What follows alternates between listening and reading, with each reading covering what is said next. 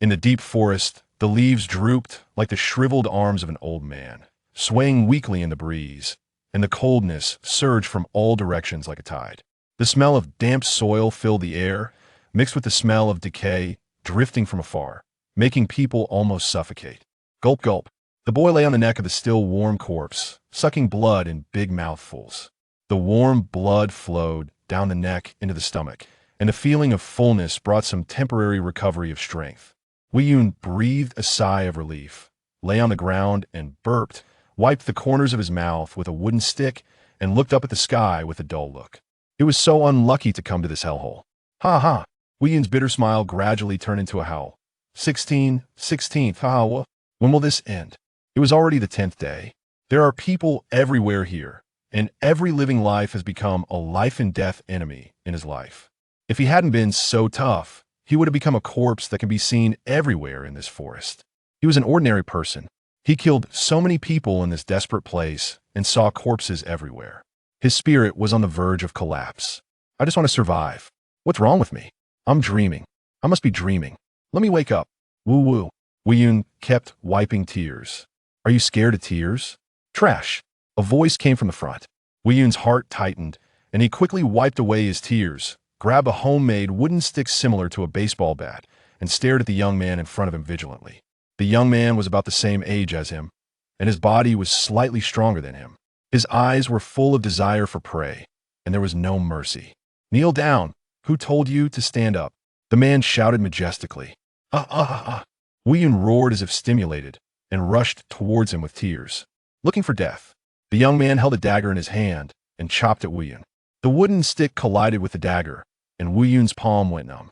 The young man grinned, and the blade brushed the stick and stabbed him in the face. Wiyun turned his head to dodge, but his cheek was still cut open, and warm blood dripped down his chin. Is that all you can do? The young man licked the blood on the blade, and the light of a predator flashed in his eyes. Wiyun panted, and the wooden stick became slippery due to sweat. He wiped his face randomly, and the blood and tears mixed together, blurring his vision. The young man suddenly rushed over, and the dagger drew a silver arc. Wiyun retreated in a hurry, and his back hit the tree trunk. He instinctively swung the wooden stick, and with a crisp sound of snap, the stick hit the opponent's wrist fiercely. The young man groaned, and the dagger almost slipped out of his hand. You bastard! A trace of surprise flashed in the young man's eyes, and then he pounced on him more fiercely. This time he changed his strategy, and the dagger moved left and right like a poisonous snake.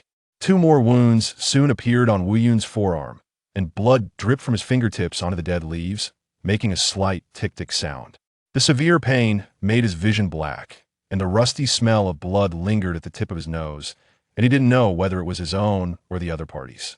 The young man took advantage of his staggering moment and kicked him hard in the stomach with a side kick. Wiyun fell to his knees and retched out a mouthful of sour water mixed with blood. Ahem. I told you to kneel down a long time ago. The man sneered, grabbed Wiyun's long hair, and prepared to cut his throat with a knife. Wiyun suddenly jumped up and used all his strength to stab the wooden stick into the other party's crotch. The young man screamed and was tripped by a tree root when he staggered back. Wiyun pounced on him and rode on him, and the wooden stick rained down like raindrops. The first hit was on the collarbone, making a click sound of bone fracture. The second blow grazed his temple, and a purple-black lump immediately bulged. The young man struggled frantically, waving the dagger wildly. But Wiyun did not stop, and instead smashed the wooden stick at the wrist of the other party, holding the knife more fiercely. Bang, bang, bang. Crack. This time, there was a clear sound of fracture, and the young man's fingers spasmed and loosened, and the dagger fell into the pile of fallen leaves. Wiyun took the opportunity to press his injured wrist with his knees, holding both ends of the wooden stick with both hands, and pressed against the other party's throat. The young man's face turned from red to purple, and the intact hand desperately scratched Wiyun's face, leaving blood marks on his face. Warm liquid flowed into his eyes, and he didn't know whether it was blood or sweat. He pressed his whole body weight on the wooden stick fiercely until he heard a crackling sound in the other party's throat. The young man's eyeballs began to swell, and the strength of his struggle gradually weakened.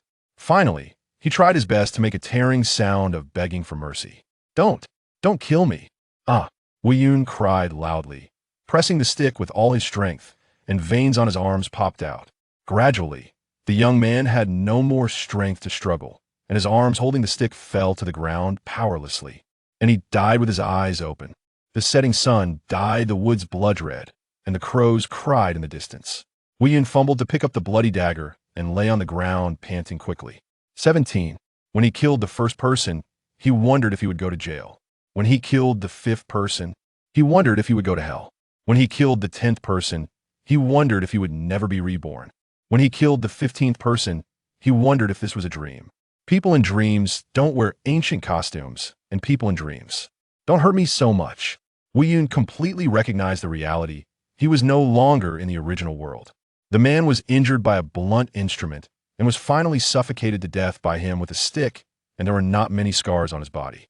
Wei Yun stripped off his clothes, put them on himself, wiped the blood and sweat off his face, and it was getting dark. He collected the spoils from the man and found that there was a still burning fire on him. He carefully put it away and didn't dare to light a fire easily. Then he found a big tree, curled up under the tree, holding a knife in his hand, and gradually fell asleep. He was too tired. I don't know how long it took, but a hint of fragrance woke him up. Gugu the stomach was gurgling. Someone is grilling. Grilling meat. Wei Yun swallowed hard, and hunger completely covered his remaining sanity. For so many days, he had only eaten some fruits and human flesh. He wiped his saliva, got up, and walked step by step towards the place where the fragrance came from. The cicadas in the forest kept chirping, and the nightingales were also singing, just enough to cover the sound of his movement. After walking for less than 10 minutes, Wei Yun saw the fire in the distance. He slowed down and approached quietly. There were 2 people, a man and a woman, roasting a 4-legged beast at the firelight. It should be some kind of wild beast. The aroma was fragrant. It smelled so good. Wei Yun frowned, and questions arose in his mind. Why didn't these 2 people fight each other? But someone always targeted him. He slowly approached until there were only 2 trees between the man and the woman, and then leaned against a tree and listened to their conversation. The man squatted on the ground, looked at the campfire, and said lightly, "Are you sure you will accompany me later?" The woman squatted on the ground, lowered her head, and nodded gently. "Yes. Okay, I've been here for 10 days, and I want you. But before the venison is roasted, otherwise you will be full and have the strength to kill me, and I might not be able to beat you. You know, I, a woman, am no match for you. If I agree to you now, what if you kill me after the end? I don't want to be a starving ghost." Chapter 2. Here, only life and death exist. After a moment of silence, the man slowly spoke. "Since you do not trust me, and I do not trust you, you may leave. When we meet again, we shall remain adversaries." The woman, however, gazed longingly at the venison and replied, "But I am quite hungry. Will you trust me?" The man shook his head in resignation, his eyes filled with skepticism. "I cannot trust you. Had you not insisted on seizing my prey, I would still be full of strength." The woman lay on the ground, a sharp bamboo stake pressed against her throat, whispering, "Yet I have never taken from you. I am utterly drained now. If you begin to eat, I shall take my own life.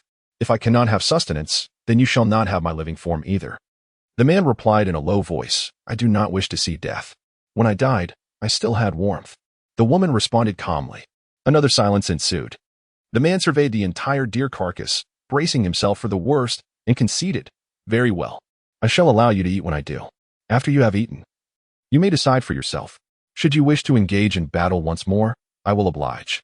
"Agreed," the woman affirmed. The man resumed roasting the venison. Yun, having listened to the exchange, discerned that these 2 had evidently clashed before. He grasped the critical information. They had fought over the deer, and now both were devoid of strength. In such a moment, if he did not seize the opportunity, when would he? With utmost caution, Yun stealthily maneuvered behind the tree at the man's back, his movements exceedingly slow. A sound. The man suddenly became alert.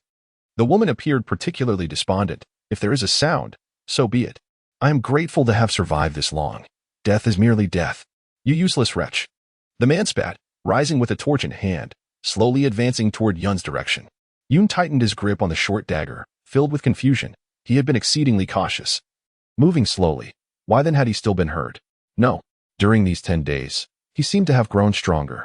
This very incident, following the scent, felt peculiar. He had never possessed such keen senses. Could it be that killing here enhances one's strength? The man stepped cautiously into the shadows, refraining from a rash approach, and with vigilance, hurled the torch forward. In that instant, Yun surged forth like a famished wolf, lunging at the man. The man remained silent, producing a short blade and thrusting it toward Yun. With a sickening squelch, Yun's dagger sliced into the man's neck, blood gushing forth. While the man's blade found its mark in Yun's abdomen, the man's reaction was equally swift. Clutching his neck, he slowly succumbed to the ground, eyes filled with bitterness. In battles of life and death, the outcome is often disturbingly simple. Yun collapsed to the ground, enduring excruciating pain as he withdrew the dagger lodged in his side. Blood pouring forth.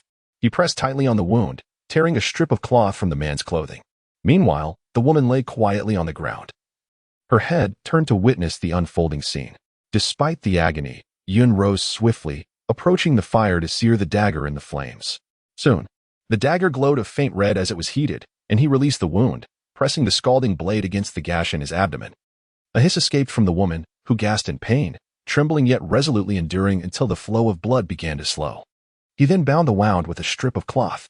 With a sigh of relief, he recalled that after his last injury, he had slowly recovered over the course of a day, but it was imperative to staunch the bleeding when necessary. He cast a glance at the woman, a murderous intent beginning to swell within him. "Give me food, and I will grant you my favors," she said. Ignoring her, he removed a piece of nearly cooked venison, tearing off a chunk of hind leg meat, heedless of the heat, and took a large bite. The remaining meat lay piled around him as the woman struggled to shift from a reclining position to lying on her stomach, her eyes fixated on him. "I wish to know where this place is," he inquired. The woman paused, a hint of surprise crossing her face. "You do not know where this is?" "I do not," he replied, shaking his head. "Then give me meat." He tossed her a small piece of meat, which she eagerly picked up and chewed before swallowing. "Speak," he urged. "Not enough," she responded. Narrowing his eyes, he tossed her a piece the size of a chicken leg. She quickly picked it up and finished it. "I do not know," she repeated. Rising to his feet, he moved behind her, pressing his knee against her back, and harshly seized her hair, pulling her head back. "I truly do not know where this is. Either kill me directly or do not make me suffer like this." She gasped. "Tell me everything you know." "And how many people have you killed?" "I have killed 5. I do not know where this is either." "But did the document not say there is only life and death here?" She replied weakly. "Document? Let me see it. It is on my chest." "You must feel around to see it. Do not play tricks," he warned, his voice laced with caution. "I am tired. All I want is to eat until I am full and then die here," she lamented. He rummaged around her chest and indeed found a piece of paper. It bore the inscription, "Here, there is only life and death." Furrowing his brow, he released her hair and returned to consume more meat, tossing her a foreleg. She shifted from lying flat to sitting up slowly, devouring the food voraciously, her manners quite unbecoming. After consuming 2 hind legs and a considerable amount of meat, he finally felt satiated, leaving just 1 hind leg behind. To his surprise, he noticed that his appetite had grown. Once she had finished, she reclined on the ground and lazily asked, "How old are you?" 20. "Oh, I am 18. You are only 18? He scrutinized the girl once more. Indeed. Despite the grime on her face, a semblance of youth lingered. In this desolate place, she was the only person he had encountered capable of conversing normally. He yearned for connection, yet every encounter had devolved into a struggle for survival. He glanced at his hands, touched his face, and then reached into his trousers. A sense of relief washed over him. This was indeed his body. "What does that mean?" the woman inquired, perplexed. "It's nothing. Do you have a mobile phone?" "What is that?" The woman looked utterly bewildered. "Are you familiar with the concept of odd and even transformations?" "What is that?" The woman was engulfed in confusion. She gazed at the dark clouds with a puzzled expression. The clouds seemed to ponder. He was truly no longer in that world. "What?" "It's nothing." The girl sighed, her voice tinged with complaint. "I have no idea how I ended up here. Some cultivator must have captured me." "A cultivator?" "Yes, a cultivator. Cult, evitor." This esoteric term was seldom used in everyday life. One would only encounter it in immortal cultivation films or fantasy novels. He mused silently. The woman stretched languidly on the ground, a look of contentment on her face. "Well, it doesn't matter. My grandmother said that a girl who turns 16 must not die with her virginity intact, or else she cannot reincarnate. She also said that one must not die of hunger, or else one becomes a hungry ghost, wandering the earth. But I've had my fill now. If you desire a woman, kill me after this. Otherwise, I will be slain by someone else." "Oh." The clouds responded with a nod. He studied her for quite some time as she shifted through various reclining positions until the flames gradually dimmed. "Hey, come here," Young man, give it a try. The clouds rose and approached her step by step. After a while, moonlight filtered through the layered leaves, illuminating the woman's delicate, unadorned face. The clouds gazed at the slightly breathless woman before him, taking advantage of her half-closed, dazed eyes to swiftly slice his knife across her neck. The woman gasped in pain, her body involuntarily convulsing, her eyes widening in evident shock. Yet, that astonished gaze suddenly softened, as if finding liberation. She looked deeply into the cloud's murky eyes and asked, I love you. Do you love me? The clouds. A flicker of unusual emotion stirred in his vacant gaze, and he stammered, I love. If you love me, then live on. For me. The woman trembled as she extended her arms to embrace the clouds, desperately kissing him, seeking his affection. Her kiss felt stiff, lacking the fervor of before. After kissing for a brief moment, her arms around his neck slackened, and she collapsed to the ground, lifeless. That fair body gradually lost its warmth. At that moment, the clouds leaned over her neck, greedily sucking the blood from her wound. His voice breaking with sobs as he lamented, If it weren't for my insatiable thirst, I wouldn't have killed you. It was my thirst, my thirst. He repeatedly uttered these words until her body was entirely cold, until no blood flowed, until her form was lifeless. Only then did he rise from her, rekindling the fire nearby. After the bonfire blazed to life, he cast her lifeless body into the flames, along with a handful of dry twigs and leaves scattered nearby, causing the fire to grow increasingly fierce. Undeterred by the impending threat, he reveled in the newfound vigor coursing through him from the flesh he had consumed. Feeling an exhilarating surge of strength, the ominous cloud continued to hurl objects into the fire until the woman's form was reduced to mere white bones. The heat of the flames was insufficient to turn these bones to ash. With a disdainful scoff, the cloud seized the scalding bones from the fire, forcefully snapping off 2 ribs before turning to depart. Chapter 3. The Grace of Not Killing. 35. The dark cloud withdrew the bone spike embedded in the man's neck, meticulously wiping the blood from it with his clothing before pressing it against his face. Thank you, little fish. I never expected you would continue to protect me even after I killed you. It seems your declaration of love was sincere. And I shall continue to love you in return, he murmured to himself. The bone was quite sturdy, and as he bent it, it conveniently split into 2 spikes. With these 2 formidable implements, he found himself better equipped for combat. After rummaging through the man's belongings, he discovered a folded piece of paper. Gazing upon the lifeless form of the man, a peculiar flutter of emotion surged within him, complex and bewildering. It felt as though he longed for something. After a moment of internal struggle, he leaned down and drank a couple of mouthfuls of blood from the wound on the man's neck. Ugh! How can it taste so foul this time? He exclaimed, wiping his mouth in disgust.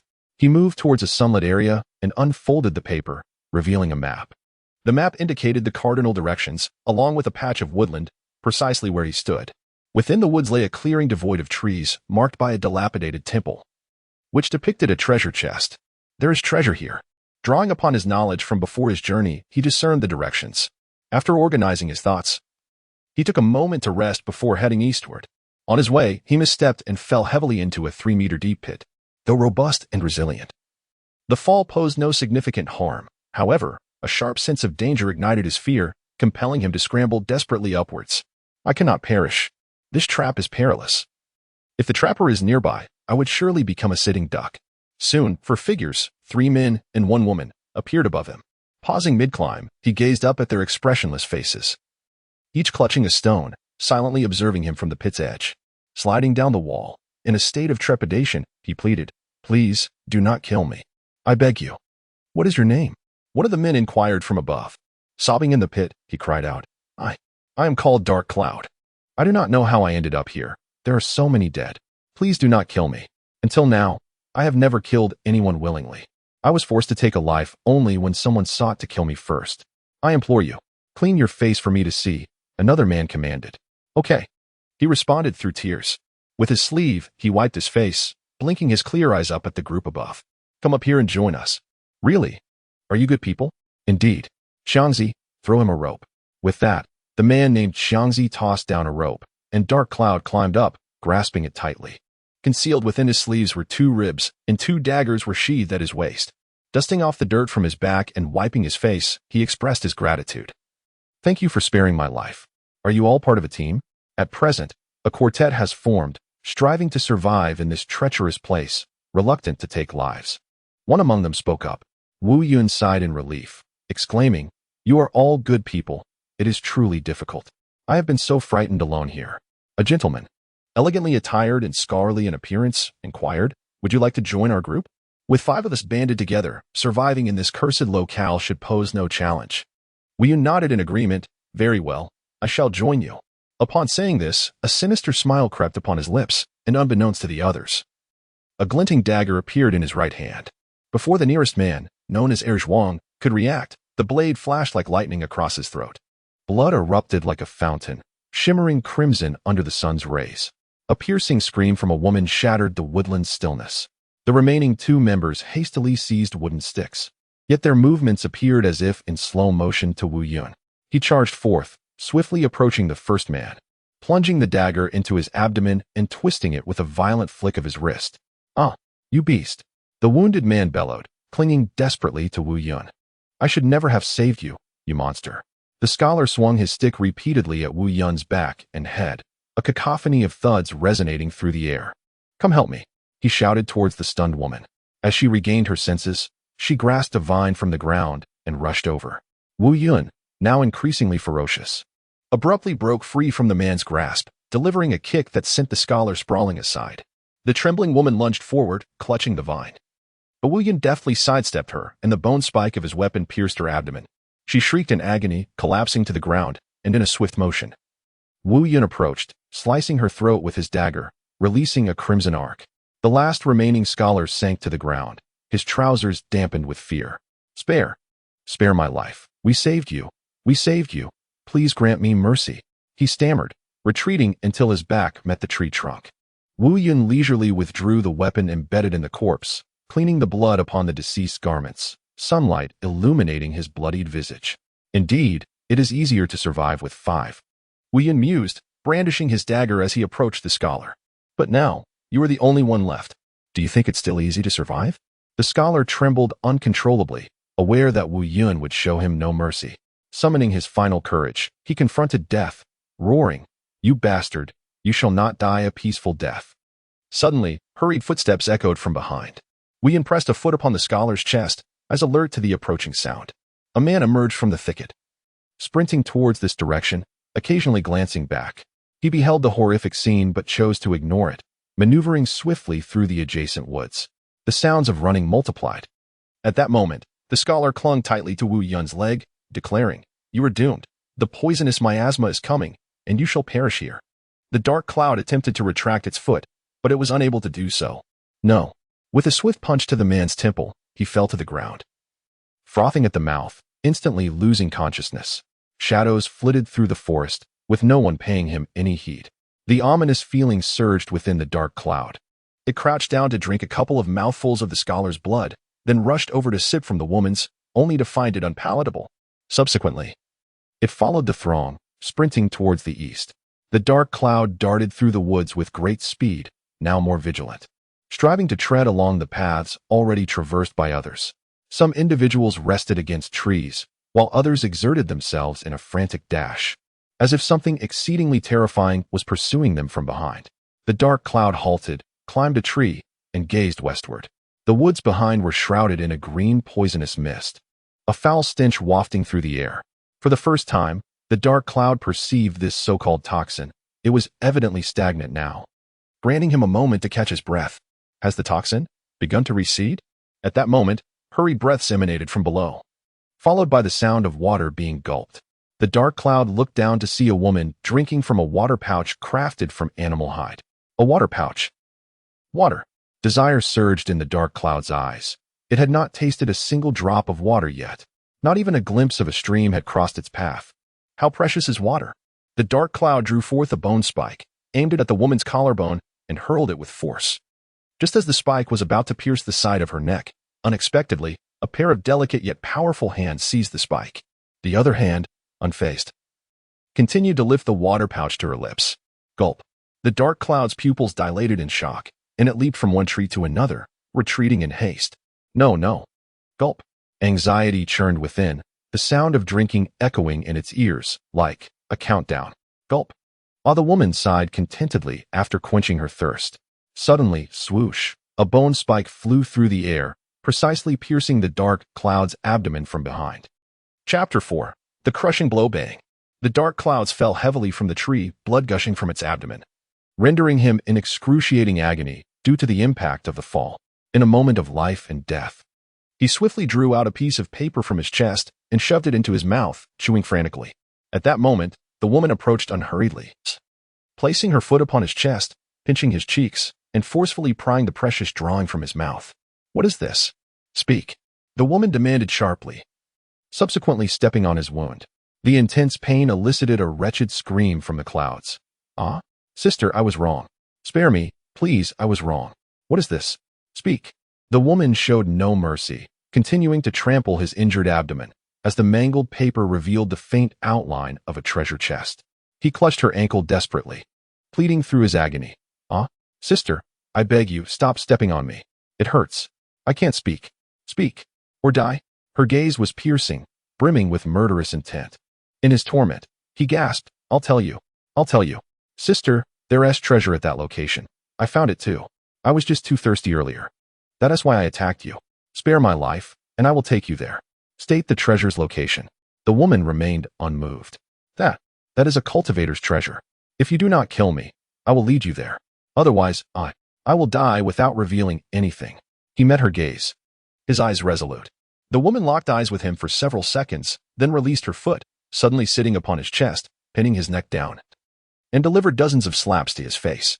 Slap, slap, slap. She ceased only when his face was smeared with blood. "You worthless creature, dare to strike at me?"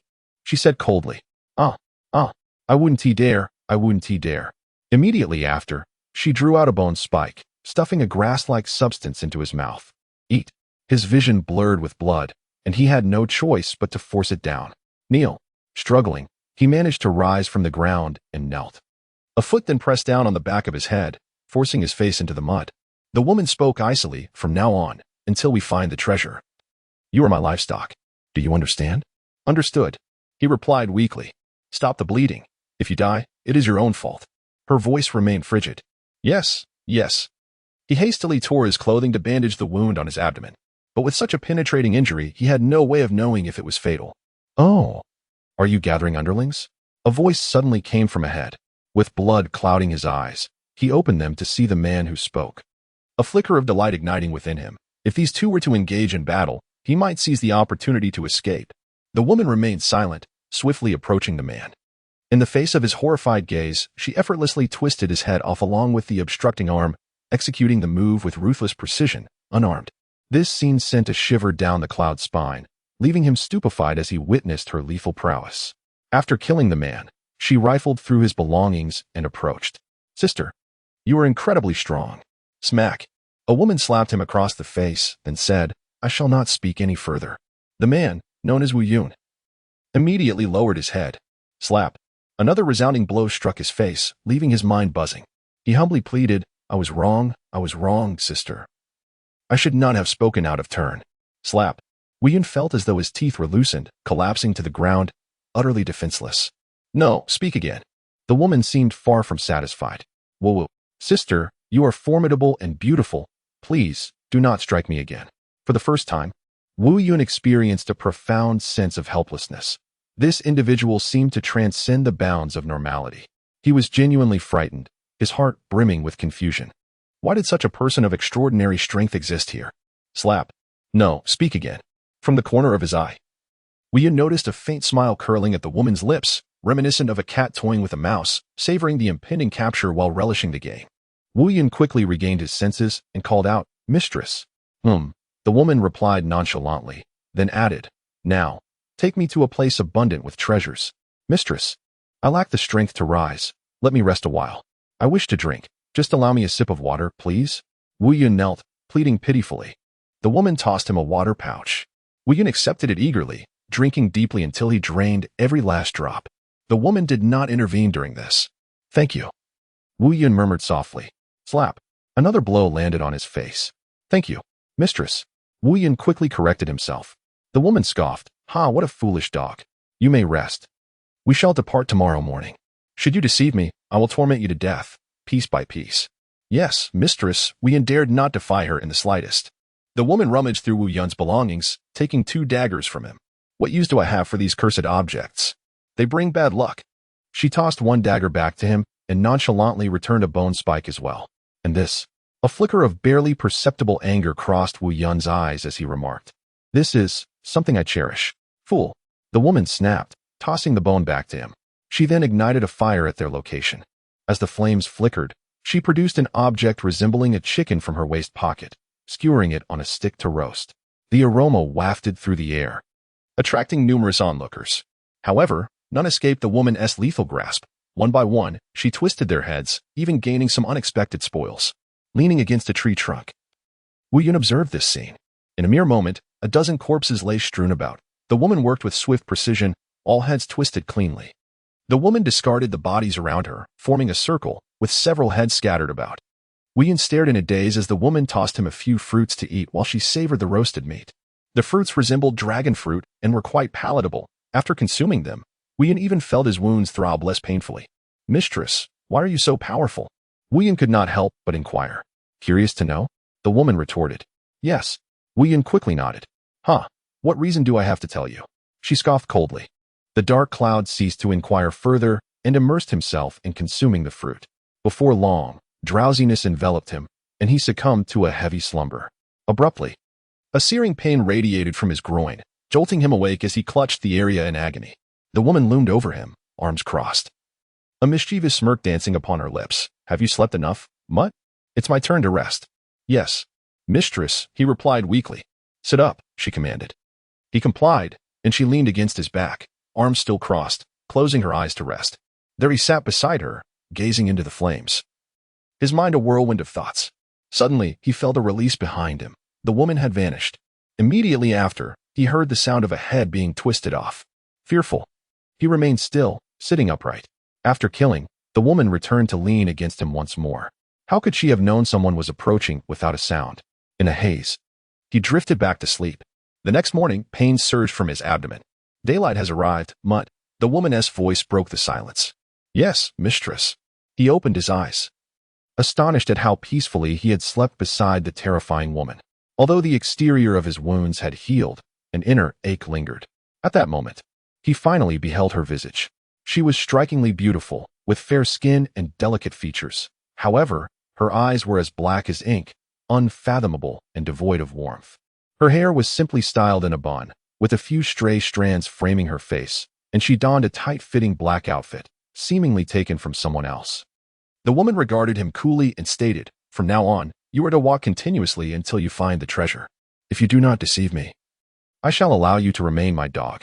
A frown creased his brow as he asked, Mistress, if I lead you to the treasure, will you release me? Release you? Yes. Suddenly, with a forceful kick, she struck him, sending him crashing against a tree, eliciting a cry of pain. He did not see the kick coming, only feeling his insides churn violently, nearly causing him to retch. Chapter 5. A scorching sun. The relentless sun hung high in the sky, mercilessly baking the earth below. Time slipped away unnoticed as Wu Yun traversed the forest with the woman behind her. Upon emerging from the woods, a vast expanse of colossal stones came into view, towering at an impressive height of several meters, forming what could be described as a stone forest. Yet, at the junction between the woods and the stone forest, a crystal-clear stream flowed gently. Master, may I wash? I am covered in blood and can hardly walk, Wu Yun spoke. Strip down and wash, Feng Hanyue commanded coldly. Though a bit bashful, Wu Yun obediently disrobed and stepped into the stream, using the cool water to cleanse the blood from her body. Turn around, Feng Hanyue instructed once more. Wu Yun complied, turning her back to continue washing.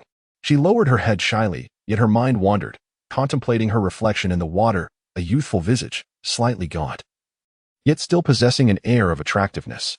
Feng Hanyue crossed her arms and watched Wu Yun wash with a smirk, humming softly, quite fair-skinned. After finishing her wash, Wu Yun retrieved a relatively clean garment she had taken from someone else and prepared to change. Undress and put it on again, Feng Hanyue reiterated. Though puzzled, Wu Yun followed the command and, after changing, asked, Master, why do my wounds heal so swiftly? I was pierced by you last night. Because you have taken lives. Feng Hanyue replied. Indeed, I have killed. You have killed, and those you have slain have killed, and so it continues, thus you grow stronger. Feng Hanyue emphasized a certain principle. So, it is killing that grants strength? Wu Yun's eyes widened in disbelief. Yes, if you were to kill me. You would become exceedingly powerful, far beyond the ordinary, Feng Hanwei said with an enigmatic smile. Killing would make one stronger? It was that simple? A surge of excitement coursed through Wu Yun. Could it be that by slaying this woman, he would become invincible? With this thought, he chuckled nervously. I see. But how could I ever kill my master? I am your loyal dog. What is your name? How old are you? And where do you hail from? Feng Hanwei inquired. My name is Wu Yun.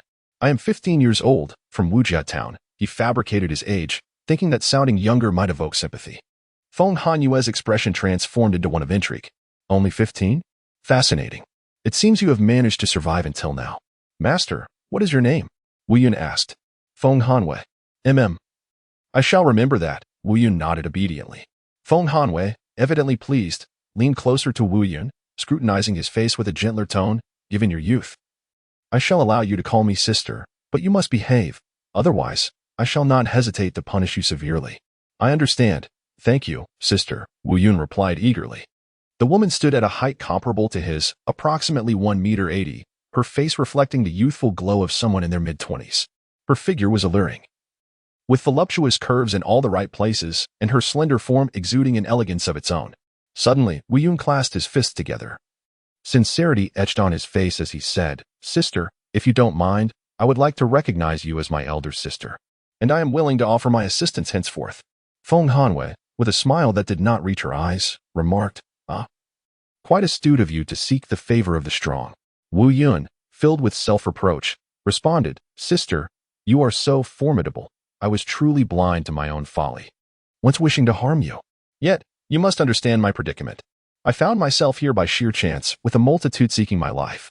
I am left with no choice but to fight for my survival. As he spoke, Wu Yun's gaze was filled with earnestness, even tears threatening to spill from his eyes, as if he had indeed suffered a great injustice. Observing his demeanor, Feng Hanwei slowly nodded, contemplating that Wu Yun made a valid point. In this brutal world, one must either kill or be killed. Perhaps he was merely a naive boy, driven to desperation by the will to live, and his desire to take a life was, in a sense, justifiable. Feng Hanwei crossed her arms and walked towards the stone forest, casually stating, I do not require you to be my brother. Simply follow me. All right, Wu Yun readily agreed. With the atmosphere easing, an opportunity to take action seemed to arise. As they walked, he seized the moment to inquire, Sister, what brings you here? Were you also brought here against your will? Do not ask what you should not, Feng Hanwei coldly interrupted him. Understood. Wu Yun wisely fell silent. He then shifted the conversation. Sister, you smell delightful. Not at all. I only carry the sin of blood, she replied, remaining indifferent. Sister, honestly, I have never encountered such a beautiful girl before. When I saw you this morning, I thought you resembled my younger sister, so youthful, almost childlike, with such splendid skin. Wu Yun complimented. Oh, is that so? Feng Hanwei turned, a flicker of pleasure crossing her features as she appraised him. Wu Yun's heart swelled with delight, knowing that flattery must focus on beauty and youth, particularly when addressing a woman. Indeed, but you are undeniably powerful, sister. Dispatching foes is as effortless as child's play for you. Wu Yun continued to shower her with praise. I am 23 this year. You look 16. You possess quite the silver tongue. Feng Hanwei raised an eyebrow slightly. I always speak the truth. Those who know me say I am an honest man, a good person. Wu Yun asserted earnestly. Is that so? Yes. Thus, the two engaged in a light-hearted exchange as they traversed through the stone forest. Suddenly, a massive stone block toppled down, hurtling toward them. The rock stood 2 zhang tall and 1 zhang wide, casting a shadow over Wu Yun in an instant. With remarkable swiftness, Feng Hanwei thrust her hands out, catching the falling boulder with sheer force, and then, with a powerful push, she sent the stone back with unwavering stability. A scream echoed through the air. It turned out there was someone on the other side, crushed mercilessly by the stone. Wu Yun quickly exclaimed, Sister, you are incredible. Feng Hanwei replied nonchalantly. Help me. Save me. Don't kill me. A cry for help echoed from behind the stones. Wu Yun and Feng Hanwei approached, drawn by the sound, only to discover a man pinned beneath a massive rock, his lower body crushed into a grotesque form, a sight too horrific to behold. As they glanced at the terrified man pleading for mercy, Wu Yun felt a wave of disdain wash over him. He pondered, if one could inflict such brutality upon others, why would they then cry out for salvation? Of course, He had no aversion to taking a life himself. Feng Hanyue coldly instructed, "Finish him off." "Very well." Wu Yun stepped forward, picked up a stone the size of a head, and brought it down mercilessly upon the man's skull, instantly fracturing it, leading to his immediate demise. Feng Hanyue continued, "Killing will grant you strength. You may not perceive it now, but in time, you will understand. Thank you, sister, for the gift of a head." Wu Yun feigned sincerity in his gratitude. "Have you considered how you will repay me?" Feng Hanyue shifted the conversation. "I am not certain yet," Wu Yun admitted, slightly flustered. "Humph." Feng Hanyue cast a glance at his mangled lower half before continuing her path forward. They traversed the stone forest, and night had fallen. At that moment, they stood before a dilapidated village rumored to harbor treasures. The crumbling houses resembled skeletal remains, drained of vitality, leaning precariously in the shadows. The collapsed earthen walls and fractured beams left only the skeletal frames of doors and windows, exuding an aura of desolation and dread. The air was thick with the stench of decay and dust, faintly laced with the metallic tang of blood, serving as an ominous warning. Feng Hanyue was unaware that this was their intended destination. She only knew of the treasures concealed within. "Sister, shall we rest here for the night?" Wu Yun cautiously suggested. "Agreed." Feng Hanyue nodded in assent. As they stepped onto the village's soil, the oppressive scent of decay enveloped them from all sides, and an eerie silence loomed, as if countless unknown dangers lay in wait. "Let us find a decent place to rest." Indeed, Wu Yun followed the path of his memories, moving slowly under the moonlight. The treasure chest insignia depicted a small temple. "There is light over there," Feng Hanyue suddenly remarked. Wu Yun gazed ahead, faintly perceiving a ruined temple with a flickering illumination within. The presence of light suggested occupancy, likely by a formidable adversary who may have already claimed the treasures, igniting a surge of anxiety within Wu Yun. "Shall we proceed?" "Let us investigate," Feng Hanyue replied without hesitation. The two cautiously approached. A dim, wavering yellow light emanated from within the temple, reminiscent of a flickering candle flame, surrounded by bloodstains and numerous bodies sprawled haphazardly on the ground. The temple door swung gently, revealing a man seated in meditation, his eyes closed, surrounded by the lifeless forms as if guarding something sacred. As they drew nearer, sensing their presence, the man slowly opened his eyes, his gaze as tranquil as still waters. Without uttering a word, he grasped a rusted long knife from the ground and charged towards Feng Hanyue.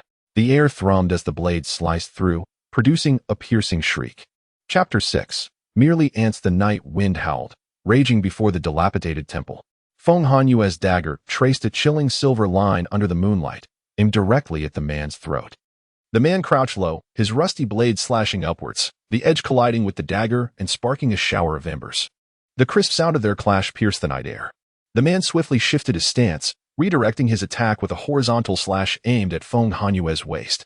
Yet, instead of retreating, Feng Hanyue advanced, her dagger spinning lightly against the rusty blade, grazing the man's wrist and drawing forth a bead of blood. Despite the pain, the man pressed on without hesitation, retaliating with a powerful chop that forced Feng Hanyue to sidestep. Their figures intertwined like phantoms, each strike ruthless and precise, targeting vital points with lethal intent. Feng Hanyue's dagger struck like a viper, angles sharp and deadly, while the man's dull blade, though heavy, bore a fierce and overwhelming force, exuding a brutish murderous intent. The lifeless bodies strewn across the ground silently bore witness to this intense struggle. One corpse, with a throat slit, remained with hollow eyes wide open, as if observing this evenly matched duel. Amidst the chaos, Feng Hanyue and the man shifted positions, her stance now at the temple's entrance. At this moment, Wu Yun seized the opportunity, using Feng Hanyue as cover, and had stealthily crept behind her, half of his hind leg already stepping into the temple. "You are strong," the man remarked. "Humph." Feng Hanyue scoffed coldly, her gaze icy. In an instant, she altered her technique, feigning an attack with her dagger while her left hand clawed towards the man's heart.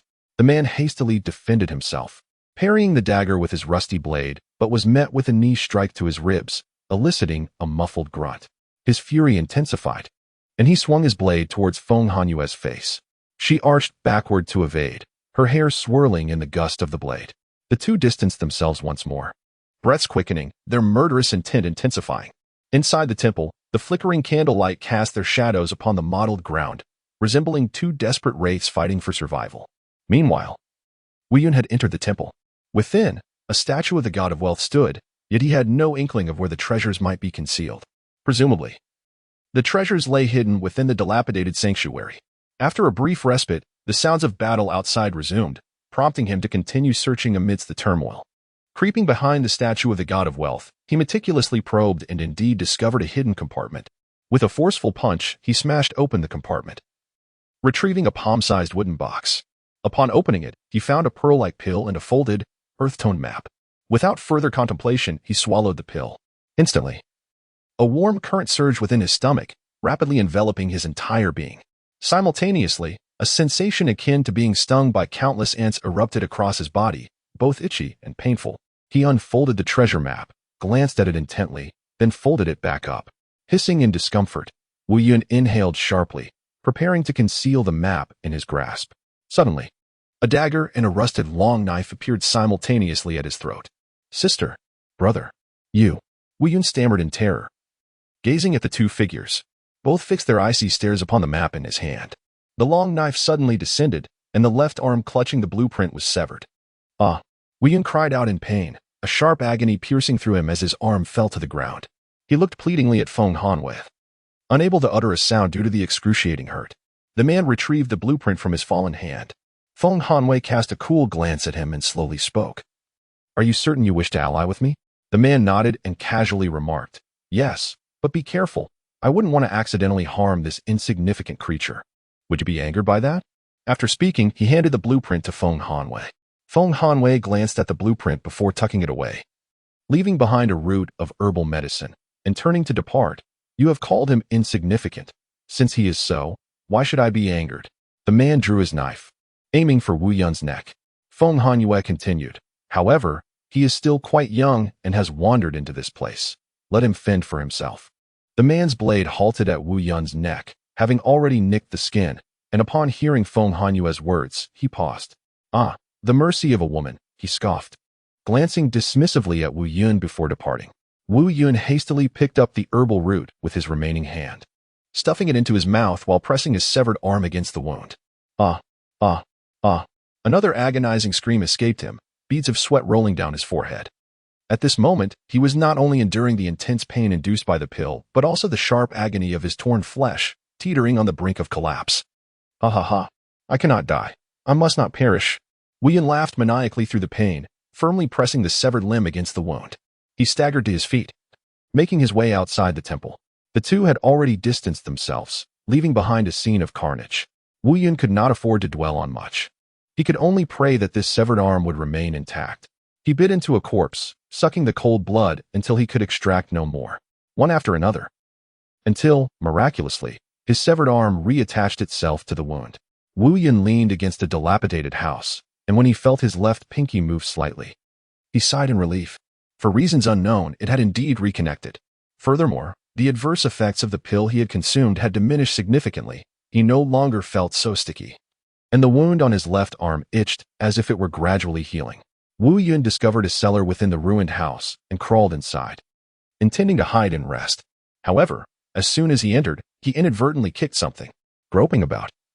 He found no means to ignite a flame and had to rise to investigate. Who is there? Wu Yun asked warily.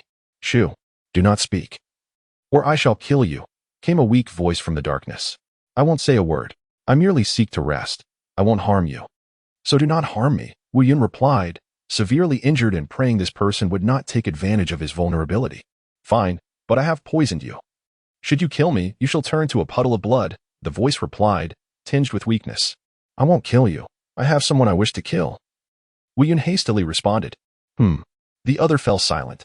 The dark cloud, utterly enfeebled, could no longer withstand the strain and succumbed to a deep slumber. After an indeterminate duration, he awakened. Taking 2 steps forward and feeling around, he discovered that the individual had departed, and he sighed in relief. Ah, how merciful, he murmured softly. At this moment, his arms had fully regained their strength, and his body brimmed with vitality. His senses, smell, hearing, and even sight had sharpened considerably.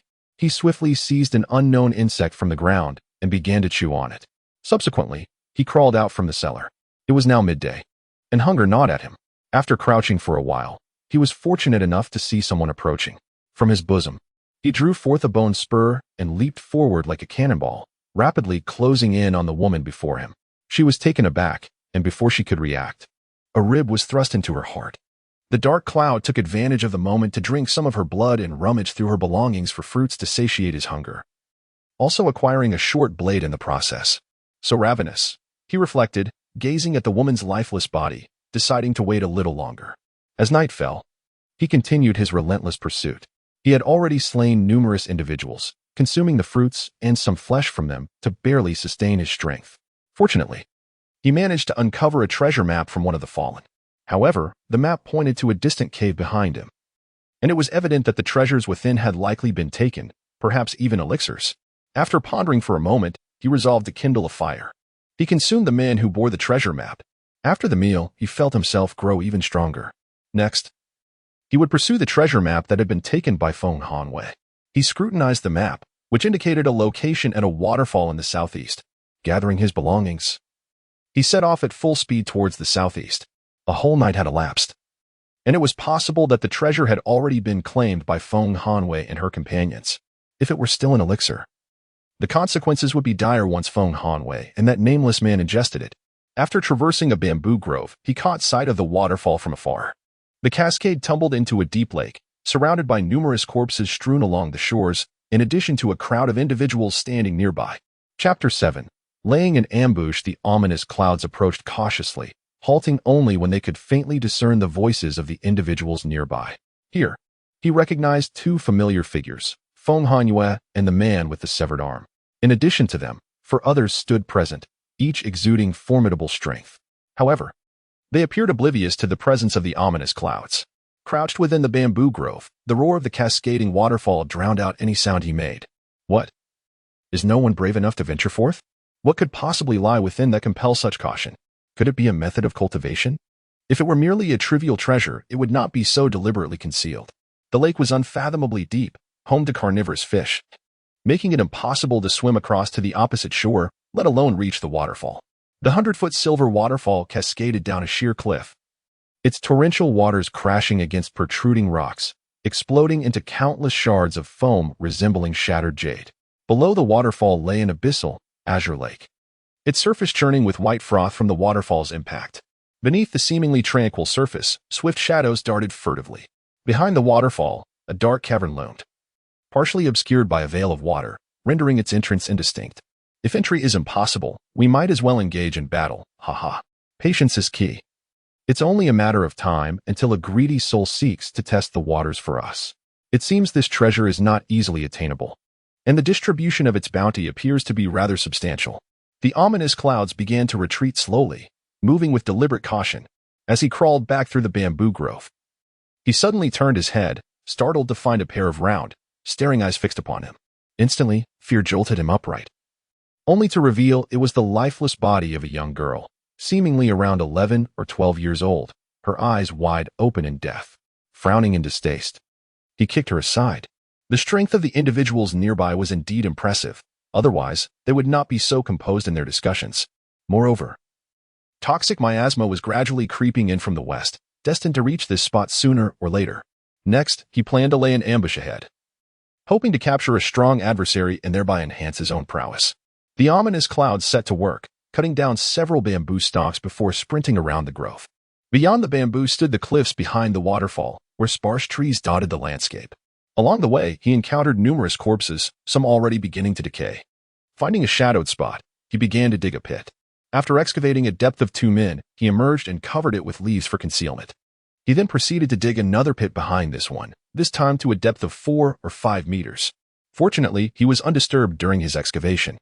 He sharpened the bamboo stakes, accidentally pricking himself, drawing blood, before jumping into the pit and planting the stakes throughout the depths and along both sides. Should anyone fall in, their demise would be assured. The first pit was merely a ruse to lower the guard of any unsuspecting intruder. Upon completing all tasks, the ominous cloud advanced a short distance, quietly lying in wait for its prey. Despite having claimed numerous lives, it still had not encountered the individual it sought. The following dawn, a blood-soaked man staggered into view. This man had been seen by the cloud the previous day, one of those present before the waterfall, appearing gravely injured. Damn it. Cough cough. Since I cannot obtain the treasure, you all dare to unite against me. a pack of wretched harlots and dog-like men. He cursed in fury. The cloud furrowed its brow slightly. Was it truly a group effort that left him so severely wounded? After all, he had faced Feng Hanwei and that man who wielded a blade with a severed arm. If his claims were true, how formidable must he be? After a moment's contemplation, the cloud leapt down from the tree, charging at the man. Just as the bony spike was about to deliver a fatal blow, the man reacted. "Ah, who dares to take advantage of my plight?" he shouted in terror. The sound of bone-piercing flesh startled the morning birds into flight. The man's right hand, which attempted to block, was skewered through. He staggered back, droplets of blood spraying into the air, creating arcs of crimson against the dew-laden spiderwebs. "You dare to ambush me? Die!" The man roared, forcing his left fist forward with a rush of wind. The cloud tilted its head, allowing the punch to graze past its cheekbone, striking the white birch behind. The sap, shaken from the tree, mingled with the blood that dripped between them. Withdrawing the bony spike, the cloud charged once more. The man bent his elbow in defense, the decaying bone blade clashing against his arm with a sound that sent shivers down the spine. As the spike lunged for a third time, the man finally faltered. The bloody tip pierced through his left palm, which he had raised to protect his throat, and continued onward to strike the carotid artery. A fountain of blood erupted, glistening like a crimson geyser in the morning sun. The man collapsed to the ground, and the cloud stepped upon his convulsing back, extracting the bone spike. The blade, now stained with blood, released a faint mist in the dawn light. The man, in despair, clutched his neck and writhed in agony. To guard against the unforeseen, such wounds could potentially heal in some powerful individuals. The cloud gripped his head, mimicking Feng Hanyue's movements, and twisted it off with a brutal force. As blood gushed forth at the moment of decapitation, the cloud felt an indescribable, invisible surge of power flood into its being. Taking a deep breath, it accepted the strength of the deceased.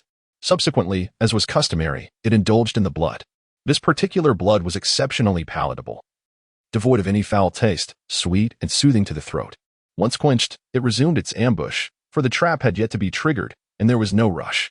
Before long, a duo appeared on the scene. Upon discovering the corpse of the man on the ground, they were instantly astounded. What a pity we could not claim his head. He was quite formidable. If he were slain by an even stronger adversary, the consequences. Suddenly, a bony spike whizzed through the air. The man who had been speaking had no time to react before his head was pierced, and he fell lifeless to the ground. The woman who had allied herself with him suddenly lost her composure, her features paling, her pupils constricting, as she trembled and knelt upon the ground. "Brother, spare my life. Allow me to fend for myself here." For she was even weaker than the man who had just perished. Wu Yun approached slowly, extracting the bony spikes from the man's head, a surge of power once again penetrating his body. After slaying these individuals, he felt more acutely the truth of Feng Hanyue's words, that killing truly enhances one's strength. "Brother, please spare my life," the woman pleaded. Wu Yun inquired, "Weren't you six waiting by the waterfall? How did you come to be here?" "Indeed, later, the two of us joined forces with another man, intending to eliminate this one. When the three of us struck together, we all hoped to grow stronger. Yet, despite being grievously injured, he had managed to escape. And the other two, a man and a woman, the man wielded a rusty blade. They too departed, seemingly in search of something, which, once found, would grant them access. However, they are even more formidable." "Oh, so, there is still one person who has not pursued us." The woman nodded earnestly as she knelt. "Yes, indeed. Go fetch him. I shall personally end his life, and in return, I will spare you." Wu Yun kicked her, sending her sprawling a distance of 10 feet. "Cough, cough." "Yes," she gasped, clutching her abdomen, struggling to rise despite the pain, and began to retreat. Chapter 8. Assassination as noon approached. The target of the dark cloud had yet to appear. Even the woman from before had presumably fled for her life. The dark cloud continued to wait patiently in this spot.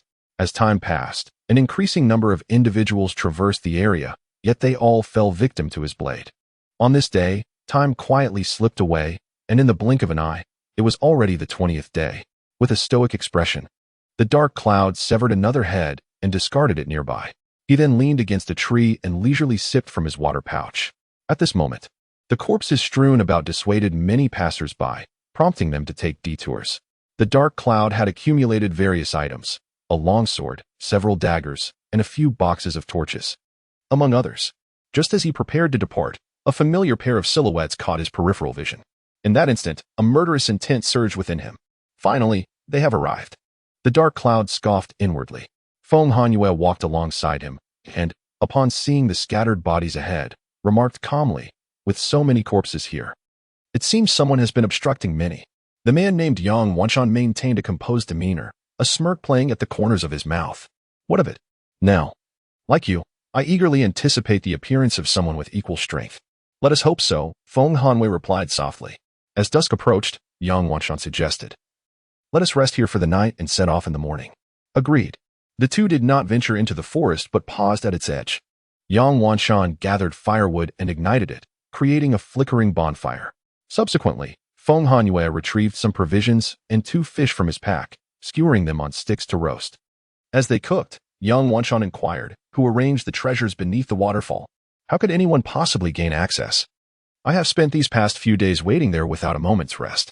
Those fish are no ordinary creatures. Entering their waters would spell certain death, Feng Hanwei remarked, his expression unchanging. Why is there a treasure map if no one can enter? It seems illogical. Yang Wanshan frowned, his face etched with confusion. Feng Hanwei gazed into the flames, falling silent for a moment. Suddenly, a thought flickered through his mind, and he murmured, there is only one possibility. The treasure box that the dark cloud possesses contains something else, something that could deter the fish. Yang Wanshan speculated. Indeed, that is one possibility. Otherwise, I cannot fathom another explanation. That foolish thing likely concealed something. Why did you not allow me to kill him at that time? Yang Wanshan cast a resentful glance at Feng Hanwei. Feng Hanwei replied, still impassive, I told you, he is still young. Let him fend for himself. Being young is no excuse. Once here, one must find a way to survive. Yang Wanshan retorted, furrowing his brow. My brother was the same age as he. He perished before my eyes. For a fleeting moment, he resembled my brother. Feng Hanwei hugged his knees, his expression frozen as if ensnared in recollection. Upon hearing this, a flicker of remorse crossed Yang Wanshan's eyes, and his tone softened slightly. I apologize. Regardless, he would have bled to death on his own. Tomorrow, we shall return to that temple to examine his corpse. It can wait until then. Agreed. Feng Hanwei responded softly. I used to fish for food as a child. Back in the mountains, I would jump in without any clothes, and the fish were quite unruly, often biting my tender flesh. Yang Wanshan began to speak volubly. And at the amusing parts, Feng Hanwei would smile faintly. Once the fish was roasted, they enjoyed it alongside some fruits. After a brief pause, Yang Wanshan furrowed his brow and said, I saw someone eating a person on the road. It's truly indescribable. At this moment, Feng Hanwei forced a bitter smile and replied, my brother was gravely injured. Before he died, he urged me to consume him. Yang Wanshan, feeling overwhelmed with guilt, approached Feng Hanyue, taking her hand as he said, You, Hanwei, I am at fault for touching upon your pain. Feng Hanwei did not resist. Gazing into Yang Wanshan's eyes, she spoke gently, however. It is precisely because of him that I survived. My brother has merged with me in this way. He lives on, and that is sufficient. Yes, Hanwei. He still lives, Yang Wanshan nodded. The two locked eyes, and a peculiar sentiment gradually blossomed between them. Without excessive words, their lips met. The bonfire blazed more fiercely, its flames growing ever more intense. Feng Hanyue's garments gradually slipped away, revealing her snow-white back. The warm glow of the dancing fire flowed over her porcelain-like skin, the contours of her shoulders and neck gleaming with a lustrous sheen, while the firelight cast a honeyed hue upon her snowy complexion. Her back resembled a fresh blanket of snow on a ridge, the delicate scapulae subtly rising and falling beneath her soft skin, akin to ripples gliding across the surface of a moonlit pond. Her long legs extended gracefully from beneath her garments, the curve of her calves both elegant and natural, with a blush akin to early cherry blossoms gracing her knees. The firelight cast flickering golden shadows along her legs, rendering her creamy skin nearly translucent. Yang Wanshan, exhilarated, shed his garments and turned to behold the enchanting Feng Hanwei before him, his heart racing. Hanwei, if I were to poke at your wounds again, would it upset you? Yang Wanshan spoke with a hint of flirtation. If you upset me, I would poke at your wounds too. Not at all. I am quite strong. Yang Wanshan replied confidently. Suddenly, a short blade swiftly sliced through Yang Wanshan's lower body. Yang Wanshan let out a piercing cry of agony, clutching his blood-soaked lower half. Collapsing to the ground in torment, the pain surged through him, as if his heart might shatter at any moment. Feng Hanwei was startled. She grabbed her clothes to cover herself and stood up, calmly observing the chaotic scene before her. Then her gaze shifted to another direction, Die. In an instant. A figure darted out like a wraith from where Feng Hanwei had turned her gaze. The long sword in his hand, honed to an extraordinary sharpness, gleamed in the moonlight, flashing past Feng Hanwei's eyes. Yet, she did not close her eyes. She merely stood quietly, watching. Ah, Hanwei, help me. Yang Wanshan cried out in despair. Ah. With a single stroke, Yang Wanshan's arm was severed. Feng Hanwei's expression was devoid of emotion as she made no attempt to assist. She stepped back a few paces, silently observing the scene unfold. Dark clouds loomed over him, and with another swing of the sword, his right arm was severed. Ah, ah, ah. Yang Wanshan's cries of agony echoed, and in that moment, he discerned the identity of his assailant, his heart sinking deeper into despair and terror. He understood that Feng Hanwei would not lend aid to someone as weak as himself, and in a desperate plea, he cried out, "Do not kill me. Spare my life. I will grant you mercy. You too spare me. Is that satisfying?" The dark figure thrust a sword into his chest, sneering with a grotesque smile. "And no. Not satisfying. Please don't kill me. I was wrong. Father. Father. Have mercy on me, dear father." Yang Wanshan begged in terror. "Then let me probe your vulnerable spots. You shan't take offense, shall you?" Yang Wanshan, trembling in fear, implored, "No, dear father, my own father. Who is the ant? Who is the ant?" The dark figure bellowed, drawing his sword and glaring with bloodshot eyes as he thrust it into Yang Wanshan's throat. Yang Wanshan could emit no sound. His eyes widened in horror, pupils constricting to the size of peas from sheer fright. "Who is the ant? Speak. Tell me. Who is the ant?" The figure roared, stabbing repeatedly at his neck. Yang Wanshan, face etched with despair, gradually succumbed to suffocation amidst his torment. Ultimately, his body lay lifeless, and an unseen force surged into the dark figure. He crouched down, tasting the blood of his foe. It was surprisingly delightful. Then, he turned to face Feng Hanwei. Without a flicker of hesitation, he swiftly thrust his sword towards her heart, believing her strength would render her blood exquisite. Joy sparkled in his eyes. Yet, just as the sword was about to pierce Feng Hanwei's heart, a familiar scene unfolded once more. Two delicate fingers clamped down on the sword's tip like iron pincers. Clang. The sharp sound jolted him back to reality. Observing this, his countenance shifted dramatically. Feng Hanwei gazed at him impassively and calmly inquired, "Brother, since you have harbored murderous intent towards me, should I not twist your head off?" Once again, Yang Wanshan's pupils constricted as he forcefully tried to withdraw his sword, but it remained steadfastly held in place by Feng Hanwei's grip. Under the moonlight, her shadow elongated, resembling a fearsome ancient beast. In a state of utter terror, he relinquished the sword and stumbled backward.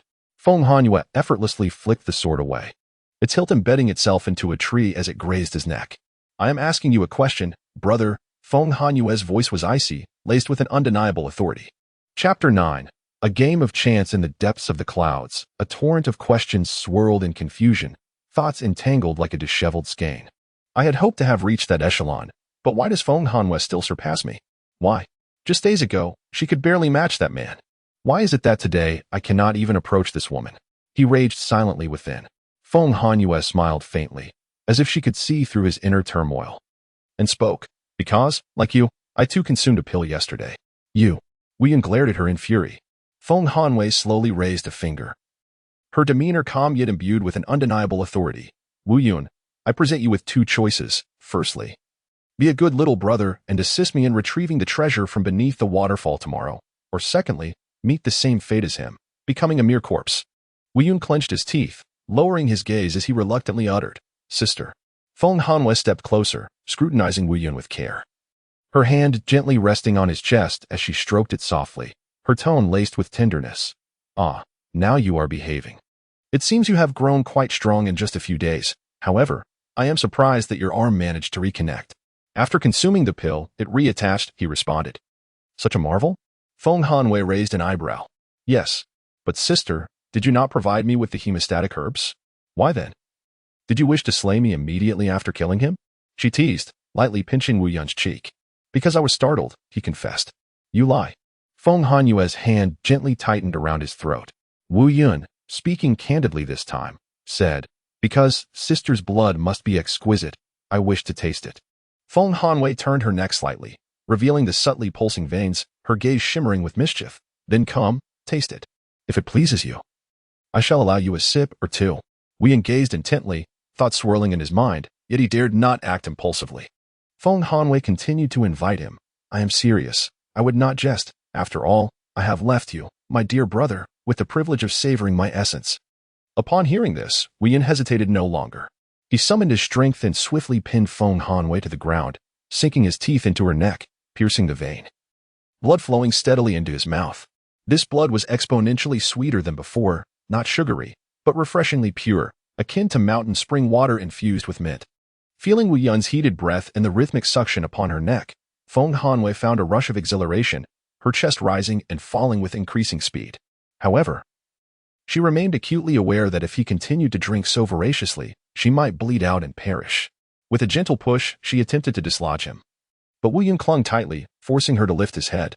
He was cautious, not daring to overstep. He thrived on the weak, cowering before the strong.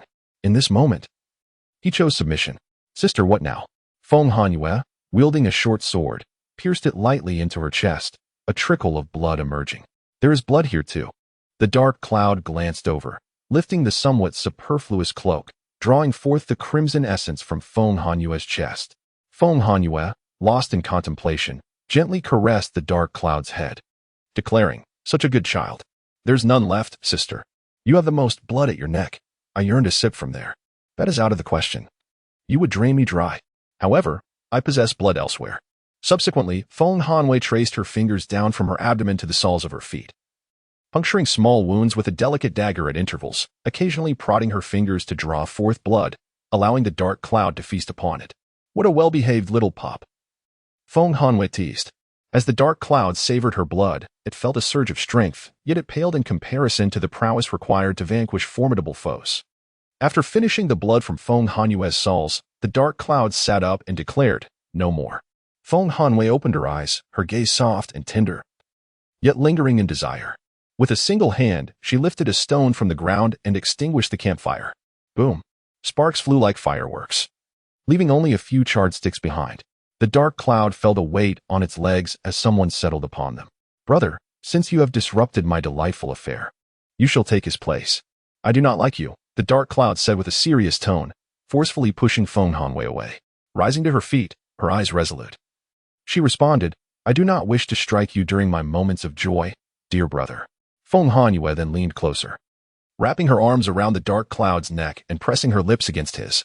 The dark cloud pushed her away once more. Slap. The sound of the strike echoed, swift enough to create an afterimage, sending the crows in the forest scattering in fright.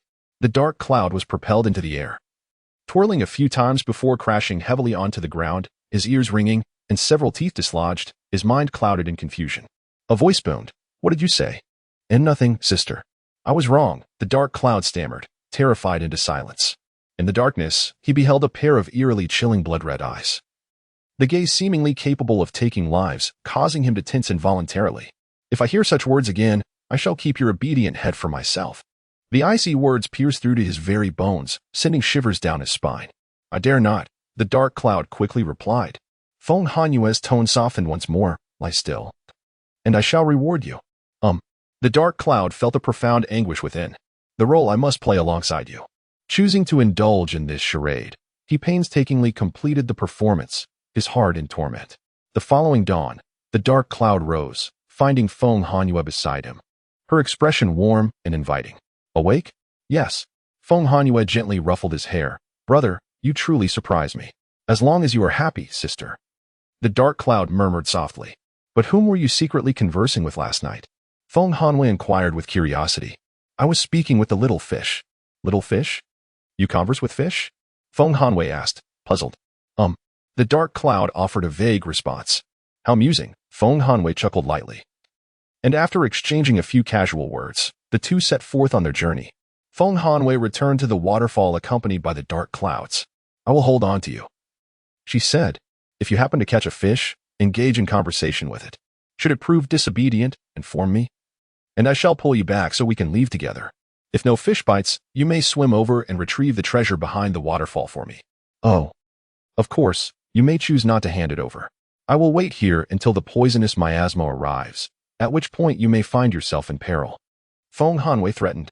The dark clouds cast a resentful glance her way. Sister, you treat me as a mere tool. You do not truly love me. Feng Hanwei shot her a glare. What nonsense. I love you, but I fear that should you become more powerful than I, you might turn against me." The dark cloud shrugged innocently. "Do I seem like such a person? It appears I've only just realized how untrustworthy you are. Sister, have you not also cast me aside as a pawn?" she retorted. Feng Hanwei rolled her eyes and produced a withered medicinal root. "While others would abandon you to your fate, I have provided you with hemostatic herbs. Do you comprehend their value in this place? Very well, sister, you are the best." The dark clouds conceded. At least you are perceptive." Feng Hanwei nodded in satisfaction as she approached the shore. The dark clouds grasped her arm, gradually lowering them into the lake. Once half of her body had submerged, the surrounding fish, baring their teeth, swam closer but did not bite. "As I suspected. You truly can." Just then, the dark clouds yanked with all her strength, causing Feng Hanwei to lose her balance and tumble into the lake. "You!" Feng Hanwei exclaimed in shock. "You can only become the strongest here if I perish," the dark clouds declared coldly. Splash! Feng Hanwei fell fully into the water, and the fish immediately swarmed towards her. At that critical moment, she planted a foot on the dark cloud's head, leaped, and sprang back onto the shore. In an instant, she was adorned with several fish, blood streaming from her wounds. One by one, she tore the fish off her body, along with her own flesh, and coldly stated, "It seems you remain disobedient, dark clouds. Only with proper training will you learn to behave." The dark clouds ignored her and plunged into the waterfall. "Dark clouds, come back. Otherwise." Feng Hanwei's furious voice echoed behind her. The waterfall was fierce, and the dark clouds was tossed about several times before finally managing to swim inside. Indeed, there lay a hidden paradise. Inside the cavern, numerous luminous fluorites illuminated the space. In the center stood a stone table upon which rested a book. The dark clouds hurriedly swam over and picked up the tome. The cover bore 4 large characters, "Blood-weeping great method." Ha ha ha ha ha. The dark clouds could hardly contain her excitement, her trembling hands slowly turning to the first page, which bore the inscription, "This technique may be cultivated by those fated to obtain it." Flipping further, she discovered the first volume of the Blood-weeping great method, entitled Blood Refinement of the Mortal Body. This volume serves as the foundation of the sorrowful blood technique. Practitioners must utilize their blood as a cornerstone, refining their own vital essence and gradually transforming their mortal flesh, rendering their skin as resilient as iron and their bones as strong as steel, making them impervious to ordinary blades, with strength akin to that of a bull and swiftness reminiscent of a leopard. However, this method must not be employed to nourish oneself through blood, for even the slightest misstep may lead to the depletion of one's lifeblood, or worse, a descent into bloodthirsty madness. At this moment, clarity envelopes me. Indeed, I am fully aware. Mastering this technique will make survival here significantly easier. A glimmer of determination flashed through the stormy clouds. Chapter 10. Brotherhood Beyond the Waterfall. Feng Hanwei watched as the dark clouds entered the cascade, turning away without a backward glance. She was acutely aware that if the clouds grew powerful within, their first act upon emerging might very well be to eliminate her. Inside the waterfall, the clouds unfurled the first volume of the Weeping Blood technique. The gateway to transformation had been opened, heralding a metamorphosis of the self. The initial step was of paramount importance. The clouds cast aside all distractions, striving to empty both body and mind, relinquishing the interference of the 5 senses and 6 perceptions, and immersing fully in the inner world. Their consciousness explored this unique realm, gradually neglecting the corporeal existence, the pathways of veins, and the structure of bones, focusing intently on the ceaseless flow of blood within. With heartfelt intention, they synchronized with the incantations of the first volume. Time flowed gently into tranquility, and the clouds became absorbed in this wondrous experience, gradually discerning the path ahead. After an indeterminate duration, success blossomed.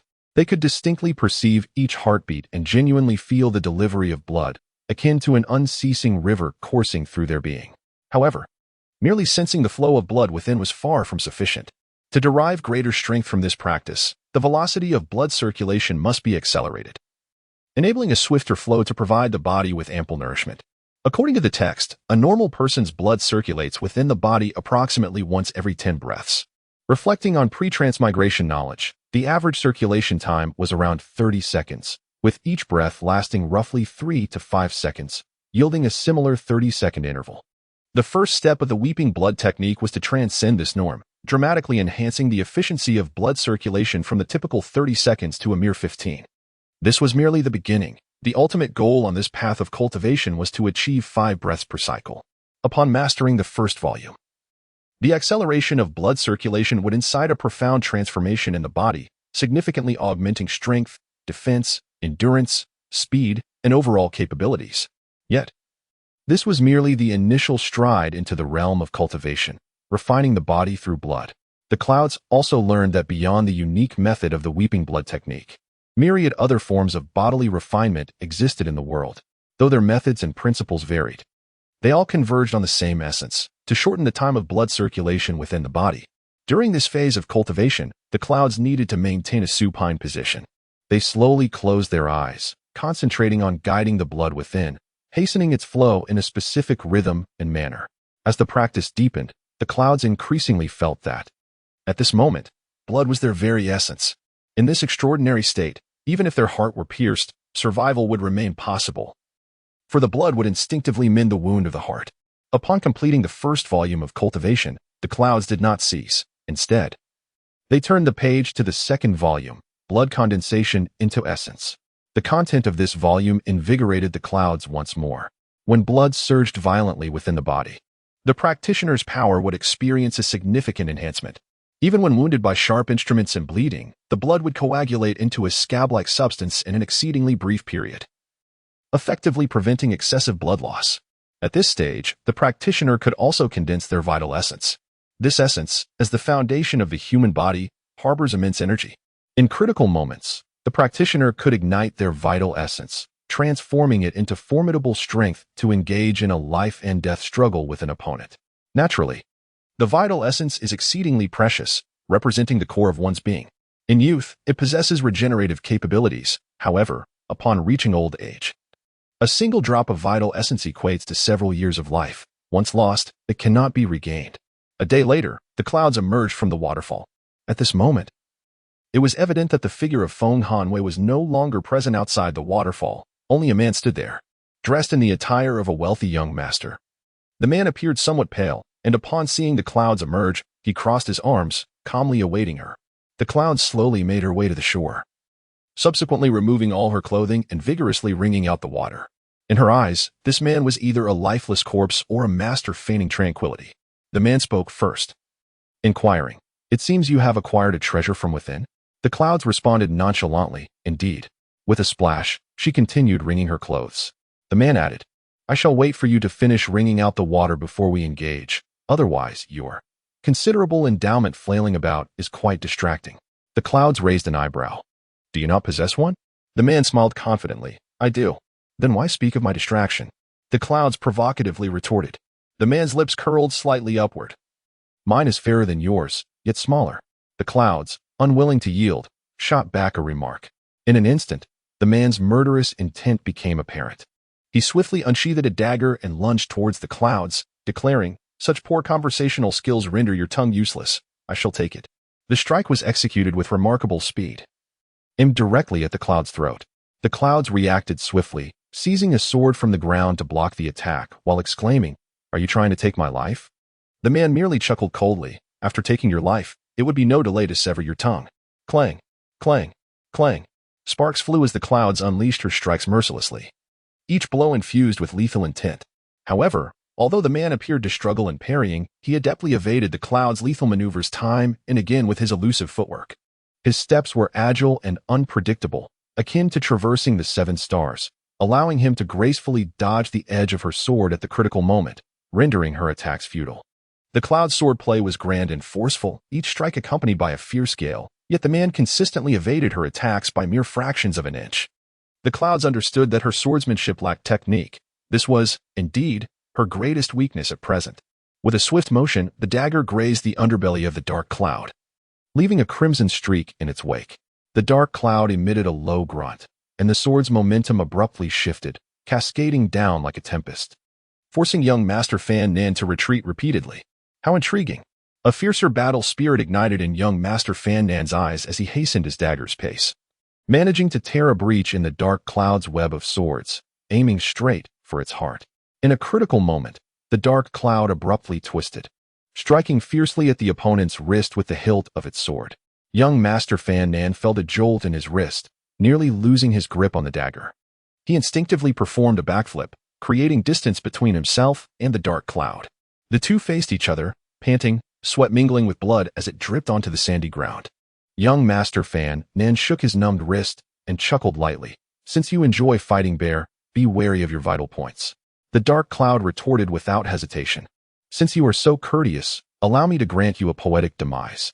Clang, clang, clang. As the sun dipped lower, the sky darkened. The dark cloud sank to the ground, gasping for breath, quickly recuperating its strength. The man sat nearby, silently regulating his breath. They had battled fiercely throughout the afternoon, yet neither could claim victory.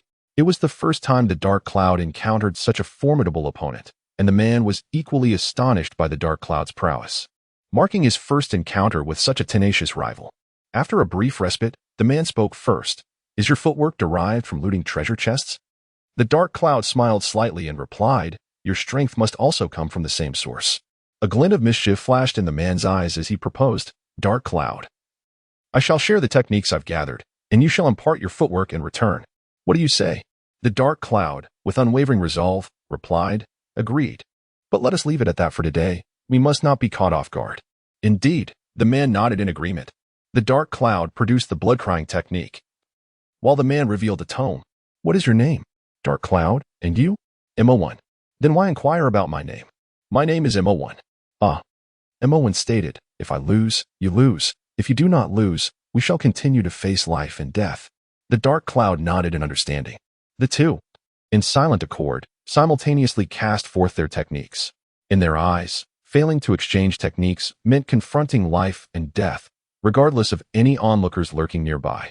This decision would not be easily altered. The dark cloud accepted the technique and glanced at the cover, which boldly bore the title Shadowless Body Technique. MO1 scrutinized the blood-crying technique that the dark cloud had cast, his brow slightly furrowing as he remarked, this technique is quite formidable. The dark cloud responded, this body technique is not to be underestimated. How long have you trained in it? 5 days. The dark cloud regarded him, an idea of forming an alliance gradually blossoming in his mind. MO1, in that case, I believe that if we join forces, we shall be invincible in this place. MO1, however, became cautious. That may be possible, but you won't turn against me, will you? After pondering for a moment, the dark cloud earnestly proposed. Why not we pledge blood as brothers of different surnames? Having been here for nearly a month, you are the strongest I have encountered. As for those who are adversaries in life and death, it would be better to forge a blood oath, sharing both fortune and adversity. What are your thoughts? MO1 gazed at the dark clouds, a glimmer of admiration crossing his eyes. What you say aligns with my own thoughts. If that is the case, let us swear a blood oath, vowing to live and die together. After spending 20 days in this perilous land, my heart has grown weary. Let us become sworn brothers of different surnames and depart from this place. Perhaps it will be a tale worth recounting in the future. Very well.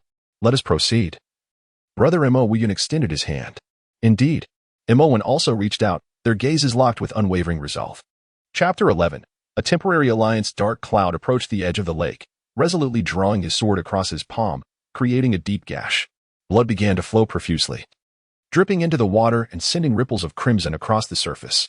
MO1, without hesitation, mirrored his actions, allowing his own blood to mingle with the lake's depths. Dark Cloud cupped his hands, scooping up a handful of water, and drank deeply. Observing this, MO1 followed suit, partaking in the ritual. Today, they pledged brotherhood. Not seeking to be born on the same day, but desiring to depart this world together on the same day. MO1 spoke slowly, today. We shall die on the same day. As MO1 was slightly older, he naturally assumed the role of the elder brother, while Dark Cloud became the second brother. All right. Elder brother, where shall we head next? Dark Cloud inquired first. And you, second brother? MO1 replied. Dark Cloud clenched his fist, a glint of cold resolve flashing in his eyes as he spoke. I seek a woman, and I shall kill her. A woman? What has she done to you? MO1 asked, perplexed. Dark Cloud narrowed his eyes, recalling past humiliations, and gritted his teeth. She mistreated me like a dog. Upon hearing this, MO1's fury ignited. Unthinkable. Should we find her, we shall unite our strength. You will have your way with her, and I shall take her life afterward. Dark Cloud laughed heartily. Elder brother. How delightful it would be for us to partake together. Yet, I have no interest in such an arrangement. Very well. Just then, MO1's expression turned grave. Pointing towards the swirling, dark green mist behind them, he shouted, Second brother, the poison miasma approaches. We must flee. Turning to behold the advancing toxic haze, which loomed like a monstrous beast, the two did not dare to linger and swiftly ran towards the east. Along their path, they encountered numerous adversaries. Dark Cloud slaughtered his foes with each strike fueled by boundless rage and murderous intent, showing no mercy as he harvested lives. Though Imowen appeared refined, he too was ruthless in action, striking down anyone who crossed their path without hesitation. Despite their brotherly bond, caution lingered as they ventured forth. The sky gradually darkened, leading them to an abandoned mountain shrine. Regrettably, a lone occupant had met their end at the hands of Dark Cloud and Imowen in an instant.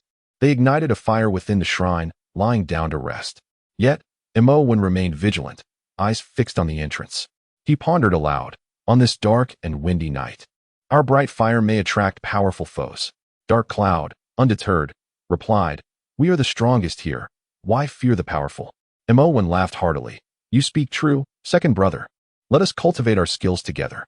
Indeed, the practice of the blood-crying technique bore a significant advantage. During the circulation of their blood, practitioners could stave off fatigue, allowing them to rest as if they were in slumber while engaged in training.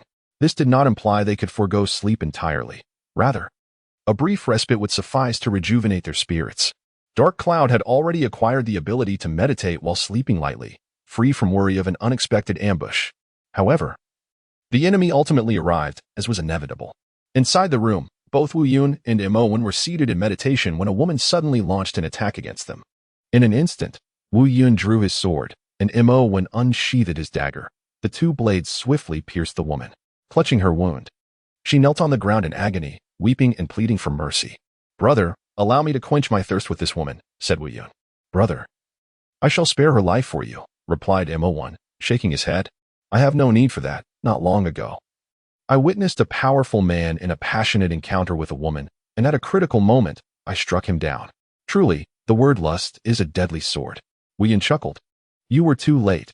Not long ago, I encountered my nemesis, and as he was about to lower his trousers, I severed his life force. As the two conversed, a glimmer of cunning flashed in the woman's eyes, and she quickly interjected, Eldest brother, second brother, allow me to become your third sister. I am willing to serve both of you. You? They exclaimed in unison. Wu Yun stepped forward, gripping his sword. The woman nodded vigorously, her eyes brimming with anticipation. Yes. Yes.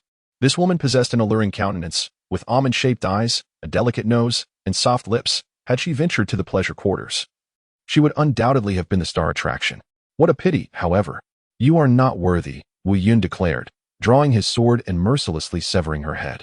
Taking a rib from the lifeless body, Wu Yun affectionately rubbed it against his cheek, murmuring, I still love Xiaoyu. Imowen inquired, Is this rib from our sister-in-law? Wu Yun, his expression one of perplexity, cast a sharp gaze, icy as steel. What rib?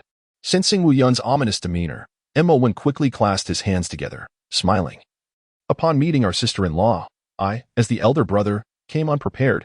Should we escape this place, I shall procure exquisite jewelry for her. Wu Yun's countenance brightened considerably. Yes, yes. Xiaoyu says thank you, elder brother. You're welcome. Imowen replied before retreating to continue his cultivation of the weeping blood technique. Subsequently, Wu Yun embraced the rib and began to speak to himself. Xiaoyu, have you thought of me today? You have. I have missed you dearly these past few days. Woe is me. Xiaoyu, I am sorry for not preserving your purity. That wretched woman forced herself upon me. When I next encounter her, I shall surely pierce her with your rib. Very well, if that would earn your forgiveness. I shall slay her to bring you joy. I love you, Xiaoyu. Imowen cast a peculiar glance at Wu Yun before closing his eyes to resume his cultivation of the weeping blood technique, ignoring him thereafter. Wu Yun then drank a few sips of the woman's blood before commencing his training in the shadowless steps. Upon completing his practice, he leaned against the doorframe and closed his eyes to sleep. After all, regardless of whether Imowen intended to strike him, it was best to refrain from action during slumber. One could not ascertain if Wu Yun was truly asleep. Should he act, their relationship would undoubtedly fracture. Even in the face of a mortal enemy, having a companion in this desolate place was far preferable to being alone and constantly on guard. If they could indeed survive and escape, they would have a brother forged in adversity. Indeed, Imowen harbored similar thoughts. The Dark Cloud held potential value for him as well, and he could dispose of it once its utility had been exhausted. The following morning, the dark cloud stretched languidly, awakening to a refreshing slumber. At that moment, Imowen appeared, dragging along a man and a woman, both of whom had suffered the severance of their limbs. He cast the pair before the dark cloud, declaring, "Brother, just in time, one for you and one for me. Let us partake of their blood to cultivate the crying blood technique." Imowen always exuded an air of treachery, his eyes perpetually glimmered with mirth. Yet his actions were undeniably ruthless. "I'll take the male. I cannot afford to further provoke the little fish," the dark cloud replied. "Very well, since my sister-in-law remains, I shall refrain from giving you the female," Imowen responded. "Ah, please, don't kill me," the man pleaded desperately, struggling in vain as the dark cloud swiftly broke his neck, subsequently drinking his blood. Imowen took a couple of sips from the woman, his face expressing distaste for the first time. "The stench is overpowering. This crying blood technique. Perhaps it doesn't necessitate blood after all. Brother, can you stomach this? The flavor is rather peculiar. It seems my elder brother finds it hard to accept. Never mind, I shall practice alone. I cannot relish such blood." Imowen waved dismissively.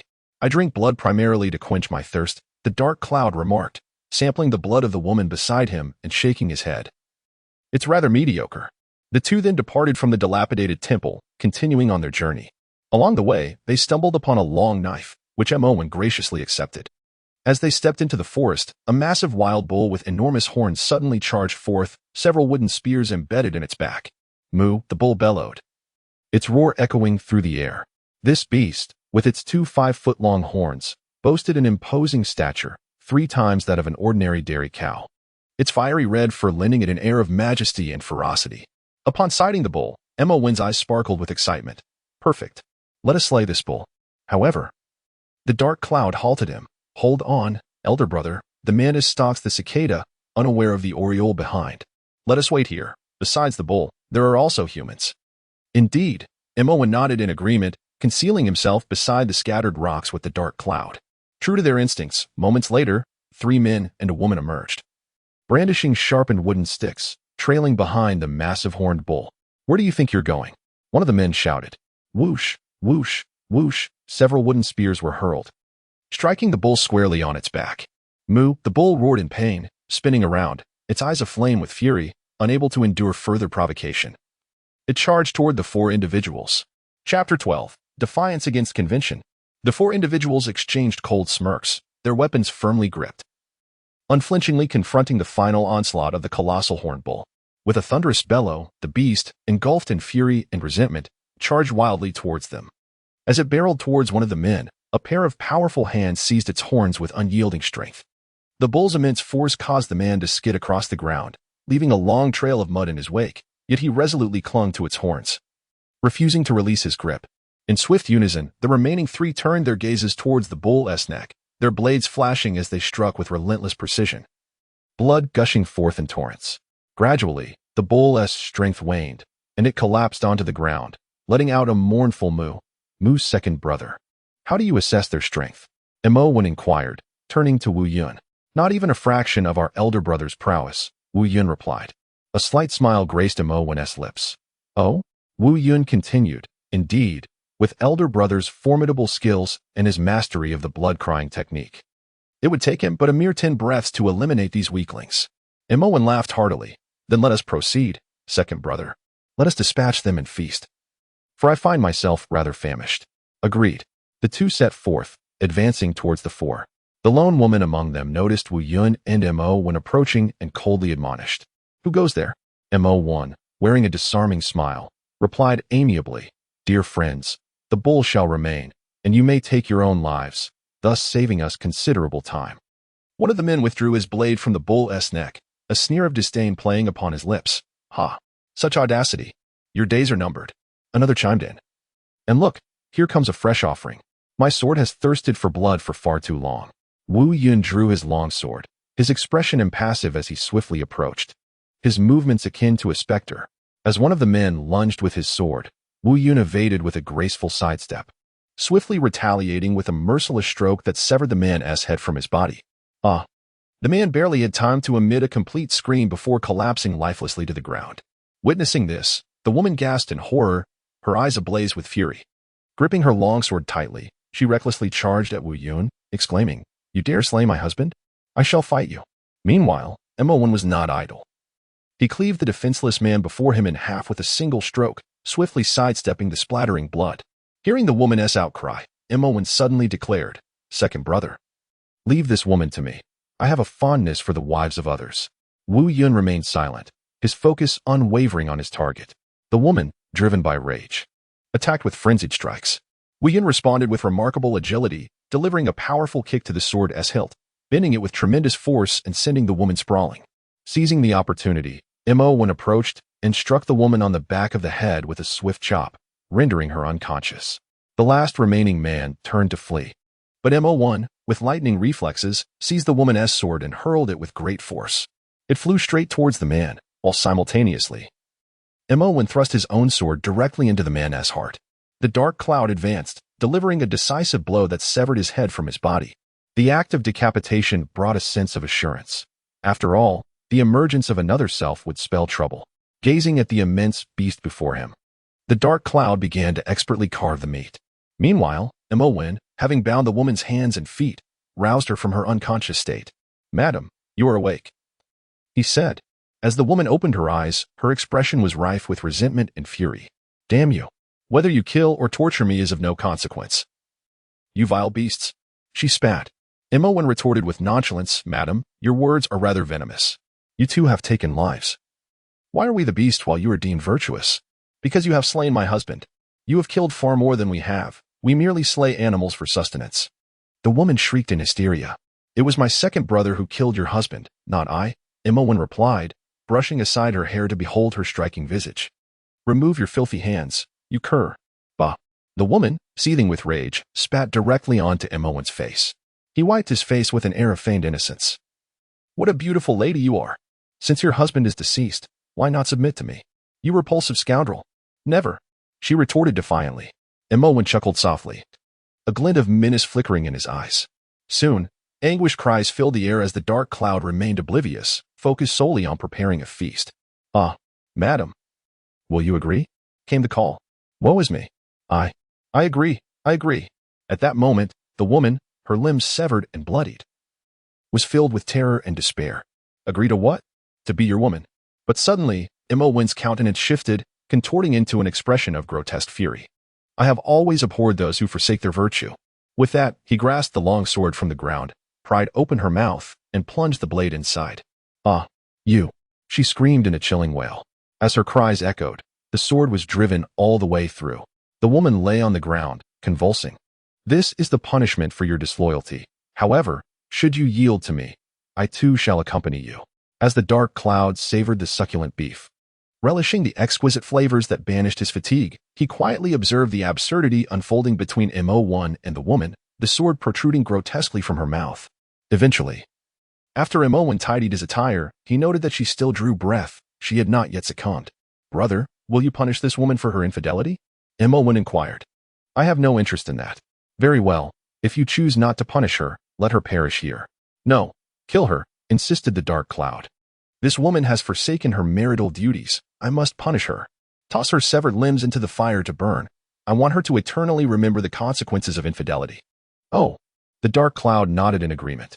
Mo1 cast her severed limbs into the flames, and the dark cloud ceased his objections. The woman, now without hands or feet, bled profusely from her mouth and lower body, and it was evident her time was short. "Do you understand? I hold a deep disdain for those who disregard the sanctity of marital fidelity." "Brother, why do you feel this way?" asked Wu Yun, curiosity evident in his tone. Mo1, with a heavy heart, began to recount his tale. "I was born into a scholarly family, destined for a life of happiness.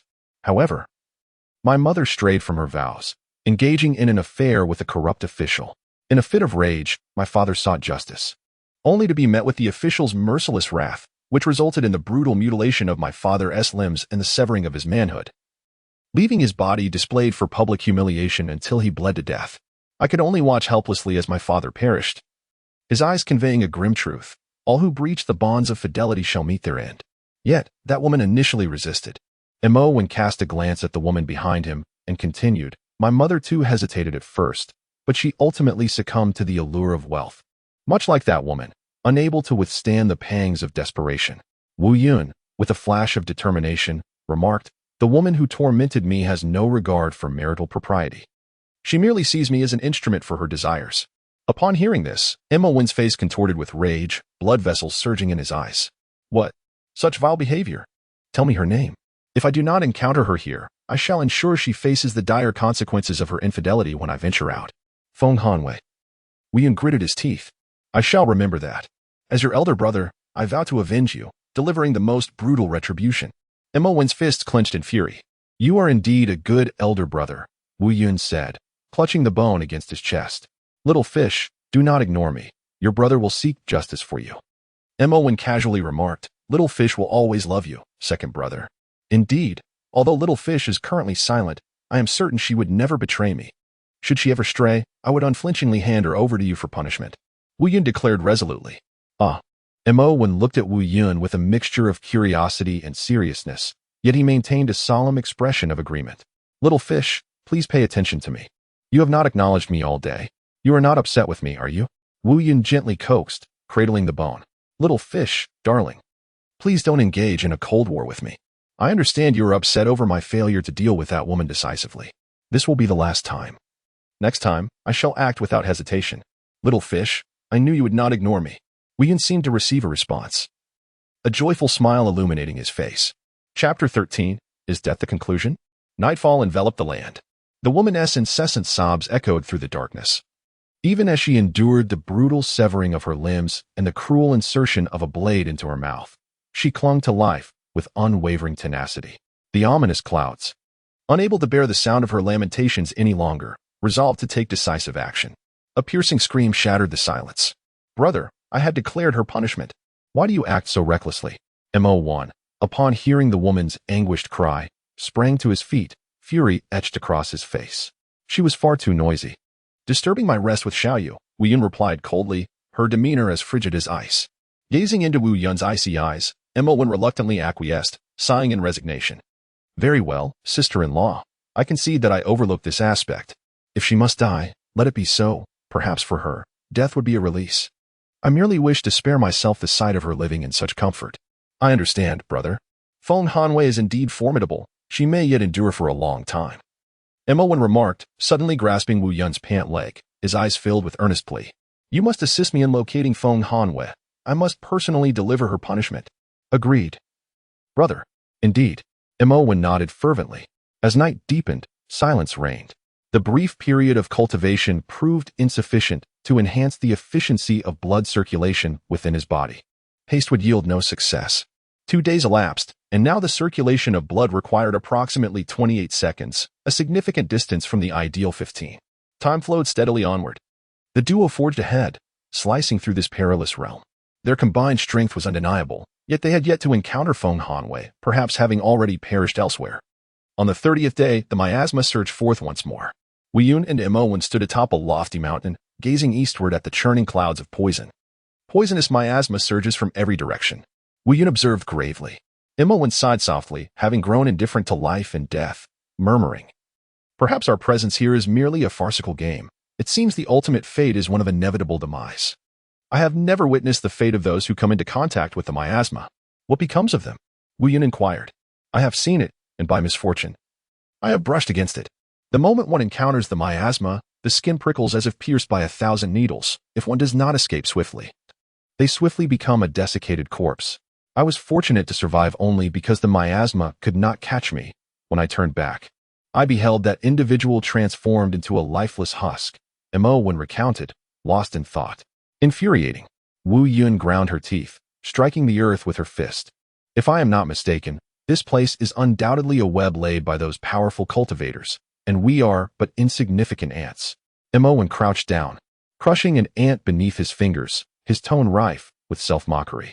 Upon hearing the term ants, Wu Yun's brow furrowed, her expression marred by disgust. "Why must they humiliate us so? I do not belong in this place. Cursed cultivators. Speak with caution, dear brother. In this realm, to utter too many words could lead to dire consequences should they overhear us." Mo1 hastily reminded, then sighed deeply. Lying on the ground with his arms as a pillow, gazing lazily at the sky. "Second brother, be more composed. Waiting for death can indeed be a blessing. The last time he felt such relief was when Xiaoyu passed away." Wu Yun casually remarked, No, Feng Hanyue might still be alive. Upon hearing the name Feng Hanyue, Imowen instantly revived, his spirit soaring to an extreme. I shall bring that harlot to justice and ensure she meets a most severe fate before her demise.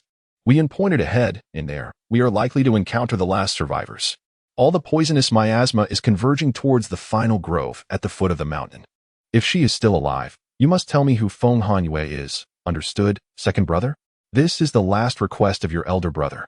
Should I be able to punish Feng Hanyue, I will certainly use my own body to shield you from that miasma. Imowen spoke with utmost seriousness. Wu Yun nodded in agreement. Good brother. I hope she is still alive. Wu Yun clenched his fists, recalling the repeated demands placed upon him. Feeling an ache deep within his body, such forced manipulation had dealt a significant blow to his pride. This was his sole vendetta in this arena of carnage. Only by knowing for certain that Feng Hanyue had perished could he find solace. Imowen glanced at the sky. The miasma is approaching. We must leave. The two hurriedly descended the mountain, entering the grove. Although the miasma had slowed, it continued to converge from all directions. Wuyun and Imowen rushed towards the center.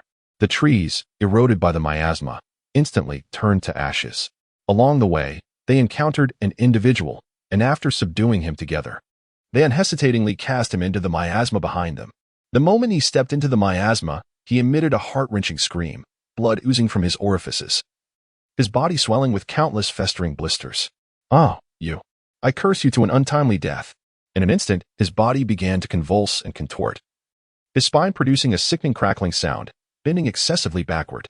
When the back of his head met his heels, his chest cavity burst open like a ripe fruit. A foul torrent of blood erupting forth, his ribs bending and drooping like melted candles, still clinging to strands of muscle tissue. Ultimately, he became a puddle of dark green blood, repulsive to behold. Witnessing this scene, Wu Yun involuntarily took 2 steps back, fiercely scratching his head. Imowen stood dumbfounded, utterly terrified. "Run!" Wu Yun shouted. Although the miasma had slowed, it still crept closer. Why does the blood flow like water? When I first saw him, he was clearly a corpse. Imowen furrowed his brow in confusion. This is utterly disgusting. Wu Yun couldn't help but curse. The two raced madly towards the center of the grove. The shadows of the trees gradually thinned, mottled patches of light increasingly spilling onto the ground covered in decaying leaves. When the last twisted thorn bush was pushed aside, the sudden burst of daylight was so bright it was blinding. Wu Yun and Imowen stumbled into a circular expanse of light. The azure sky resembled a flawless jade, with wisps of clouds leisurely drifting by. The air was free of any decaying odor, replaced instead by the refreshing scent of grass warmed by the sun. A handful of individuals were scattered across the meadow, each maintaining a respectful distance from one another. Suddenly, a voice rang out. How could there be so many people? Wu Yun's gaze swiftly fell upon Feng Hanyue amidst the crowd. She stood alone, exuding grace and an air of aloofness. Upon noticing Wu Yun, a glimmer of amusement and allure flickered in her icy eyes. "Feng Hanyue!" Wu Yun shouted sharply, pointing directly at her. Mo1, upon hearing the call, immediately felt a surge of murderous intent and seethed with rage. Gritting his teeth as he spat, "You vile woman, you deserve the most excruciating punishment." Wu Yun's lips curled into a sinister smile.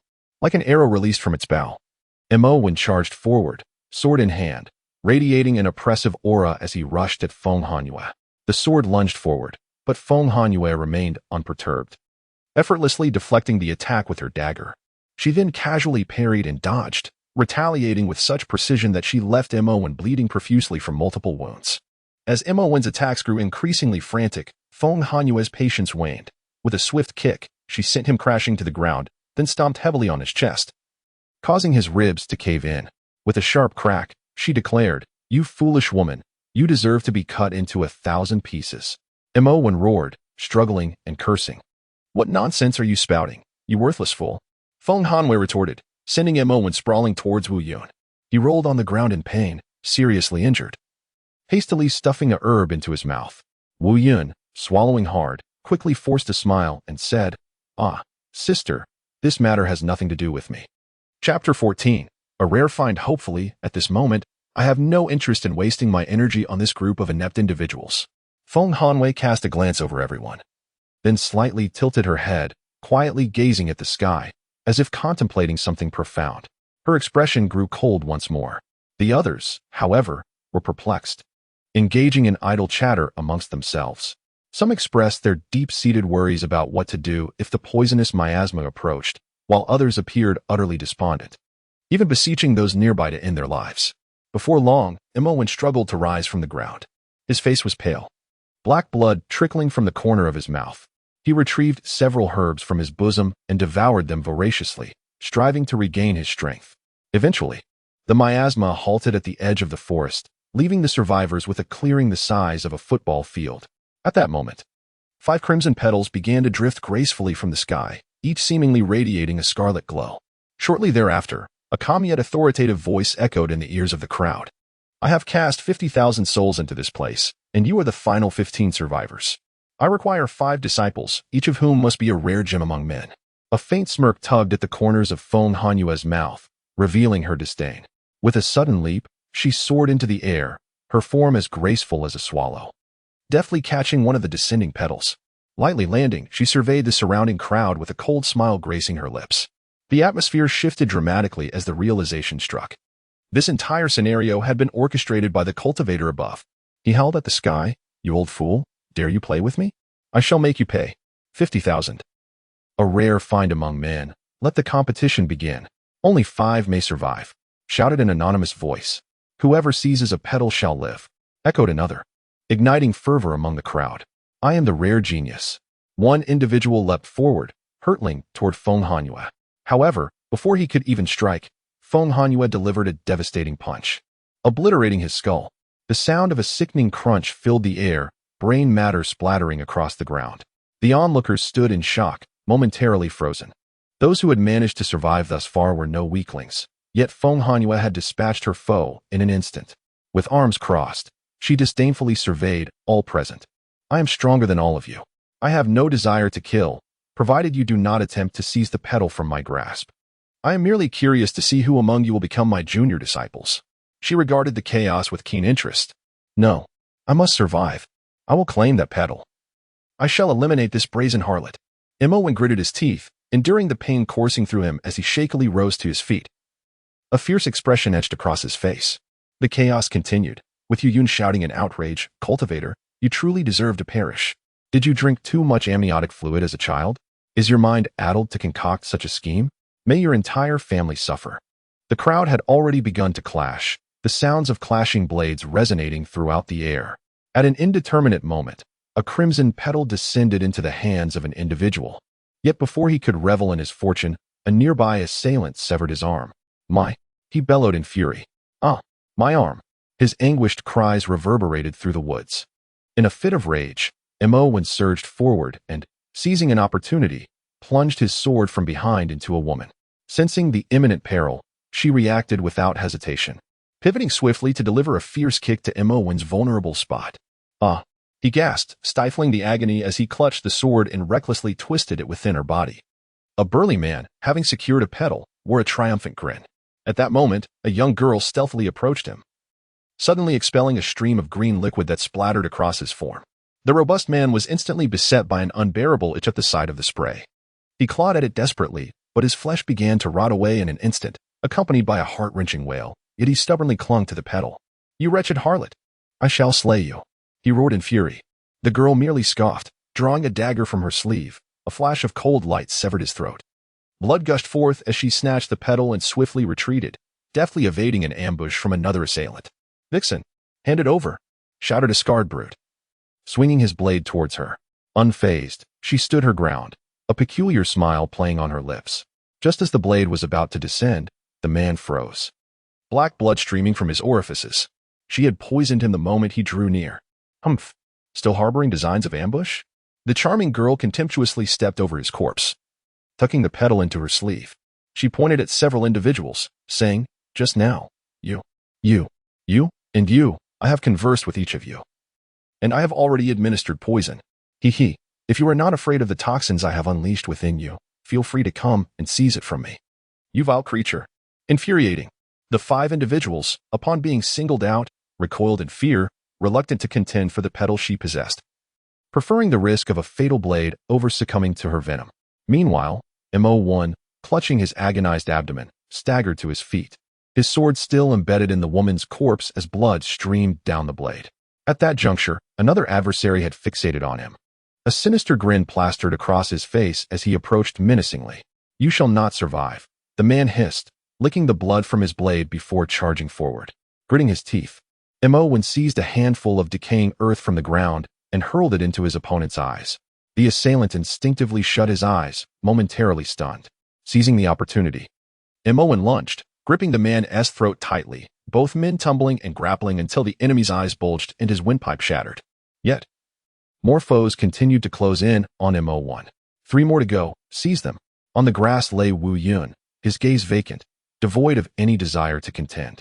He muttered a stream of curses, then withdrew a bone, speaking tenderly, I might as well follow you, as if embarking upon a dream. Dark clouds, do you comprehend? In the face of absolute power, the insignificant remain just that, insignificant. Before formidable cultivators, any petty schemes shall crumble without effort. Feng Hanwei icily remarked, gradually approaching him. Her gaze condescending as she pressed her foot firmly against his chest, amusement dancing in her eyes. In a fit of rage, Wu Yun cursed vehemently. Ha! Cultivators deserve to die. They are all scoundrels, beasts. Yet, before these cultivators, you were even less than an insect. What concern is it of yours, you beast who has violated my purity? Woe is me. Feng Hanwei laughed derisively, her laughter laced with mockery. Ha ha ha, you still care about purity? Truly, your mind is flawed. Little fish, forgive me. Wu Yun clutched the rib bone to his cheek, his eyes rife with anguish and regret. Feng Hanwei erupted into laughter, doubling over. Ha ha, little fish. After our encounter, you were reduced to conversing with this bone? I thought you could truly converse with the fish in the water. You shall be silent, Feng Hanwei declared. I shall continue to tread upon you, and in the end, you shall not seize the flower. I will ensure you witness how the powerful cultivators bring about your demise. However, her words did not ignite Wu Yun's fighting spirit. It matters not, cultivators are scoundrels. Tears streamed down Wu Yun's face as he clutched the rib bone, gradually closing his eyes. You truly are unaware of your own insignificance. The corners of Feng Hanwei's eyes lifted slightly as she snatched the bone from Wu Yun's grasp, teasingly proclaiming, however, if you confess now that you do not love little fish but adore me instead, I shall fetch you a petal. Return her to me, you vile creature. Ha ha. For you? Beg me. Declare that you love Feng Hanwei the most, and I shall oblige. Impossible. Impossible. Feng Hanwei, you are a wretched person. Return little fish to me. Wu Yun howled, straining to rise, yet Feng Hanwei's strength held him firmly in place, rendering him immobile. Nearby, a girl approached, having heard the fierce shouting. Brother, do you remember me? Get lost, Feng Hanwei. Give me back little fish. Ah, I swear, I will fight you. Wu Yun's fury reached its peak. He attempted to ignite his essence, but before he could reach that point, his eyes were merely filled with bloodshot veins. Feng Hanwei contemptuously gazed down at him. Look at yourself now, even lesser than a stray dog. What use are you, aside from shouting and struggling? I can trample you whenever I wish, break you as I please. Wu Yun was rendered speechless, the weight of despair numbing his senses. Yet this humiliation. What? No longer shouting? Either profess your love for me, or I shall snap your little fish. You. Wu Yun felt a searing pain in his heart, akin to being cut by a knife. He could plead for mercy, could submit, yet to utter words of love against his conscience would be akin to his own execution. What a pitiful young man. Do not weep. Little fish has become a bone. Speak kindly, and perhaps this sister will retrieve one for you. The girl beside him could not help but interject. Get lost. She is not merely a bone. Your words hold no weight here. My affection solely lies with the little fish. Should you dare. Snap. Little fish. The bone spur was shattered in half by Feng Hanwei. Initially, there were 2 bone spurs, but one fell off during his capture, leaving only one now. Wu, please, do not treat her this way. Wu Yun cried out in anguish. Whoosh, Feng Hanwei tossed the 2 pieces of bone into the poisonous miasma. Wu Yun let out a heart-wrenching scream. No. Feng Hanwei toyed with the last remaining bone in his hand and said nonchalantly, I shall grant you one more chance. Declare that you, Wu Yun, only love Feng Hanwei. Speak. Young lady, you may even kill her afterward. Feng Hanwei glared at the girl, who quickly shrank back, cautiously stating, I am toxic. If you touch me, you shall not fare any better. With a displeased expression, Feng Hanwei replied, Oh, just get away from me. Do not disturb my courtship. Wu Yun, fixated on the bone, gritted her teeth and shouted, Feng Hanwei, I will love you. Is that so? Then why do you insist on gazing at this wretched bone while speaking? rather than looking into my eyes. Chapter 15. The sect return her to me. I exclaimed. Very well, here she is. But if you cannot utter it while looking into my eyes, I shall personally annihilate her. The corners of Feng Hanyue's lips curled upwards, a triumphant smile gracing her features as she abruptly released her grip. The bones fell upon Wu Yun, who hastily caught them, clutching them tightly in his hand. Speak. Feng Hanyue pressed, her foot viciously trampling him once more, her eyes glimmering with mockery. I, Wu Yun, love Feng Hanyue. He gritted his teeth, struggling to utter those words. Upon completion, he bit off his own tongue, spitting it out. Tue. Feng Hanyue paused momentarily, then erupted into uncontrollable laughter, reveling in the sensation. Ah, Wu Yun, how reluctant you are. But I delight in this. Xiaoyu, do not blame me. I am sorry, Wu Yun silently lamented, a fleeting flicker of agony and guilt passing through his eyes. At that moment, the battle reached its conclusion. 3 figures approached, bloodied and disheveled, besides Mo1. The others fared little better. Hey, senior sister. Feng Hanyue regarded the trio coldly, inquiring, what has transpired? The one who had called her senior sister stepped forward, pointing at Wu Yun, declaring, since all 5 have obtained the red petals, if it does not end here, we must eliminate this insignificant ant beneath your feet to conclude. Before he could finish, Feng Hanyue seized his face, yanking it forcefully until his head was wrenched from his body.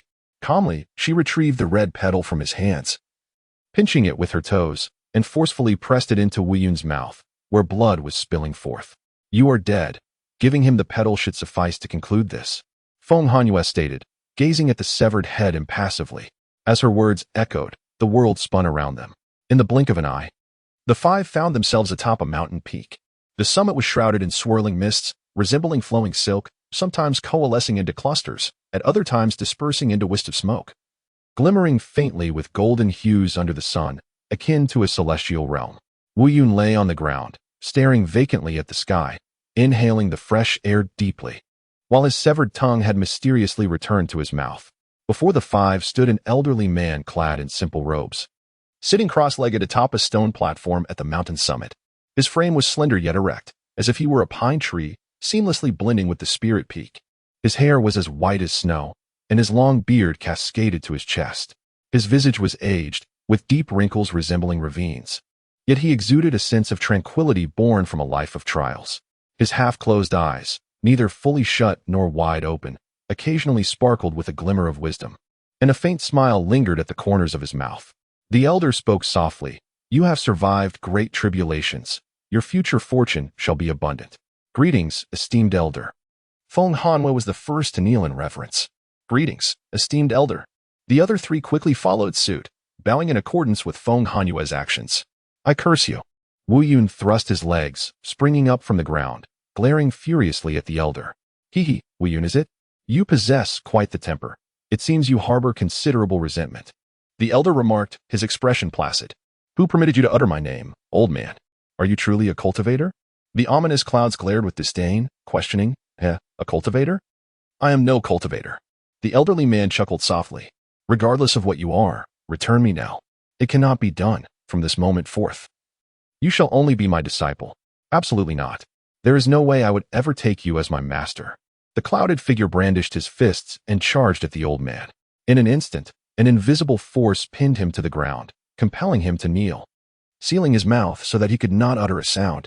The elder spoke slowly, continuing, based on your strength upon departing from that realm, I shall now assign you ranks.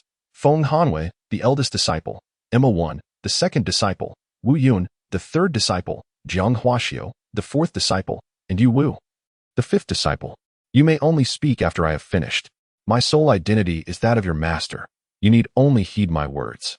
First, whether you accept or not, from this day forth, I am your master. Second, by taking me as your teacher, you shall be my disciples for life. Should I command you to die, you must comply, and should I wish for you to live, you shall live. Third, you are to diligently cultivate. Those who disobey shall face punishment. As the elder's words fell, Wu Yun's form disintegrated, scattering into countless fleshly fragments suspended in the air. Ah! He screamed in agony. Yes. Feng Hanyue nodded eagerly. I have not permitted you to speak yet. The elder's tone remained calm yet filled with an undeniable authority. In a moment, Feng Hanyue too shattered, her body disassembling into myriad pieces, the excruciating pain forcing her to cry out. Ah, master, disciple, I understand my error. Ah, old fossil, I will kill you. Fourth, I shall assign you tasks. You need only to fulfill them. For now, this is all you need to know. Your abodes are at the foot of the mountain. I will prepare cultivation resources for you. Now, if you have any questions, feel free to ask. Yuwu blinked and inquired, Master, why am I the youngest disciple? Because, aside from your poison skills, your true strength pales in comparison to that of your 4 senior brothers and sisters. The elder replied candidly, Oh, very well, Master. May I pursue romantic endeavors with my senior brothers? Yuwu asked further. Anything I have not explicitly forbidden is permissible, including attempts to kill me after you achieve success in your cultivation. The elder responded nonchalantly. My heavens, if I were to kill my master, what if I fail? You would face severe punishment. Yuwu fell silent. Suddenly, Jiang Huaxiu asked, Can I return home, master? Yes. Each of you has one opportunity to visit home, but upon your return, you must eliminate your relatives. I think I shall refrain from going for now. Master, Jiang Huaxiu hastily replied. The elder nodded lightly. Mo1, his eyes aflame with anger, asked, May I punish those who do not adhere to marital propriety, including the eldest sister? You may. After the reconstitution of Feng Hanyue's body, she fell to the ground and shot Mo1 a fierce glare. Why am I labeled a harlot? Mo1, let me warn you, if you utter such words again, I shall sever your most precious part. Mo1 replied with utmost seriousness. Wuyun claims you have taken away his purity, which was meant for his younger sister. Wuyun, also reconstituted, landed on the ground, raised his head to memorize the old man's visage, then bowed it once more, saying nothing, merely keeping his gaze lowered. Ask Wuyun if he enjoyed himself that night. He even claimed I was rather tight. Feng Hanwei, now incensed, interrogated Wuyun. Wuyun, still with his head bowed, responded solemnly, I was coerced. Physical pleasure does not equate to emotional satisfaction.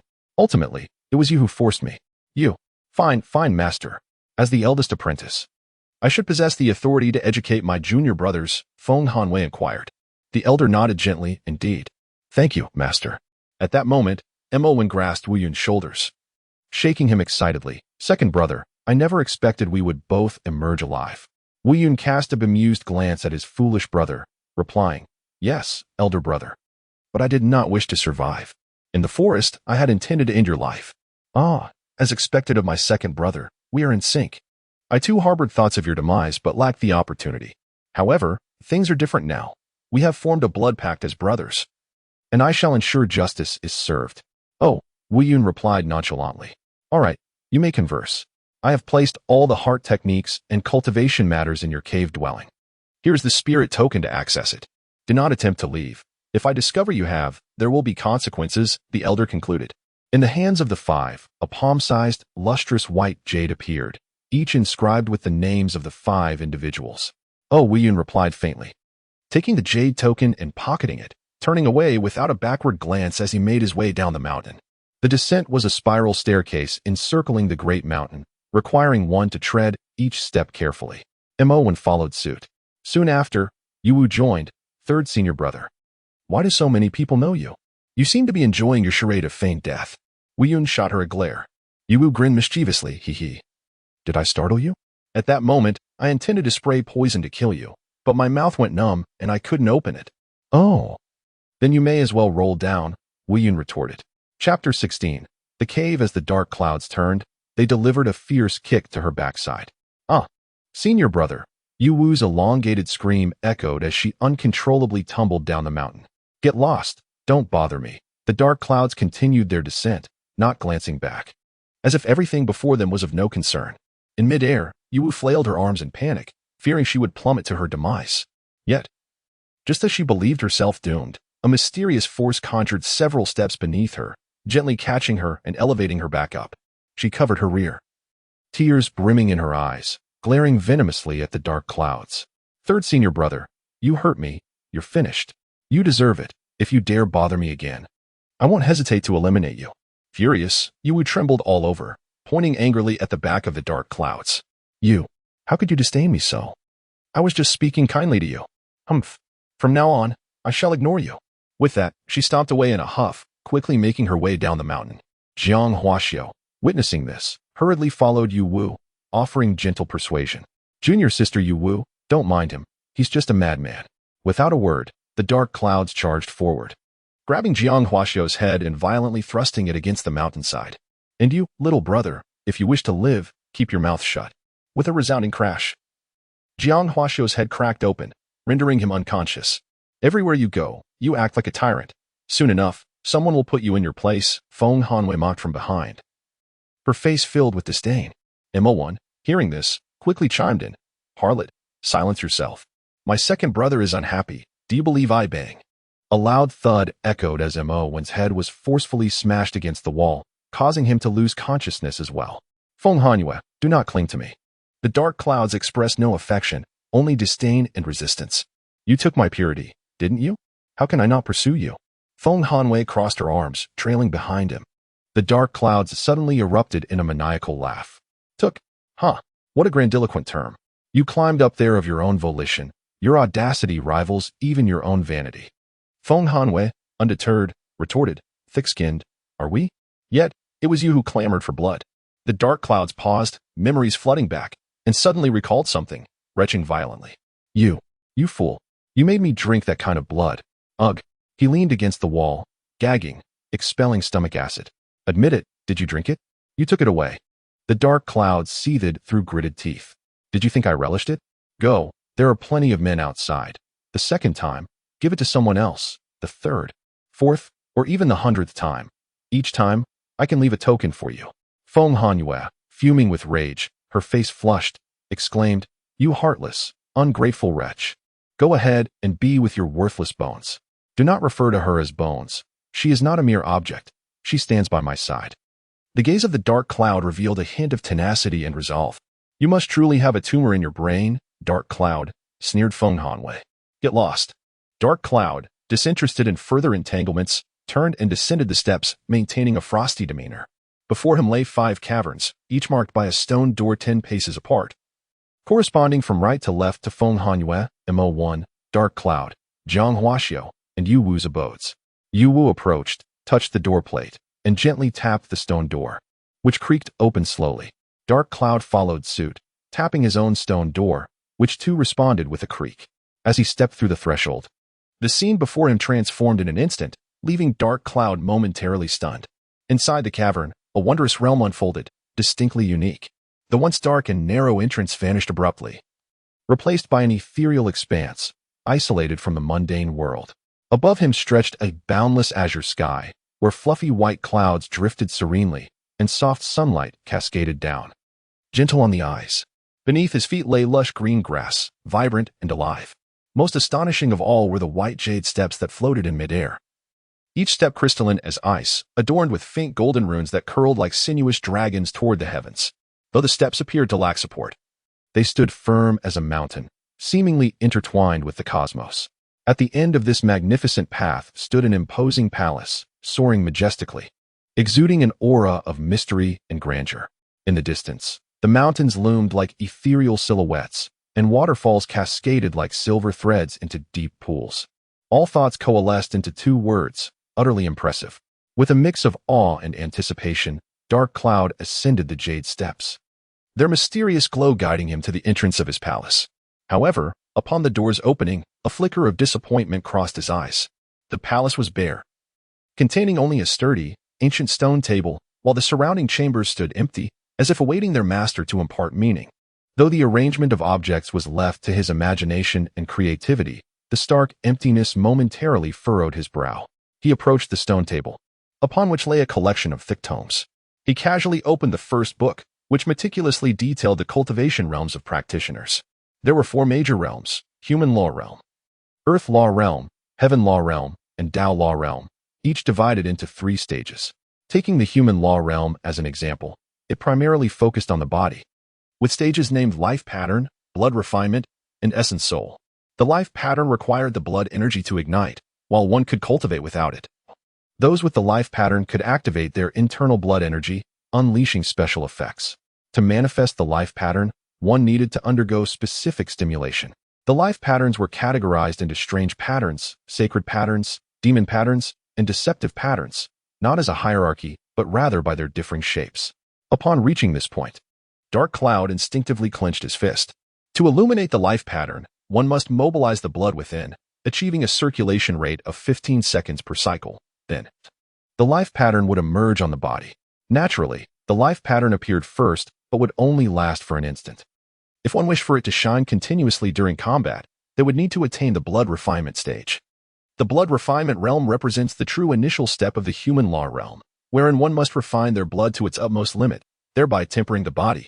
This process is divided into 5 distinct stages: blood circulation, blood forging of the bones, blood refining of the meridians, blood cleansing of the organs, and blood condensation of the heart.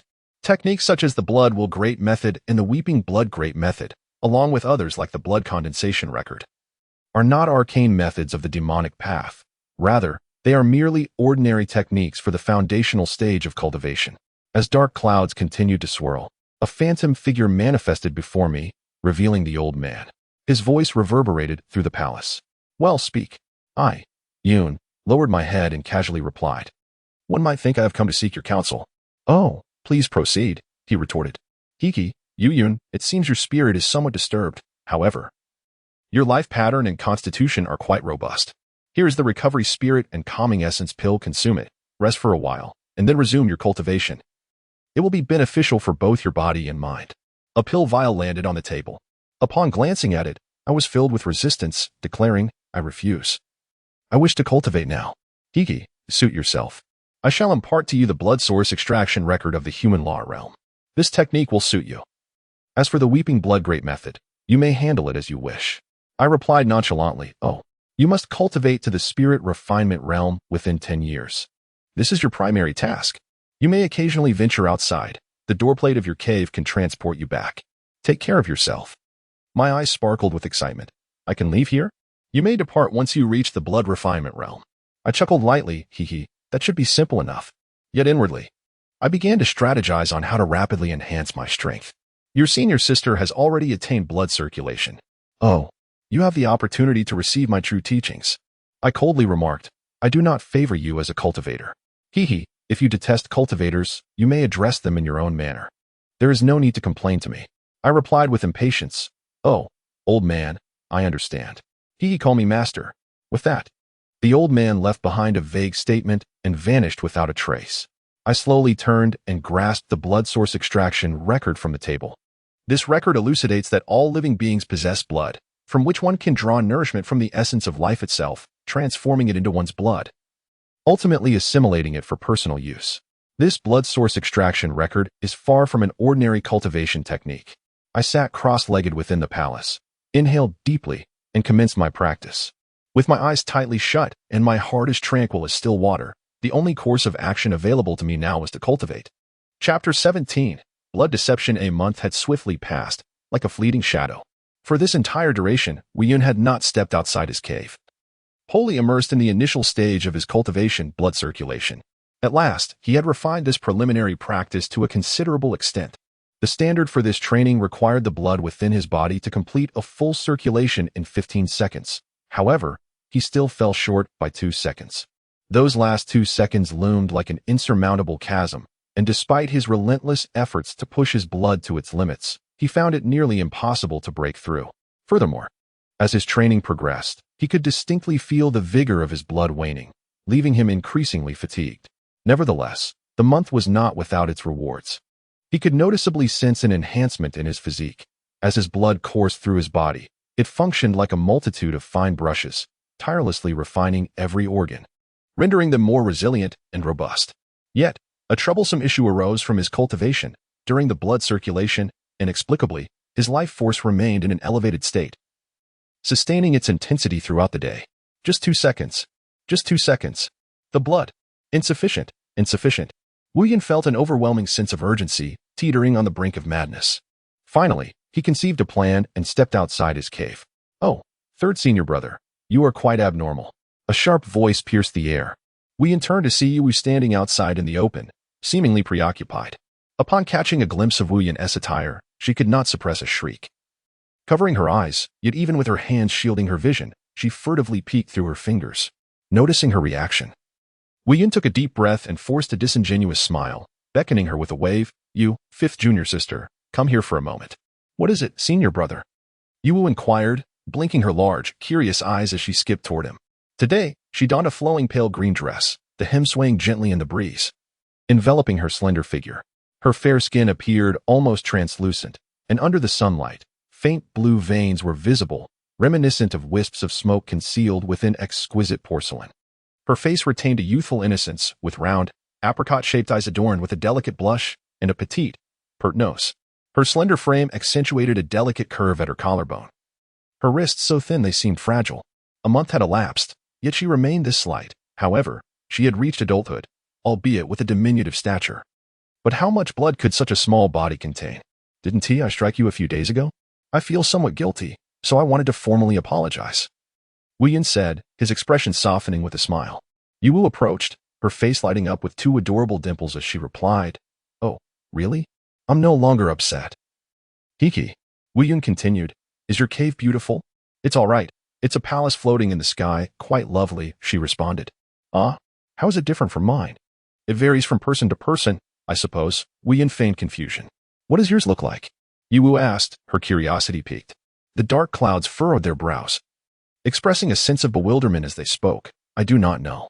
My cave is overrun with peculiar flora, some of which are toxic. It has become quite unbearable to cultivate there. Yu Wu's curiosity was piqued, her eyes sparkling with intrigue. Oh, toxic plants? Could it be that Master has made an error? Take me to see them. Without hesitation, Wu Yun seized Yu Wu's arm. Startled by this unexpected gesture, Yu Wu felt a flutter of excitement in her heart. Could it be that her senior brother was behaving normally? Wu Yun opened the entrance to the cave and led her inside. The moment they stepped into the cave, Yu Wu observed her surroundings, filled with familiarity, and questioned in astonishment. This is different. Suddenly, realization dawned upon her, and her expression shifted instantly. Senior brother. You deceived me. I deceived only a foolish creature like you. Wu Yun retorted with a cold smirk. Before Yu Wu could react, a powerful hand grasped her delicate neck, forcefully pinning her to the ground. Struggling for breath, Yu Wu's voice trembled. Cough. Senior. Brother. What are you doing? Without further ado, Wu Yun leaned over and sank his teeth into the artery of her neck, greedily drawing forth her lifeblood. As she felt her hard-earned essence draining away, Yu Wu was overtaken by terror, crying out in anguish, Get away from me. You dare to drink my blood. Wu Yun held her down firmly, knowing that she had not come prepared with any antidotes. Who could have foreseen that, sharing the same sect, he would turn on her so suddenly? As he consumed Yu Wu's blood, he simultaneously activated the 10,000 sources blood absorption technique. Strangely, with each drop absorbed, he sensed a surge of vitality coursing through his veins, as if a parched stream were being replenished with fresh waters. Senior brother, release me. Have you lost your mind? You'll drain me to death. That is the blood I labored to cultivate. Yu Wu cried, her voice rife with despair, ignoring her pleas. Wu Yun was fixated on acquiring more of her essence. Someone help me. Master, where are you? Look at what he is doing. Yu Wu pointed behind Wu Yun. Turning briefly, Wu Yun saw no sign of their master within the cave. Junior sister, if you call out again, I shall end your life right now. His expression was icy, his grip tightening around Yu Wu's throat, his gaze fierce. Senior, brother, please. Yu Wu's face was a mask of agony as she weakly struck at Wu Yun's face, yet she could not break free. Wu Yun continued to voraciously drain her blood, and Yu Wu's body began to visibly weaken, her lifeblood depleting and her temperature growing increasingly cold. Her lips turned pale, and her body began to twitch slightly. A smile curled at the corners of Wu Yun's lips as he increased his grip, perceiving Yu Wu's blood as an endless treasure. Not enough. My dear junior sister, give me all your blood, and I shall set you free, Wu Yun declared with insatiable greed. S body began to convulse gently, her eyes gradually distorting, her vitality fading away bit by bit. The gaze of the dark cloud grew ever more delighted, just as hands fell limply. Suddenly, with a hum, S form vanished into thin air, leaving the dark cloud grasping at emptiness. Where has she gone? The dark cloud, taken aback, hurriedly exited the cave. His gaze quickly fixed upon, and he approached the entrance of his fourth junior's abode, knocking forcefully on the door. Junior brother. No response emanated from within. Junior brother. The dark cloud raised his voice, shouting once more. Bang, bang, bang. He began to pound on the door with increasing fervor. Bewildered, opened the door. Before he could utter a word, the dark cloud seized him by the throat, unhesitatingly dragging him out of the cave. In a swift motion, the dark cloud delivered a powerful punch to his temple. Weaker than the dark cloud, had no time to defend himself and instantly succumbed to unconsciousness. Without a moment's hesitation, the dark cloud sank his teeth into his neck, voraciously draining his blood. Once he grew stronger, he would no longer need to resort to such cumbersome methods. He could simply extract vitality by pressing his hands against others. Poor, who once possessed a healthy, sun-kissed complexion, turned pale and devoid of color after being drained for a short while. Only when the major artery in his neck could no longer yield a single drop of blood did the dark cloud relent. As for the whereabouts of, he was uncertain. Presumably, she had activated some safeguard for her life. At that moment, the door to his cave suddenly swung open. She emerged, clutching a vial, her steps unsteady, resembling a feeble zombie as she staggered toward the dark cloud. "I shall kill you. How dare you siphon my precious blood?" she roared. In her fury, she uncorked the vial and hurled the toxic liquid at the dark cloud. Hastily, he lifted from the ground, barely managing to evade the onslaught. "Ah!" cried out in agony as the poison splashed upon him, writhing in pain. Fourth senior brother, "I'm sorry," expressed her guilt, then pursued the dark cloud. He cast aside and fled into his own cave, swiftly closing the door behind him. In her rage, kicked the door but could not force it open. "Return my blood," she yelled. "Are you out of your mind? If you have the capability, go and drain the eldest sister's blood instead. Why do you bully me, Wuwu?" Tears streamed down her face, her voice rife with grievance and resentment. "Master, you ignore the fact that he has drained my blood. Wuwu, you only know I am weak and take pleasure in tormenting me. What sort of man are you? You are but a lowly wretch, deserving to be trampled by the eldest sister," lamented loudly to the door. "What is the matter?"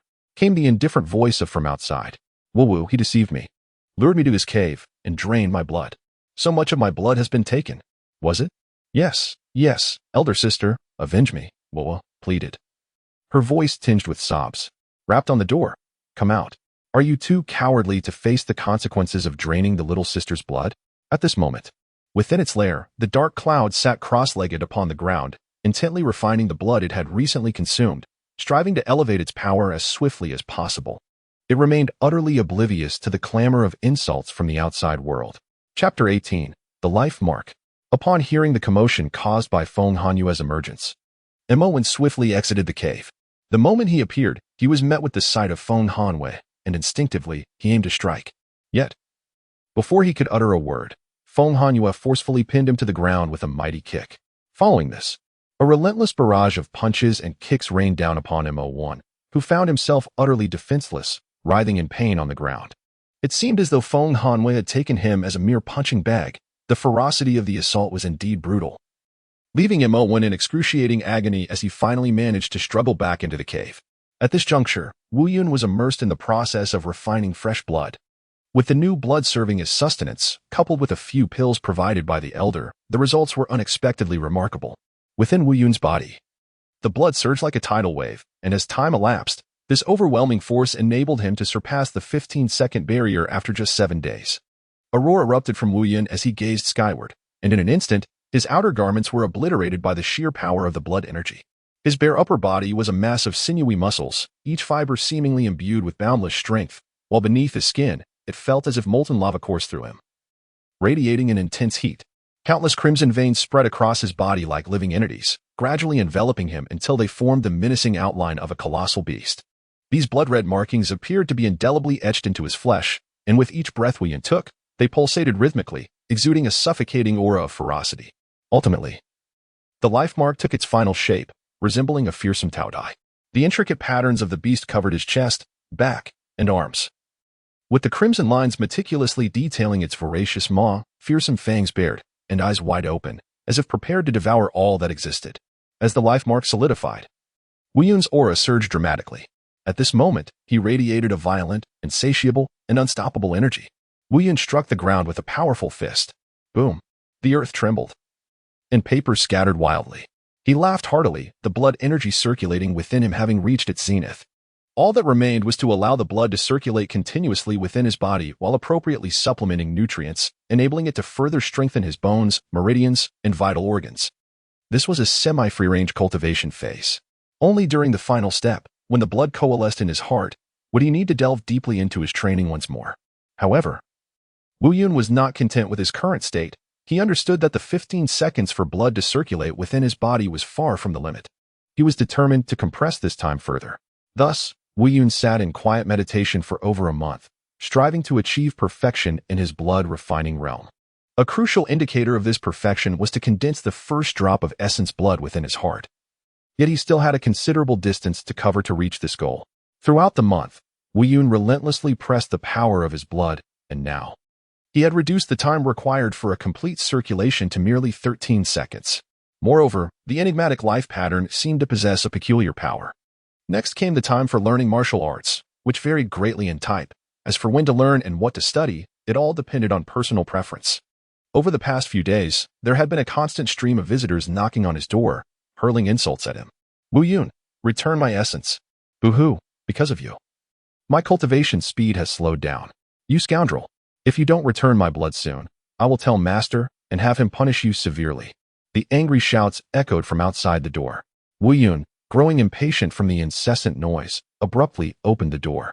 His bare torso revealed the lifelike patterns of the Tao Tai, emanating an intimidating aura that was truly fearsome. Upon witnessing this sight, Youwu shuddered in fright, hastily retreating 2 steps. Her face awash with astonishment and a hint of trepidation in her eyes. As senior brother, your life pattern is rather terrifying. Wu Yun cast a glance at her, his tone indifferent. I owe you my gratitude, junior sister. With that, he strode out of the cave, his imposing presence palpable enough to send chills down one's spine. Youwu's legs trembled slightly. She feigned composure, cautiously attempting to sidle past him, saying, "And no need for thanks, third senior brother. I shall return to the cave now." Unexpectedly, Wu Yun moved like the wind, blocking her path in an instant. He forcefully grasped Youwu's head, a glimmer of ruthlessness flashing in his eyes. "Wait, you seem quite spirited. Why the sudden desire to return to the cave?" Youwu, standing at a mere 1.60 meters, appeared fragile and delicate, while Wu Yun towered nearly 2 meters tall, his robust frame easily dwarfing her. At that moment, he resembled an impenetrable wall, firmly obstructing her escape. "Senior brother, what do you intend to do?" Youwu questioned, her voice trembling with fear. "Your blood must be rather unpalatable by now, yet your incessant noise these past few days has irked me greatly. I find you quite bothersome," Wu Yun declared, tightening his grip on her head, contemplating the repercussions of crushing it. Surely the old man would be furious. "Senior brother, spare me. I will unleash my poison." Youwu feigned supplication before suddenly exhaling a breath, releasing a plume of purple toxic mist. Wu Yun was caught off guard, inhaling a small amount of the noxious vapor. In an instant, he felt his blood freeze as if trapped by an invisible force, momentarily stagnating. The life patterns on his body vanished in an instant, and he shrank slightly. However, Wu Yun reacted swiftly, delivering a forceful slap that sent Youwu flying a good distance away. "Cough, cough, ah ha ha, you've fallen for it. My dim-witted third senior brother," Youwu exclaimed, rising from the ground, wiping the blood from her lips, her face alight with triumph. Amidst violent coughing, Wu Yun staggered toward the cave. Just as he was about to enter, a figure appeared like a specter, lifting him effortlessly with one hand and tossing him aside, landing several steps away from the cave. Upon closer inspection, it was Feng Hanwei. "You two, colluding together." Feng Hanwei glared at Wu Yun and Youwu, her voice laced with discontent. The dark clouds attempted to rise. Yet the poison had already spread throughout his body like a relentless tide, causing the blood within him to stagnate. The venom unleashed by this woman was far more potent than he had ever imagined. Merely inhaling a single breath rendered him utterly incapacitated. If he were to fall victim to such a toxin in the midst of battle, the consequences would be unimaginable. "Senior brother, you must be enjoying the taste of my blood, are you not?" Youwu remarked, hands on her hips, as she stepped closer to the dark clouds and forcefully stomped her foot upon his chest. Amidst the agony coursing through him, he mustered a feeble smile. "Ah, junior sister. I was just about to offer you the elixir bestowed by our master. Yet here you are, poisoning me instead. Do remedy this affliction for your senior brother. Is that so? Then Youwu's eyes sparkled with delight as she produced a small vial. Suddenly, Feng Hanwei interjected, "Junior sister, are you out of your mind? Do not grant him the antidote." "Oh, but he said he would give me the elixir." Youwu replied with an innocent expression. "You, foolish creature, do not heed his words," Feng Hanwei exclaimed, exasperated. "Dark clouds, it has been 2 months since I last saw you. You cannot fathom how much I have longed for you during this time." She wore a simple black gown, devoid of any embellishments, yet it exuded an inexplicable and formidable sense of oppression. How could this woman always possess such strength? "Begone, Dark Clouds replied coldly. Do you love me, or do you love little fish? Feng Hanwei pressed on, her gaze unwaveringly fixed upon him. Impossible to love you. Abandon that notion. Dark Clouds declared with a frigid tone. You have truly disappointed me. Since you do not harbor affection for me, I shall have to extract a piece of flesh from you, Feng Hanwei said, drawing a sharp longsword and advancing towards Dark Clouds. The blade aimed directly at his vital points. Senior sister, cut it. Quickly, let me play with it, and see if it can be turned into poison. Yu Wu exclaimed excitedly, her face alight with anticipation. Mo1, hearing the commotion outside, emerged from his abode to witness the gruesome scene and quickly shouted. You are all going too far. Mo1, if you do not wish to be on the receiving end of my wrath, I suggest you return to where you came from, Feng Hanwei replied without turning her head, her voice icy. Second brother, I am here to rescue you. Mo1, consumed by fury, gripped his longsword and recklessly charged at Feng Hanwei, shouting, I have manifested my fate's sigil. Today, I shall seize your senior sister's position and duly punish you for your lewdness. Before he could finish, Feng Hanwei deftly twisted her wrist, and in a flash, the blade pierced through Mo1's mouth. A gentle flick of her wrist severed his tongue. Mo1 let out a harrowing scream. Blood gushing from his mouth as he clutched it, pain etched across his face as he hurriedly retreated to his lair, chasing after his severed tongue. Now, Dark Clouds, I shall ask you once more, do you love me, or do you love little fish? Feng Hanwei poised her sword above his vital points, her gaze icy and resolute. Dark Clouds swallowed hard, beads of sweat trickling down his forehead. Clenching his teeth, he felt an overwhelming sense of helplessness and humiliation, ultimately managing to utter, I love you. Feng Hanwei. Now that is correct. Your heart can only belong to me. If I discover that you harbor feelings for that little fish, I shall sever that useless appendage of yours. Feng Hanwei nodded with satisfaction, her gaze imbued with menace. I understand, Feng Hanwei. The Dark Clouds grew considerably more subdued. Gee, how tedious. Yu Wu shook her head, her expression one of profound disappointment, clearly having not witnessed the thrilling spectacle she had anticipated. Chapter 19. Assistance in Medicine Preparation. All right, junior sister, administer the antidote. I must return, Wu Yun remarked coldly, casting a fleeting glance at Yu Wu. This poison will linger for quite some time. If you teach me to cultivate my life patterns over the next few days, I shall assist you in detoxifying. After all, you have drawn considerable blood from me, leaving me quite weakened. Should you refuse, I shall administer poison to you daily. Yu Wu declared, grasping Wu Yun's foot and forcefully dragging her towards her dwelling. Very well, I shall teach you. Allow me to rise. I can walk unaided. Wu Yun retorted defiantly. All right. Upon hearing this, Yu Wu released her grip. Wu Yun rose from the ground and followed Yu Wu into the cave. Her abode was not dissimilar to Wu Yun's, filled with an array of exotic flora that exuded an array of peculiar fragrances. As they entered, Wu Yun took a seat nearby, secretly attempting to stimulate her blood circulation. Yet, despite her efforts, the blood within her body flowed sluggishly, akin to treacle, with only a faint trickle barely sustaining her existence. It now takes 7 breaths for my blood to circulate once. It is excruciatingly slow. What method of cultivation did that old man bestow upon you? Wu Yun inquired. It involves using medicinal herbs to accelerate blood flow and enhance circulation, requiring the concoction of potent potions to achieve optimal vitality, Yu Wu explained. Then you should prepare the herbs, Wu Yun urged. I cannot comprehend the process, Yu Wu replied, shaking her head in resignation. What a fool you are. Allow me to see, Wu Yun said, taking the potion preparation instructions from Yu Wu. On the stone table lay numerous jars filled with a variety of herbs. Once prepared, the concoctions must be heated over a flame until they transform into a medicinal extract. Senior brother, you must be remarkably intelligent, Yu Wu remarked with a hint of flattery, observing Wu Yun as he diligently studied the texts. This book delineates the entire process, when to add the herbs, when to lift the lid, and when to incorporate additional ingredients. It is quite clear. The only aspect requiring attention is the control of the heat, Wu Yun stated. It is exceedingly difficult, senior brother. You are the best. Please assist me, Yu Wu implored, her admiration evident in her gaze. I am not, Wu Yun replied flatly. Then allow me to give you this potion. Once consumed, your muscles will harden, Yu Wu said, brandishing a green vial with an unsettling smile. Fine, I shall give it a try, Wu Yun conceded, albeit reluctantly. Wonderful, Yu Wu exclaimed joyfully. Seated beside the flame, Wu Yun began to boil water. Drawing upon his expertise from his own world, he added an herb when the temperature reached approximately 40 degrees Celsius. Add it now. Good. He maintained the water temperature at about 40 degrees, allowing it to simmer gradually. Once the root was sufficiently cooked and became pale, he removed it and introduced another herb. This process was intricate, necessitating careful control of the heat and the addition of ingredients. Ultimately, he intensified the heat to reduce the mixture until it thickened into a paste. At last, a thick, black concoction was successfully prepared in the earthen pot. The dark clouds cast a disdainful glance at Yuwu, remarking, "Have you managed to accomplish it yet? Such a simple task, yet you seem unable to grasp it."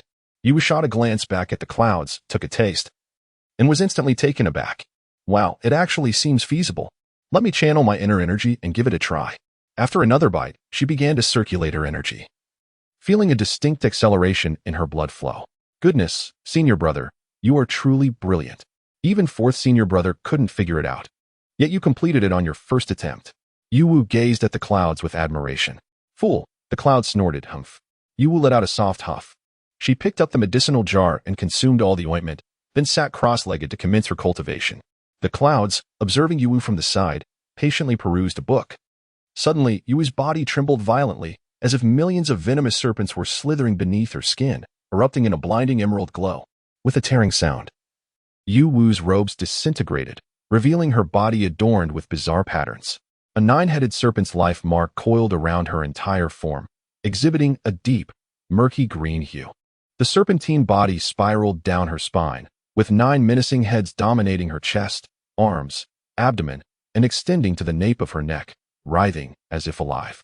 Each serpent head was vividly lifelike, with vertical, crimson pupils and gleaming white fangs, exuding a tangible miasma of poison with each flick of their tongues. As her skin rose and fell with her breath, the life mark pulsed in tandem, and amidst the swirling green light, one could almost hear the chilling hisses of the 9-headed serpent. Most alarming of all, the eyes of those serpent heads would suddenly illuminate, and intricate scales appeared upon her skin, transforming her into a creature that was half human, half serpent. The clouds were momentarily taken aback, knitting their brows slightly. Moments later, Yuwu stood up, her face alight with joy as she beheld the life mark manifesting on her body, exclaiming, "Oh my, this is indeed a life mark. And it's my favorite, a serpent." "Indeed," the clouds replied with a nonchalant nod, casting a languid and indifferent glance in her direction. Yuwu retracted the life mark, her skin becoming alabaster, devoid of any excess hair, appearing remarkably pristine. Yuwu suddenly realized her clothing had exploded, hurriedly covering her chest as she crouched down. "Senior brother, please turn around. Is it really necessary?" "It's utterly unremarkable," the clouds responded with a look of extreme disdain, then returned to the book in their hands. Yuwu, noticing the clouds' gaze, extended a trembling finger toward them, stammering, "Why you? Third senior brother, what did you just say?" In that moment, her fury surpassed even the last time the clouds had drawn her blood. "Nothing much," came the calm reply. "Say it again," Yuwu shouted furiously. "I said, you're bare-chested, and we are merely fellow brothers. You are simply devoid of any charm," the clouds replied nonchalantly. "You, clouds, I swear I will not back down today," Yuwu declared, rising to her feet, her eyes glowing a vibrant green, the 9-headed serpent life mark glowing on her body. "Wait," the clouds exclaimed urgently. In a leap, she pounced upon the clouds, forcefully pinning them to the ground, her small hands tightly grasping their neck. "You've provoked me, clouds."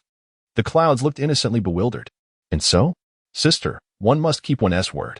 Since I have assisted you in unlocking your fate, you shall provide me with the antidote. Otherwise, once I have recovered, I shall give you a severe beating. Do you know why I'm called Yuwu?" Yuwu glared fiercely. Wu Yun paused momentarily. "Oh? So your name is Yuwu. You. Let me inform you, I am naturally beautiful, a true enchantress, more exquisite than anyone else, including in figure." Yuwu shouted in fury. "Very well, I understand." Wu Yun replied with resignation. "Humph." Yuwu seized Wu Yun's garment, forcefully tearing it apart, then pressed her lips against his chest, followed by his mouth. Wu Yun remained silent, holding a book, his eyes still fixed on its pages. After half an hour of this, Yuwu stared at Wu Yun, who exhibited no reaction, utterly bewildered. Wu Yun spoke in a calm tone. "Do you truly believe that with your physique, I would display any response?" You. Yuwu, on the verge of tears, lamented, for despite her repeated attempts, Wu Yun remained utterly unmoved, Not even the slightest hint of acknowledgement. You lack respect for me. Yu Wu accused in indignation. Enough, sister. Cease this foolishness and provide me with the antidote, Wu Yun commanded. Enraged, Yu Wu retrieved a vial from the cabinet and forcefully smashed it against Wu Yun's head, the glass shattering and releasing a cloud of white mist. Wu Yun inhaled the mist, feeling his blood surge as the markings on his body flickered. He grasped Yu Wu by the neck with one hand, lifting her effortlessly and tossing her aside, then picked up the discarded clothing, disdainfully wiping his mouth before striding out. Yu Wu shouted her final retort. You, Wu Yun, after my kiss, little fish will no longer love you. Wu Yun turned back, casting a dismissive glance at Yu Wu. Sister, perhaps you ought to squat down and take a look at yourself, lacking in both form and figure. Besides drenching me in your saliva, what utility do you possess? Thunderous. This remark struck Yu Wu like a bolt from the blue, reverberating through her mind. Besides drenching me in your saliva, what utility do you possess? After Wu Yun exited the cave, a howl echoed from within Yu Wu's dwelling. Chapter 20. The blood-colored homecoming. With tears streaming down her face, Yu Wu dashed towards Feng Hanyue's cave. What troubles you, junior sister? Has Wu Yun bullied you again? Upon seeing Yu Wu in such distress, Feng Hanyue furrowed her brow slightly. Wu, senior sister, my heart aches so much. Yu Wu sobbed uncontrollably. What has happened? Feng Hanyue inquired with genuine concern. Wu. Yu Wu sniffled, taking a significant moment before asking, senior sister, am I lovable? Feng Hanyue scrutinized her and replied earnestly, to be honest, quite adorable. You appear very well behaved. Am I fair-skinned? Yu Wu pressed on. Indeed, you are fairer than I. Feng Hanyue answered without hesitation. So, I am a woman, right? Yu Wu continued to inquire. Feng Hanyue chuckled helplessly, given that you lack any masculine traits. You are undoubtedly a woman. I must be somewhat pretty, right? Yu Wu mumbled softly. Indeed, you live up to your name. Feng Hanyue replied nonchalantly. Then why, when I stand before Wu Yun completely unclothed, does he remain unresponsive? Yu Wu's voice grew increasingly forlorn. Feng Hanyue was momentarily at a loss for words. Her brow furrowed tightly, her nostrils flaring slightly as she struggled to suppress her laughter. And no, you are quite alluring, heh? Indeed, quite enticing. You are a beautiful specimen. Feng Hanyue managed to respond while fighting back laughter. Yu Wu's expression darkened. What are you laughing at, senior sister? I'm not laughing. I merely recalled a delightful memory. Feng Hanyue endeavored to maintain a natural demeanor. What delightful memory? Yu Wu pressed further. Hee. I remembered how I bested Wu Yun this morning. Oh, if I am indeed beautiful and a girl, why does he not feel anything for me? Claiming I merely drench him with saliva? Unable to contain herself any longer, Feng Hanyue erupted into laughter. Ha. Her laughter echoed throughout the cave. Yu Wu shrieked. Senior sister, what are you laughing at? I didn't laugh. I didn't. Feng Hanyue hastily denied, yet her smile betrayed her.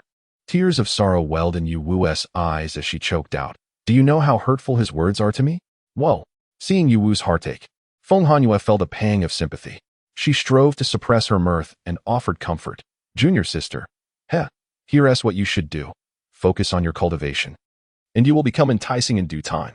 Wu. Yu Wu remained engulfed in her sadness. Moreover, why would you want to tempt that lunatic? He is not well in the mind. You should steer clear of him. But he has bullied me. I wanted to retaliate. By the way, would he react if he saw you without clothes?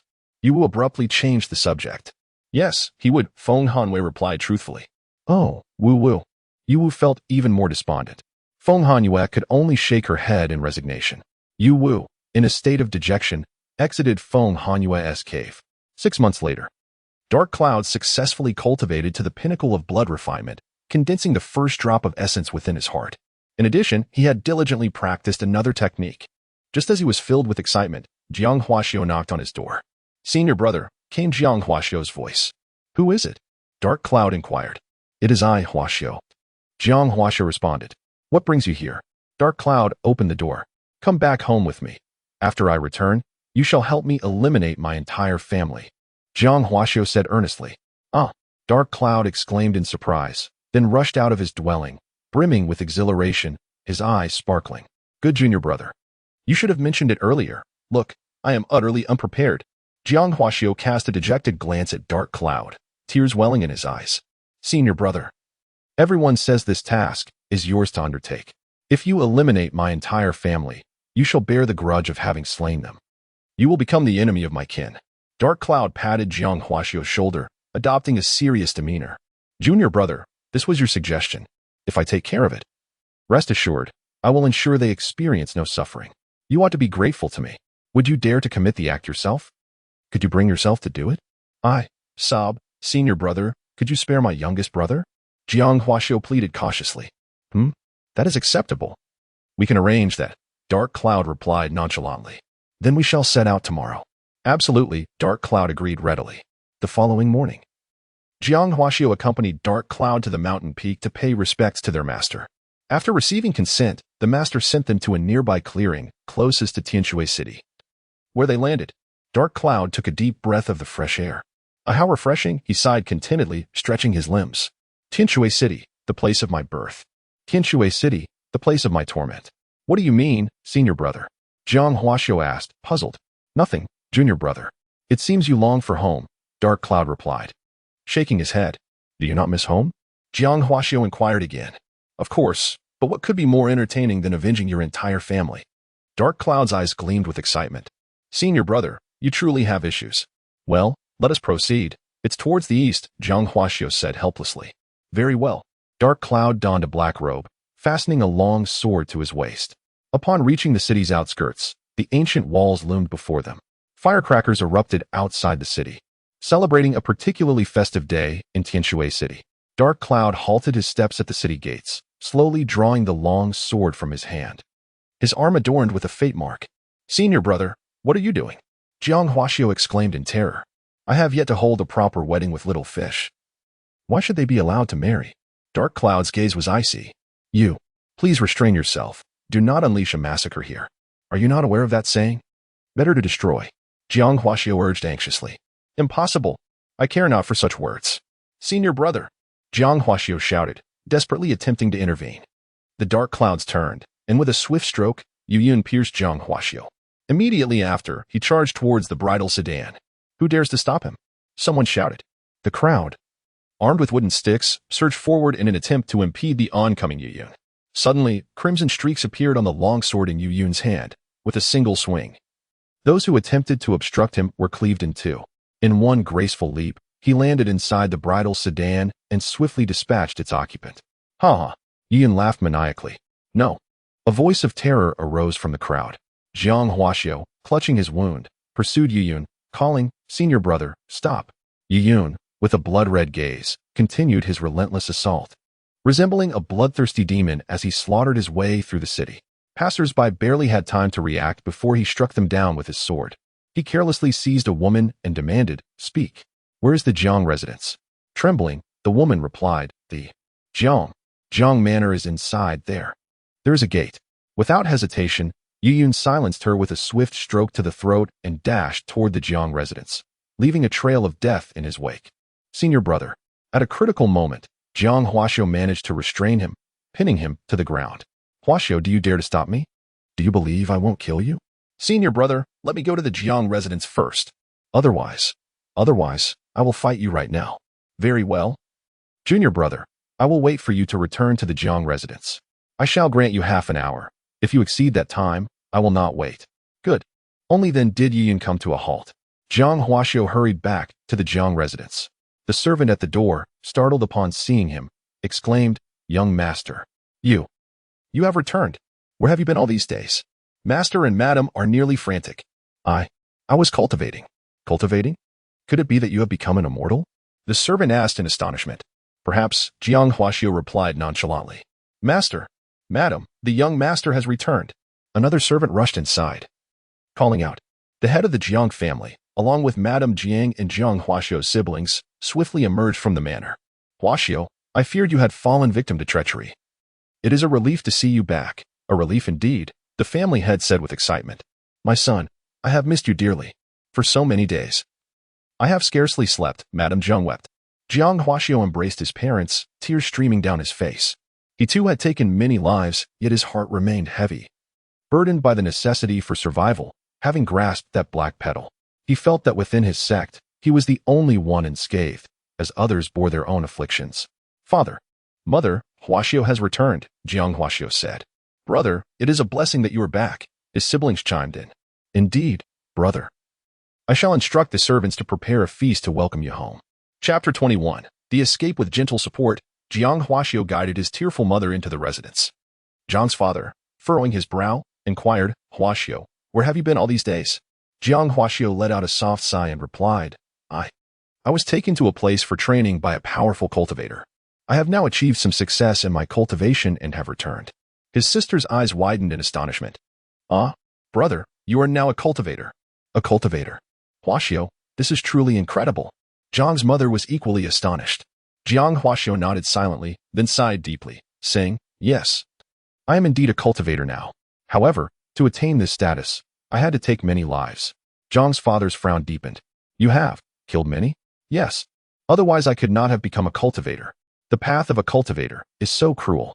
A hint of helplessness laced Jiang Huaxiao's voice. Enraged, Jiang's father stood up, slamming his hand on the table, his anger palpable. How dare you kill? I remember when you were a child. You wouldn't even harm an ant. And now, you have taken lives, many lives. I am sorry, father. I was left with no choice.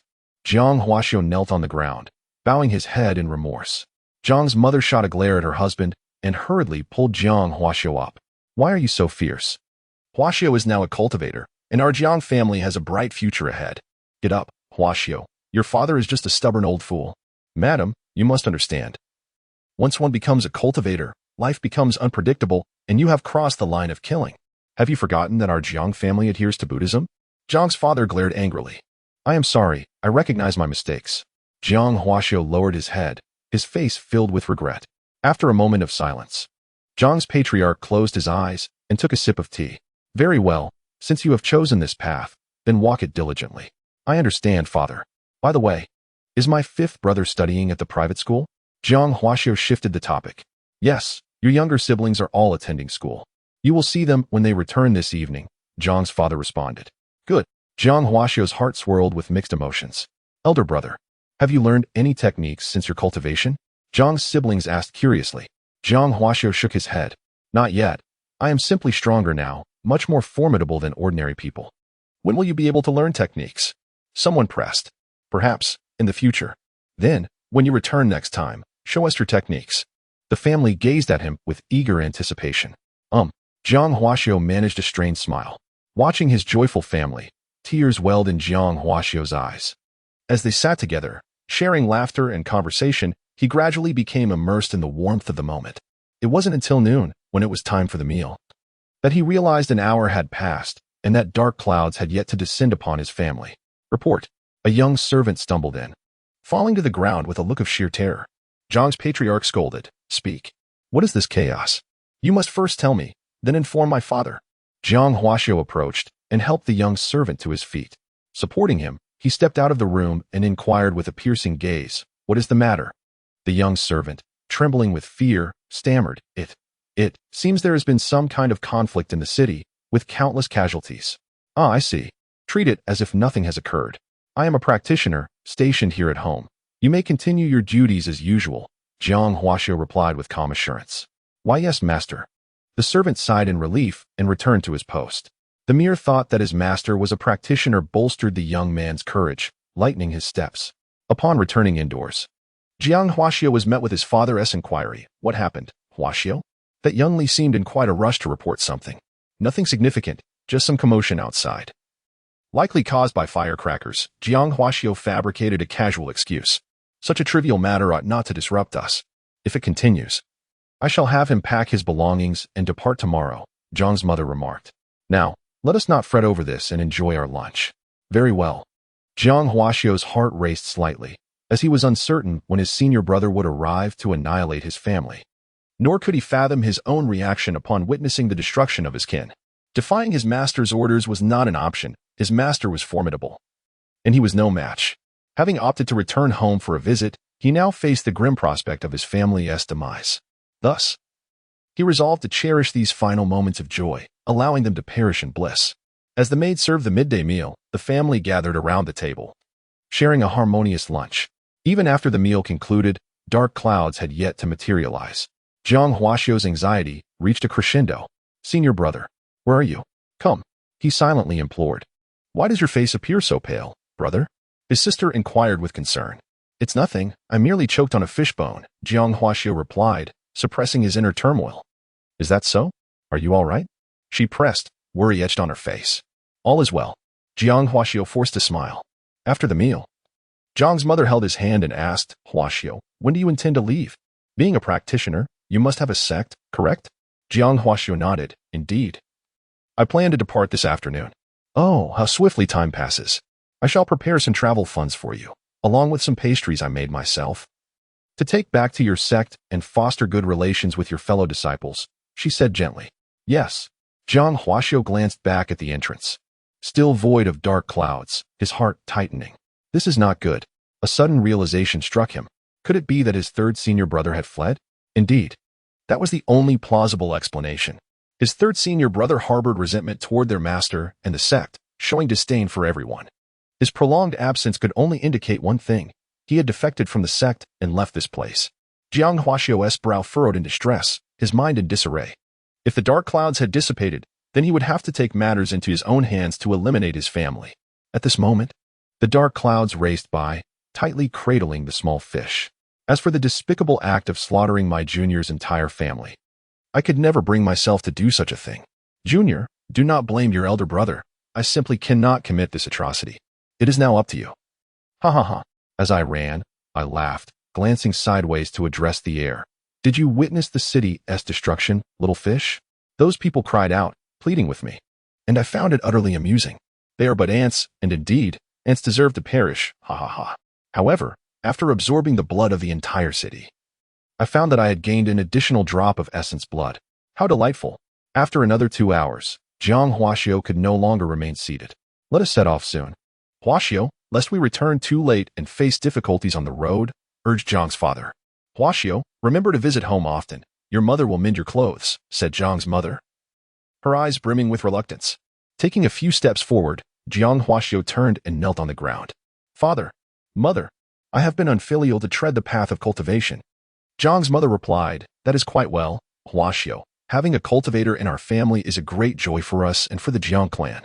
Grandfather, grandmother, father, mother, second brother, third sister.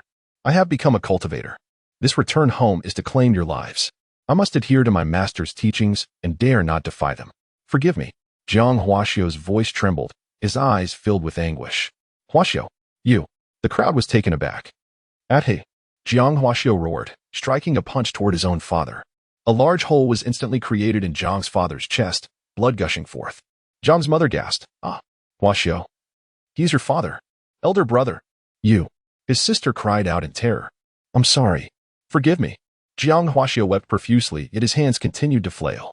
Chapter 22. The city of carnage. Nightfall enveloped the scene as Jiang Huaxiao returned to the entrance of his cave dwelling, his attire stained with blood, and his head bowed low, tears cascading down his cheeks. Witnessing this poignant sight, Feng Hanwei approached him slowly.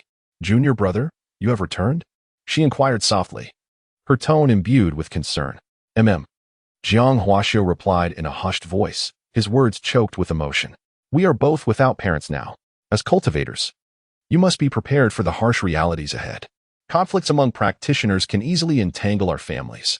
Shedding this burden early will benefit your future cultivation. Feng Hanwei gently patted his shoulder.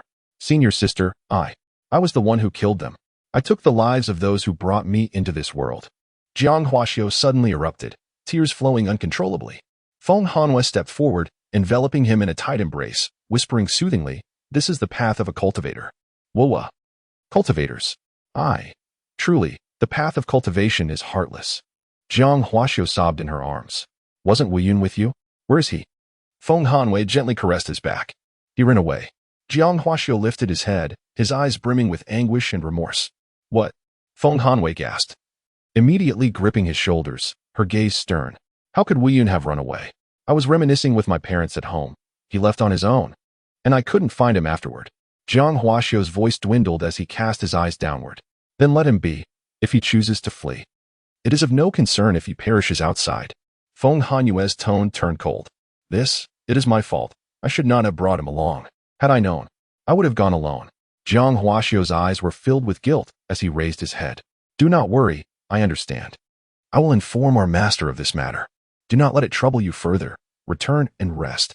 Feng Hanwei nodded reassuringly. Jiang Huaxiao mechanically nodded. Turning to walk towards the cave, Feng Hanwei observed his retreating figure, a flicker of complex emotions crossing her gaze. She felt a twinge of sibling affection. For Wu Yun bore a striking resemblance to her younger brother in that fleeting moment, sharing a similar temperament. However, Wu Yun is unwell. After consulting her master, Feng Hanwei opened the stone door to Wu Yun's cave and ventured inside. Books were strewn across the floor as she searched meticulously. Yet the bones of the little fish were conspicuously absent, indicating that he had indeed fled. Master, should I go in search of him? Feng Hanwei stood before her master, her hands clasped before her.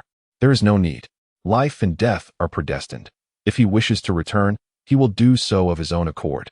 Her master replied nonchalantly. Very well. Feng Hanwei bowed slightly. Continue your cultivation as usual. Once you reach a certain level, I will assign you tasks. Understood. Feng Hanwei responded respectfully. The Shanhai realm stretched infinitely, resembling an endless world of mystery. The 5 great continents loomed like the vertebrae of a colossal beast, spanning the expanse between heaven and earth, each vast enough that a mere mortal could not traverse it in a lifetime.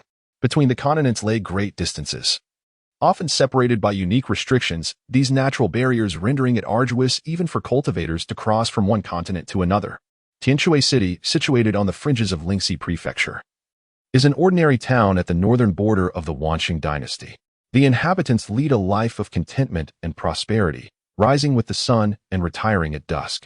However, 7 days later, a shocking piece of news swept through the entire Wanqing dynasty like a tempest. Tianshui City had been slaughtered, leaving not a single soul alive. Upon hearing this news, the sovereign of the Wanqing dynasty was filled with fury. He slammed his hand on the table and bellowed, "This is outrageous. If the Hechu kingdom seeks war, then the Wanqing dynasty fears it not. Someone, ascertain the cause. If the dynasty has unjustly slaughtered our citizens, I shall ensure that the Hechu kingdom pays a grievous price. If it is the work of rogue cultivators, they shall be exterminated without mercy." Yes. The ministers in the court exchanged glances, fully aware that Tianshui City lay on the border between the two nations, yet they had coexisted peacefully for many years. There was no concrete evidence implicating the Hechu kingdom.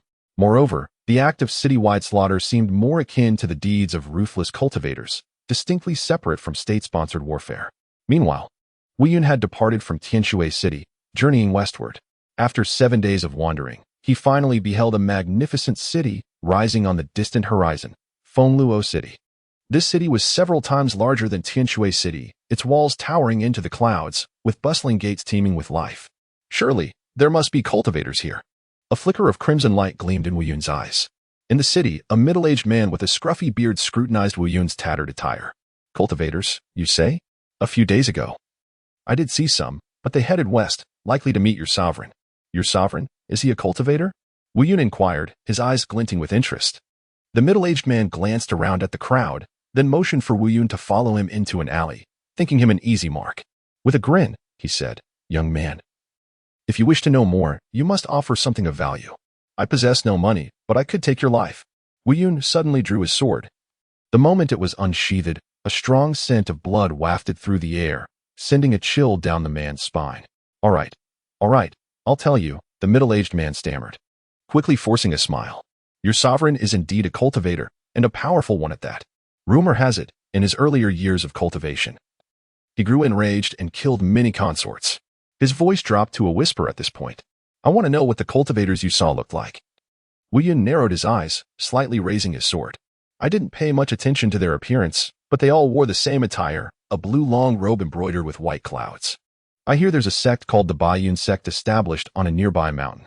If I'm not mistaken, those were their cultivators." "Very well, I understand."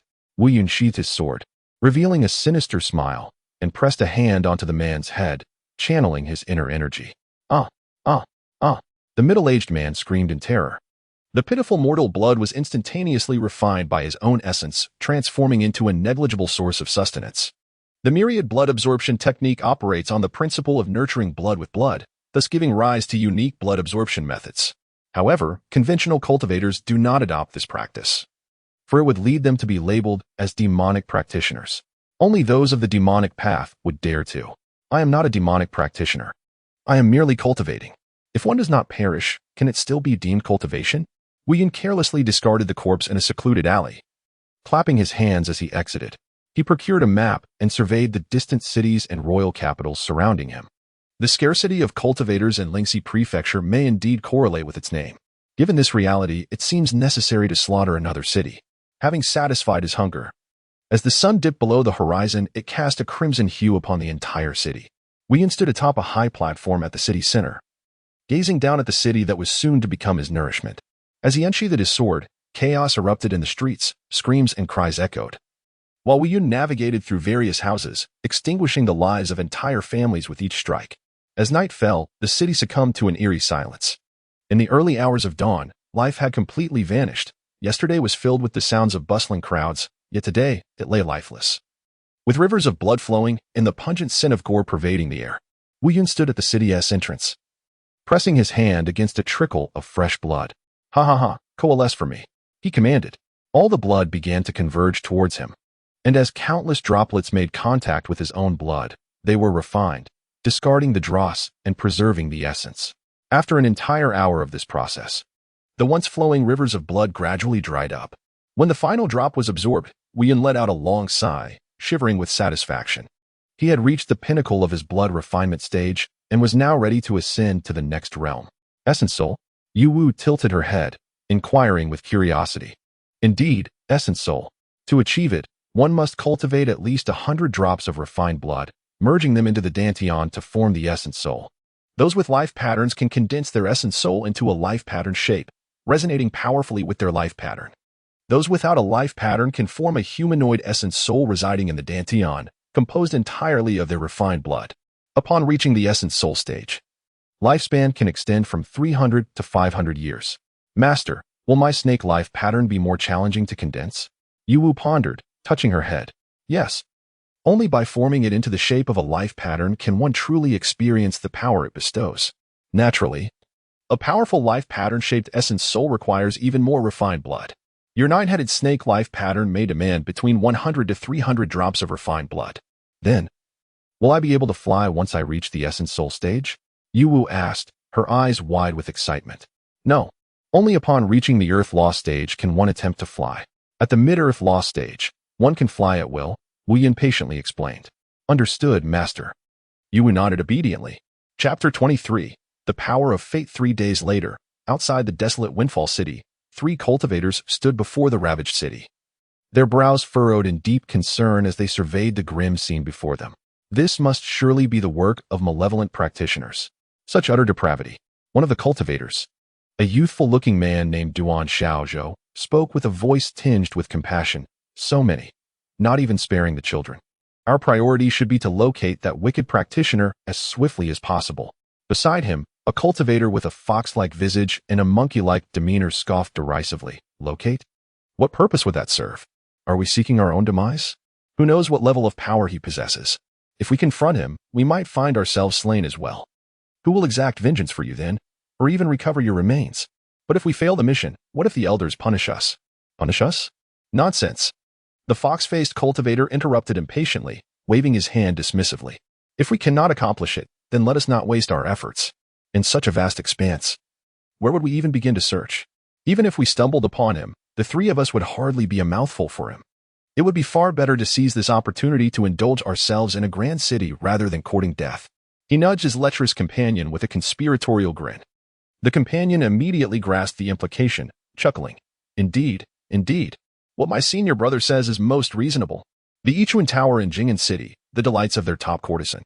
Ah, I sampled it last time, and it was truly worth its weight in gold, utterly intoxicating. He wore a look of reminiscence. Are mortal women truly so enchanting? That is their unique skill, the very means by which they thrive. Their figures, their voices. Ah, excellent. Junior brother Duan. Take a trip back to report to the elder. Inform him we have discovered traces of the malevolent practitioner, but that he possesses formidable strength and elusive movements. We are currently pursuing him with utmost diligence. Once you have delivered the message, you shall meet us in Jing'an City. Remember, we are tracking the perpetrator, understood? His gaze bore an unyielding weight. Understood, esteemed senior brothers, Duan Xiaozhou replied, not daring to retort. He was acutely aware of how fortunate he was to be accepted into the Baiyun sect, relishing the respect afforded to him amidst mortals. Yet, as he beheld the scene of carnage before him, a sense of doubt and heaviness weighed upon his heart. So many innocent lives extinguished. Yet no cultivator stepping forth to seek justice. Is this truly right? Suppressing his thoughts, he turned and hastened toward the sect. On the remnants of Windfall City's towering walls, dark clouds loomed silently above, and as Duan Xiaozhou parted ways with his two senior brothers, a cold, eerie smile crept upon his lips. After the massacre, he had not departed, instead remaining in this place to cultivate in secrecy, absorbing the chaotic essence of blood that had gathered. Within him, 5 precious droplets of essence blood had quietly coalesced. With each formation of essence blood came a faint yet distinct sensation of power, akin to a trickle merging into the sea, nurturing his very being. The unique cultivation method of myriad sources blood gathering thrived on blood, and each process of condensing essence blood was itself a vigorous stimulus to his body, igniting a furnace within, causing his blood to boil. This corporeal vessel serves as the most exquisite furnace, continuously refining the tumultuous blood into pure essence, enhancing the very foundation rather than diminishing it. Each drop of refined blood is akin to a senior engineer commanding the core, fortifying the body further. Regarding his own strength, the enigmatic figure known as Wu Yun remains uncertain, quietly exploring his capabilities, observing Duan Xiaozhou gradually transform into a solitary moving speck. A subtle smile graced Wu Yun's lips as he stealthily followed behind. After traversing approximately 10 miles, Duan Xiaozhou, feeling fatigued, sought respite upon a large stone by the roadside. Just as he caught his breath, a chilling sensation abruptly swept across the nape of his neck, causing his heart to race. He swiftly turned, only to behold a figure, eerily still like a stone statue, standing silently less than 5 paces behind him. Wu Yun did not immediately strike, instead taking a keen interest in scrutinizing Duan Xiaozhou, his gaze ultimately settling on the faintly pulsating neck of the latter. Startled, Duan Xiaozhou jumped up, hastily retreating half a step, and demanded, "Who are you?" "A cultivator," came the reply. "Then why have you been following me?" Duan Xiaozhou asked, his eyes narrowing as his right hand instinctively rested on the sword at his waist. "Which sect do you belong to?" "I am Duan Xiaozhou, an outer disciple of the Baiyun sect, Fuyun Hall." "And you are?" he inquired, attempting to assert himself with the name of his sect. "A solitary cultivator, Feng Hanwei." "Feng Daoist, since we have exchanged names. May I ask why you have been trailing me?" Wu Yun appeared to disregard his question entirely, instead posing, "What realm are you currently in?" "This." Duan Xiaozhou faltered, pondering the appropriateness of revealing such information. "It may not be convenient to disclose, Daoist." "What inconvenience could there be? The more friends, the more paths. Consider it a chance to make a friend." Duan Xiaozhou furrowed his brows, realizing that the other's strength was uncertain, yet his stealthy approach indicated superiority. Concealing the truth seemed futile, so he confessed, "Very well. Given your ability to follow so discreetly, your cultivation must indeed surpass mine. I am at the 2nd realm of human law, a blood refinement practitioner." "Do you possess a life mark?" Wu Yun inquired next. "Life mark?" Duan Xiaozhou was taken aback, shaking his head. "No, I do not. Could it be that you have encountered cultivators with life marks?" His eyes sparkled with intense curiosity, momentarily forgetting his caution. Wu Yun nodded gently. "Indeed, I have. Quite an unusual sight." Duan Xiaozhou gasped in astonishment. "What? You have truly seen cultivators with life marks?" "Yes." Wu Yun affirmed with a sense of inevitability. "That is why I inquired whether you have one. Are they not rare?" "Rare does not begin to describe it." Duan Xiaozhou exclaimed, excitement surging within him. "Life marks are incredibly rare, exceedingly difficult to awaken. It is said that each individual possessing a life mark is a prodigious genius. I have only heard that in our sect, the personal disciple of the Grand Elder." Suddenly realizing he had spoken out of turn, his expression shifted, and he quickly fell silent, casting a wary glance at Wu Yun. "Oh?" Wu Yun's smile was enigmatic as he pressed further. "Where have you seen cultivators with life marks? What do they look like?" The ominous clouds feigned nonchalance, even waving dismissively with a hint of self-mockery. "During an outing, I encountered a formidable opponent. And after a prolonged struggle, just as I felt I could no longer withstand the confrontation, he unexpectedly revealed a particular artifact. Taken aback, I fled immediately." Duan Xiaozhou nodded in agreement, exclaiming that indeed, the fateful markings possessed an innate suppressive power over cultivators like us who lacked such markings. It is said that some powerful markings, once manifested, can completely freeze the flow of one's vital energy. How astonishing! The clouds feigned surprise in response. However, for Daoist Feng to engage in prolonged combat with such a practitioner, his strength must surely be extraordinary. Duan Xiaozhou praised him, managing to conjure a smile that reflected genuine admiration. Oh, just average, haha. The clouds joined in laughter, though their smile appeared somewhat strained. Amidst the laughter, unexpectedly, the clouds began to loosen their belt and remove their upper garments. Taoist, what are you doing? Duan Xiaozhou was momentarily bewildered. Two men, out in the wilderness. In the blink of an eye, the clouds had stripped off their upper clothing, standing bare-chested. As Duan Xiaozhou remained in shock, the smile on his face abruptly vanished, replaced by a chilling, murderous intent. Without warning, a powerful palm strike was directed toward Duan Xiaozhou's chest. The force of the strike was formidable, accompanied by a piercing sound of air being sliced. Duan Xiaozhou was taken aback, hastily crossing his arms to guard his chest. With a thud, the impact was profound, forcing him to stagger back several steps before regaining his footing, his arms aching subtly. Taoist, what is the meaning of this? He questioned in a mix of surprise and anger. The clouds looked at him with indifference. Nothing. I simply find you displeasing. Now, it is either your demise or mine. Feng Hanwei. You. Duan Xiaozhou trembled with rage, realizing that he was dealing with a despicable character. Indeed, the clouds admitted with a cruel smirk. A sense of despair engulfed Duan Xiaozhou, transforming his fear into fury. With a roar, he ceased hesitating, channeling all his strength into a fierce palm strike aimed at the cloud's chest. However, just as his palm was about to make contact, an overwhelming fear, rooted deep within his bloodline, seized him. The once smoothly flowing energy within him suddenly froze, as if a raging river had turned to ice, rendering him immobile. Although his palm struck the bare chest of the clouds, it felt akin to hitting an unyielding iron block, lacking any force. Duan Xiaozhou's pupils constricted in sheer terror. Before him, the bare skin of the clouds suddenly manifested a colossal, grotesque, and menacing Taodai marking.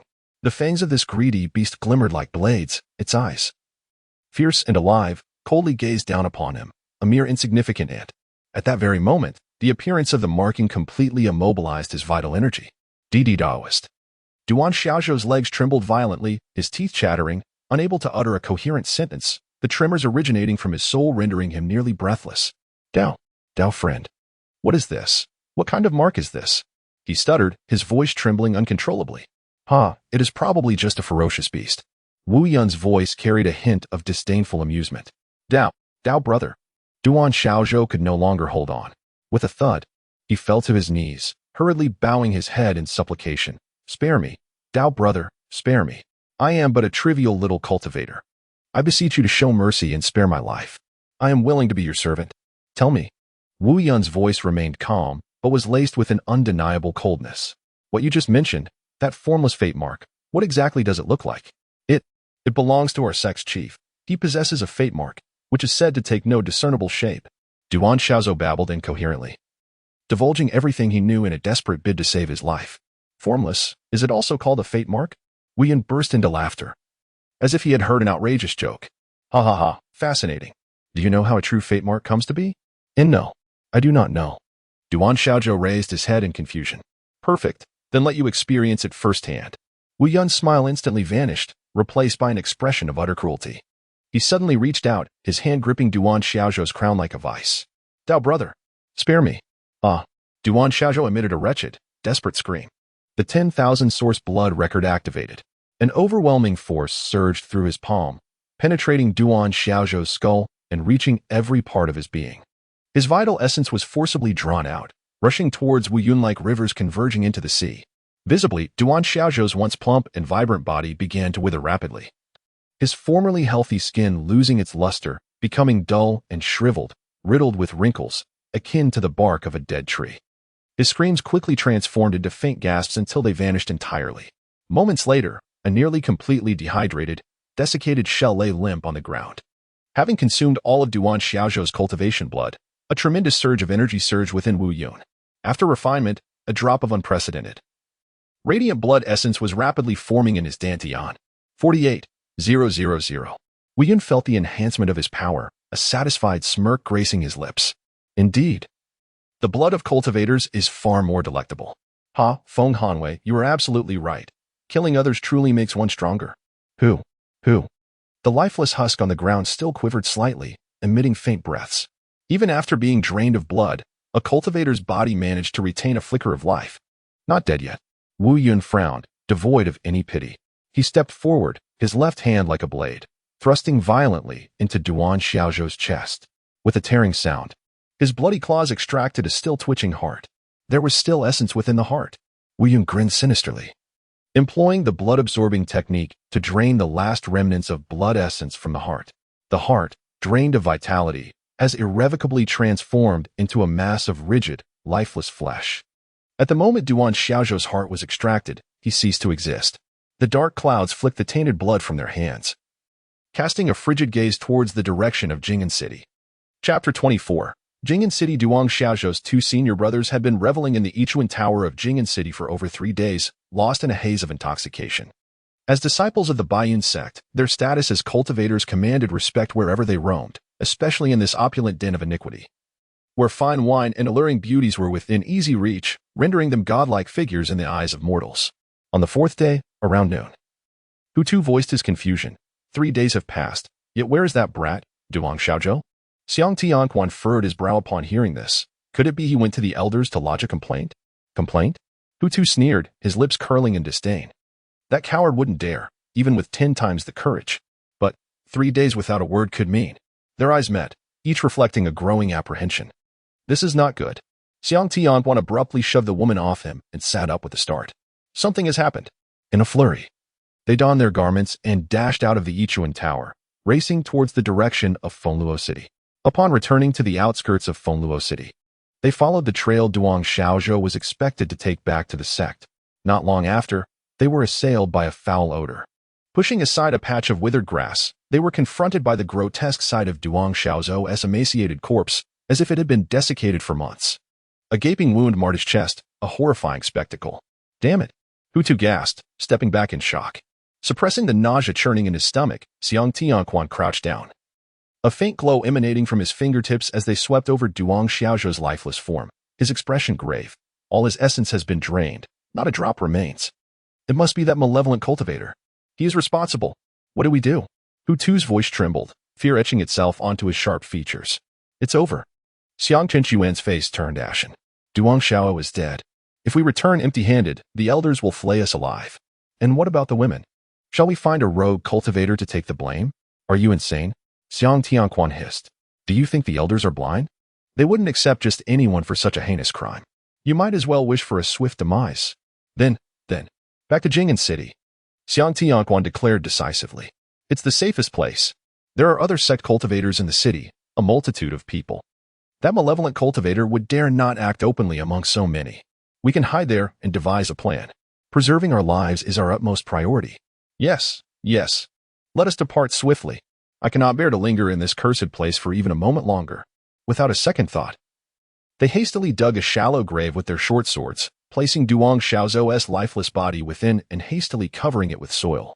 They then jointly pushed a boulder, nearly half their height, atop the makeshift grave, treating it as a headstone. Apologies, junior brother Duan. Xiang Tianquan gasped, offering a perfunctory gesture towards the stone, his sincerity lacking. May you tread well along the path to the Yellow Springs.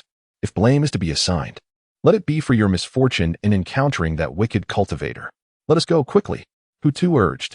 The two, unyielding in their resolve, hastened towards the direction of Jing'an City, until the imposing silhouette of the towering city walls distinctly re-emerged before their eyes. The fortress, emblematic of safety and human presence, lay tantalizingly close. Only then did the two feel their taut nerves begin to relax, their footsteps involuntarily slowing. Just a mile away from the city gate, they spotted a man clad in an unremarkable gray robe, his stature upright and hair disheveled, ambling leisurely ahead. Fortunate to have run swiftly, Hu Tu regained his breath and whispered to Xiang Tianquan, a semblance of relief gracing his features. The malevolent cultivator had just drained Duan Xiaozhou. He must be hiding now, refining the essence of blood. Indeed, that makes sense. Once we find refuge in the city, we can gather a few senior brothers. Perhaps we could slay that solitary evil cultivator, avenge Duan Shidi, and achieve great merit. Convinced of their safety, the two slowed their pace, almost catching up to the leisurely gray-clad figure. At that moment, the man unexpectedly halted and slowly turned around. It was Wu Yun. His gaze swept over the prominent blue robes adorned with cloud patterns worn by the two, and a smile deepened at the corners of his mouth. Friends, did you just mention the evil cultivator, the one who recently slaughtered in Fengluo City? Indeed, that deranged fiend. Hu Tu, noting Wu Yun's beggar-like appearance. Instinctively exhaled in relief and interjected, "You are also a cultivator?" Wu Yun inclined his head slightly. "Yes, I am Wu Yun of the Baiyun sect." Xiang Tianquan clasped his fists, striving to maintain the demeanor befitting a disciple of a major sect. "This is my junior, Hu Tuesday. May I inquire your name and the sect from which you hail?" Wu Yun returned a symbolic gesture of respect. "A solitary cultivator, Feng Hanyue." "Oh, so it is fellow Taoist Feng." Xiang Tianquan raised his voice slightly, cautiously probing. "Might fellow Taoist Feng have knowledge of the whereabouts of that malevolent entity? My junior and I have been tasked with the pursuit, determined to uphold justice." Wu Yun's gaze flitted between their faces, as if contemplating. "Whereabouts? I do not know, but if he wishes to continue his misdeeds, would he not come to Jing'an City?" "Haha." Xiang Tianquan chuckled. "Fellow Taoist Feng worries unnecessarily. Within Jing'an City, esteemed cultivators are stationed, and the defenses are formidable. No matter how arrogant that fiend may be, would he dare to act recklessly here? Would that not be akin to walking into a trap, courting death?" A hint of bashfulness appeared on Wu Yun's face as he rubbed his hands together. "I am but a solitary cultivator, lacking in experience, naturally timid, and quite fond of life. Hearing of the evil cultivator's infamy has made me anxious even while resting outdoors these past few days. I beg your pardon for any amusement I may have caused you." "Fond of life?" Hu Tu could hardly contain his laughter, rolling his eyes mockingly. "If one is so fond of life, what business do they have cultivating? We cultivators defy fate for survival. How can we afford to be timid?" His words were abruptly cut short. A gray shadow flickered before him. The self-deprecating Wu Yun, who had just been lamenting his cowardice, suddenly stepped forward, unleashing a chilling wave of murderous intent. Xiang Tianquan felt an icy hand, as unyielding as iron pincers, abruptly clasped over his face. He struggled to break free, only to find the blood energy within him frozen, instantly stagnating and paralyzed. A similar sensation enveloped Hu Tu. He yearned to scream. Yet even the muscles in his throat betrayed him, as if his body no longer belonged to him. Ha, ha. The two could only emit futile wheezing sounds. "So, it turns out, you are." Xiang Tianquan's eyes bulged with fury as he painfully forced a few words through clenched teeth. "Blood. Explosive talisman, quickly." Hu Tu cried out with all his might. The gaze of the dark cloud suddenly sharpened, like a beast awakening from the abyss, its 5 fingers pressing down with overwhelming force upon their faces. Ugh! As Xiang Tianquan's hand barely grazed the fabric of his chest, his raised arm withered like a parched branch, visibly shriveling before their eyes. The talisman in his embrace fell silent before it could be activated. Whoa! The two were left gasping like fish out of water, their mouths agape in vain. "It's... ha." The dark cloud chuckled menacingly, its voice akin to a blade scraping bone. "Die. Become my nourishment." A powerful suction, like an unseen millstone, drained the last vestiges of life from Xiang Tianquan and Hu Tuesday. In the blink of an eye, only 2 tightly curled, grotesque black corpses remained on the ground, their hollow eye sockets fixed upon the sky. The dark cloud slowly retracted its palm, savoring the surging vitality within. A sigh of satisfaction escaped its lips. Observing the slight rise and fall of the corpses' chests, the dark cloud's eyes remained devoid of emotion. It crouched down, its claw-like fingers effortlessly tearing open the chest of the 2 corpses, accurately extracting 2 dark red hearts that had long ceased to beat, yet still retained a faint essence of life. A flash of crimson light flickered at the tips of its fingers as the last remnants of vitality were thoroughly drained from the hearts. Emotionlessly, it discarded the filth from its hands. After rummaging momentarily within the not yet fully withered fabric of Xiang Tianquan's inner garment, it retrieved a yellow talisman inscribed with numerous patterns, prominently featuring the word explosive in blood red. Blood explosive talisman? A fine acquisition, it belongs to me now. From Hu Tu's pocket, it also procured a smooth, warm, blood-colored orb the size of a pearl, within which faint traces of blood essence flowed. The dark cloud's eyes gleamed momentarily with interest. A remarkable find, casually pocketing several gold ingots, mere trinkets of mortals. It adjusted its slightly disheveled gray robe and strode toward the bustling, seemingly unaffected massive city of Jing'an. The city gates loomed ahead, with a torrent of carriages and people weaving through, their voices a cacophony to the ears. The dark cloud tilted its head slightly, gazing at this city ablaze with lights and filled with music, the corners of its lips curling into a cold yet inquisitive arc. This city is rather lively. It entered the city. Its blade had long since dulled amidst the relentless carnage, now rendered as useless as scrap iron. Along the streets, the lights sparkled, reflecting the joyful faces of carefree men and women. Couples clasped hands tightly, sweetly selecting new garments. Friends strolled together, their laughter ringing out. Vendors called out enthusiastically, vying for business. The air was thick with the mingled scents of food, cosmetics, and spices, saturated with the essence of mortal life. This is an entirely different world. The cacophony and joy seem to pierce a secret corner deep within the heart of the dark cloud. He extends his hand, gently probing into his bosom, and cautiously retrieves a half-segment of stark white bone. It is a small piece of a human rib, smooth and slightly cool to the touch. Unperturbed by those around him, he presses the white bone against his cold cheek, murmuring softly, his voice as tender as a lover's whispers at night, "Little fish, I am sorry for keeping you in my embrace for so long. Are you feeling stifled? Look, this city is so bustling. See how beautifully those people are dressed." His gaze falls upon a resplendent jewelry store at the edge of the street, and his expression instantly softens with focus. "Come, let me take you to choose a gift. Today, I shall buy for you the most exquisite piece of jewelry." He disregards the astonished and disdainful glances from passers-by and strides into the fragrant, jewel-laden shop. Upon entering, he heads directly to the central counter. The young attendant, wearing a professional smile, is about to greet him, but is abruptly dismissed by the well-dressed middle-aged shopkeeper behind the counter. The shopkeeper forces a stiff smile, "Esteemed guest, may I inquire if you wish to select something for your lady or young miss?" His words are abruptly cut off. He sees the dark cloud reverently cradling the half-white rib in his bosom. The shopkeeper's smile freezes instantly, his eyes nearly bulging out as a muffled gasp escapes his throat. Several women in the vicinity witness this scene, their faces blanching in horror as they scream and recoil a few steps, shattering the shop's previously serene atmosphere. The dark cloud seems oblivious, tenderly caressing the bone with his fingers, his gaze disturbingly affectionate, his voice clear and slow. "Shopkeeper, I am here to buy a piece of jewelry for my beloved. Something she can adorn herself with." He raises the bone towards the shopkeeper once more. "Please, choose a piece worthy of her." The shopkeeper's complexion shifts from pale to white, then to red, his lips trembling. You, this is Little Fish." The dark cloud introduces as if speaking of a living person, his tone carrying an odd pride. "It is her first time receiving a gift from me. As the owner here, if you can help her select a piece of jewelry she desires, the cost is not an issue." As he speaks, the dark cloud continues, as if no one else exists, to cradle the rib, gently rubbing it against his cheek repeatedly, murmuring softly like a lover, "Little fish, soon you will have a beautiful piece of jewelry to wear. What style do you like? Is it gold or jade? Tonight, you must keep me company and tell me jokes, all right?" This scene ignites the shopkeeper's fury and fear. "You wretched fool. You must be deliberately provoking me." "Right." He trembles with rage, pointing at the dark cloud and shouting hoarsely, Someone, throw this lunatic out."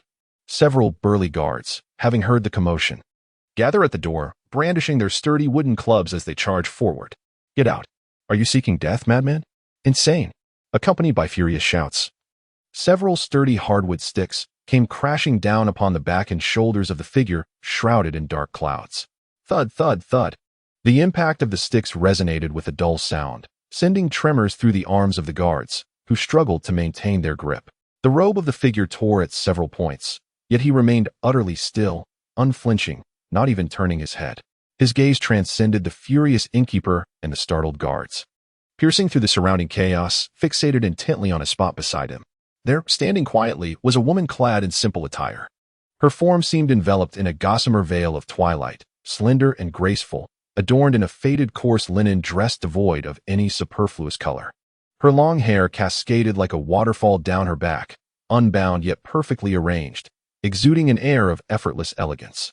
Her face, pale as jade, radiated an innate purity, as if she were born to be untouched by the clamor of the world, starkly contrasting with the ostentation of the cosmetics surrounding her in the inn. Like a lotus inadvertently plucked from its serene pond, she stood there, devoid of makeup, unadorned by jewelry, her delicate figure swathed in plain fabric. Her eyes, crystalline and distinctly defined, were wide with a hint of lively and innocent curiosity as they surveyed the array of jewelry displayed on the shelves around her. Chapter 25. The enchanting smile amidst the delicate interplay of light and shadow. A gentle smile of a small fish gradually materialized. "What jewelry will you buy for me?" The phantom tilted its head, its eyes sparkling with warmth. In that instant, The bustling crowd, the furious shopkeeper, and the flailing clubs all faded into a blurred background, overshadowed by that tender voice. In the depths of the clouded eyes, nothing else could be seen, only the enchanting figure that lingered in his heart. Unexpectedly, the usually brooding gaze held a profound tenderness, and his voice, softer than ever, intertwined with longing. "Choose, little fish, whatever you desire, I shall procure it for you, as long as it brings you joy." The ghostly figure nodded in satisfaction, the smile deepening at the corners of its lips. All right. Even the blows from the clubs could not rouse him from this reverie. Just then, a clear voice pierced through the clamor. "Stop." The crowd instinctively parted. A man clad in a bamboo green brocade robe strode forward, his stature tall and elegant, reminiscent of a fine orchid, accompanied by a charming woman in a pale yellow dress. The man's gaze swept over the unmoving cloud, finally settling on the fragment of bone, his expression growing serious. "My friend, what jewelry do you wish to select for your beloved?" Awakening momentarily, the cloud blinked in confusion. A bracelet, the finest jade bracelet. The shopkeeper, still shaken, cast a wary glance at the nobleman, reluctantly acquiescing. "Very well, very well." He procured a superior quality sheep, fat white jade bracelet. "This exquisite piece is 30 taels of silver." "Very well." The cloud merely nodded lightly and began to reach for the money pouch at his waist. At that moment, the elegant man spoke again, his gaze probing the bone, his tone measured. "Forgive my boldness, friend. Is this bone indeed your beloved?" Before he could finish, a sudden, chilling intent to kill erupted without warning. The cloud abruptly twisted, springing into action with the speed of lightning. A straightforward punch, devoid of embellishment, was launched directly at the man's face. The man, known as Su Fenghua, flashed with surprise, evidently unprepared for such ferocity.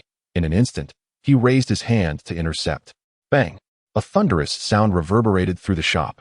A violent shockwave radiated from the two combatants, causing the jewelry-laden shelves to tremble violently, while nearby guards stumbled backward, nearly losing their footing. Su Fenghua was even forced back half a step by the sheer force, each footfall leaving fine cracks upon the solid floor. He steadied himself, his lowered right hand trembling imperceptibly, blood surging within his arm. The moment of contact brought an indescribable sensation of icy restraint, nearly halting the flow of his blood. He raised his gaze to meet the cloud's, his expression grave. "Fate mark?" Yet his face retained a composed smile as he quickly interjected. "My friend, please hold." He gestured towards an empty spot beside the cloud, hastening to add, "This jade bracelet shall serve as a small gift for this young lady. Consider it an opportunity to forge a good relationship with a friend. It is said that one does not truly know a person without a friendly encounter." As he spoke, he deftly produced silver from his sleeve and placed it upon the counter. The murderous intent swirling in the dark cloud's eyes dissipated as swiftly as the retreating tide, revealing an unexpectedly foolish grin upon his face. "Oh, thank you, my friend." Su Fenghua clasped his fists and smiled. "It is a pleasure to meet you. I am Su Fenghua, and this beside me is my partner, Kedong Shue." The dark cloud naturally gestured toward the empty space beside him, cheerfully introducing, "I am called Wu Yun. And this is my girlfriend, Qin Yu." The shopkeeper, having received his payment, jovially presented a jade bracelet, saying, "Here is the bracelet for you. Please accept it." Wu Yun cautiously took the jade bracelet, gently lifting the skeletal wrist, and slowly slid the smooth, warm sheep fat jade bangle onto it. A profound silence enveloped the surroundings. Everyone held their breath, curiosity etched upon their faces, for the smooth surface of the white bone could not possibly secure any circular adornment. As the bracelet was placed, Wu Yun released his grip, and the jade bangle fell away. Clang! With a crisp sound, the jade bracelet plummeted to the ground, shattering into several pieces. The shopkeeper, seemingly indifferent, instinctively remarked, "Once sold, the bracelet is." Wu Yun's expression darkened. The shopkeeper barely registered Wu Yun's movement before a shadow flashed before his eyes, and an overwhelming force seized his throat. Crack! The distinct sound of breaking bones echoed, as the plump head was effortlessly wrenched off, blood erupting like a fountain, the headless body collapsing to the ground. Ah! A piercing scream shattered the air within the shop. The women and patrons scrambled in terror, frantically fleeing toward the exit. "Damn swindler!" Wu Yun roared, violently hurling the severed head against the wall. "You may deceive me, but dare to deceive my little fish? Damn it! All of you shall perish." His blood surged, and he wreaked havoc upon the jewelry store, shaking the very foundations of the establishment, leaving chaos in his wake.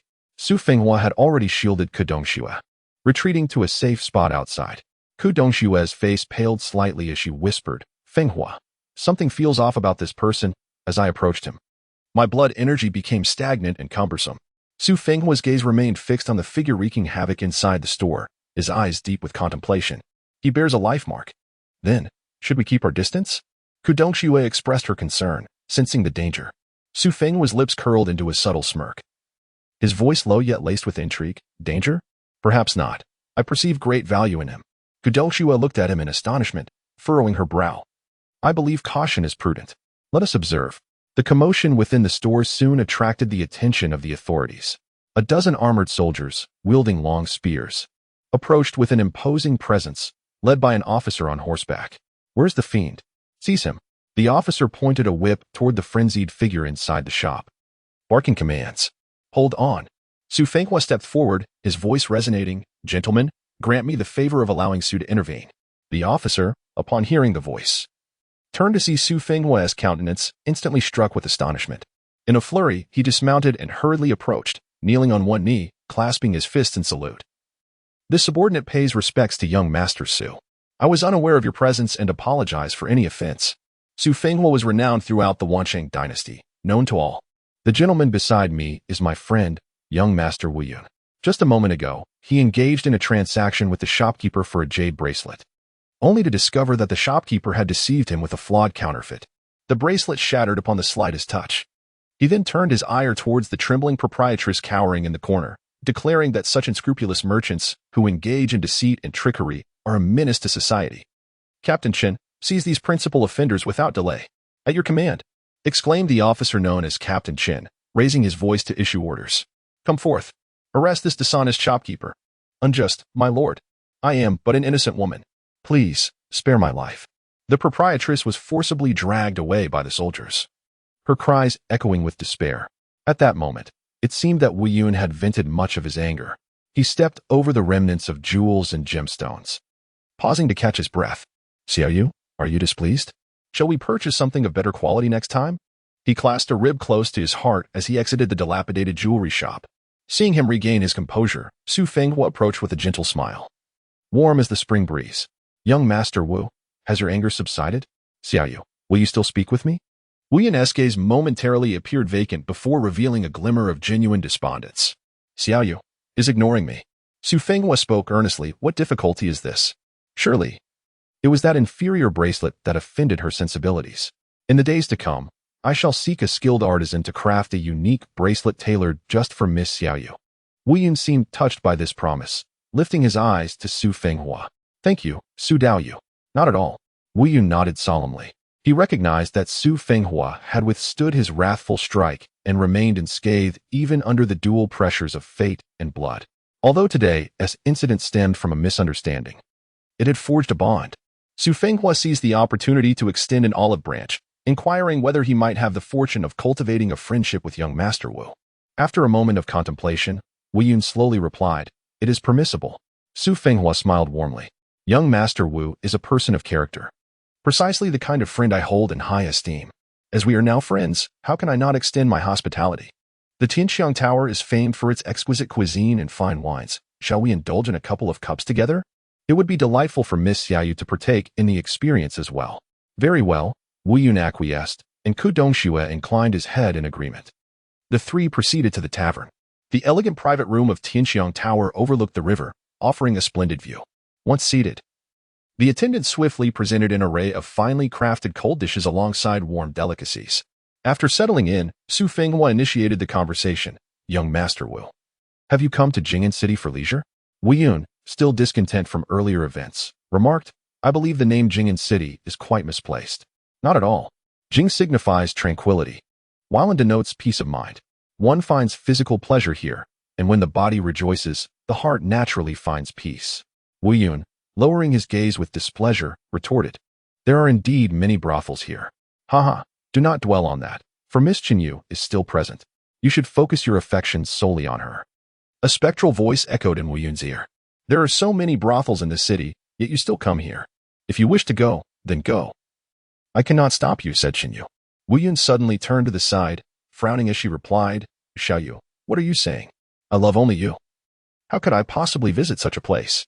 Haha, my dear Wu Yun, you are truly a romantic at heart, Jin Yu teased.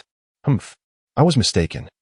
If I were to go to such a place, may thunder strike me down and grant me a terrible fate. With a clatter, the waiter brought forth the dishes and wine, presenting a pot of wine, 3 cups, and 3 sets of utensils. Fortunately, Kadongshue had, at some point, approached the innkeeper for an additional set of utensils and a wine cup, placing them beside the empty seat of Wu Yun. Su Fenghua inquired with a smile, young Master Wu. May I ask your age? 20, Wu Yun replied. I am 35 this year. Allow me to toast to both of you. A wish for eternal love and a lifetime of happiness. Su Fenghua raised his cup and drank it all in one go. Chapter 26, The Baiyun Sect, Part 1. Wu Yun raised his cup and drank deeply. The smooth liquid slid down his throat, bringing a warm sensation that embraced his chest. Exquisite wine. Kadongshue smiled as she explained. This is a peach blossom brew made with morning dew and peach petals after the rain, crafted through a secret method. It is quite renowned in our Jing'an city. Wu Yun savored the dishes on the table, pleasantly surprised by their delightful flavors.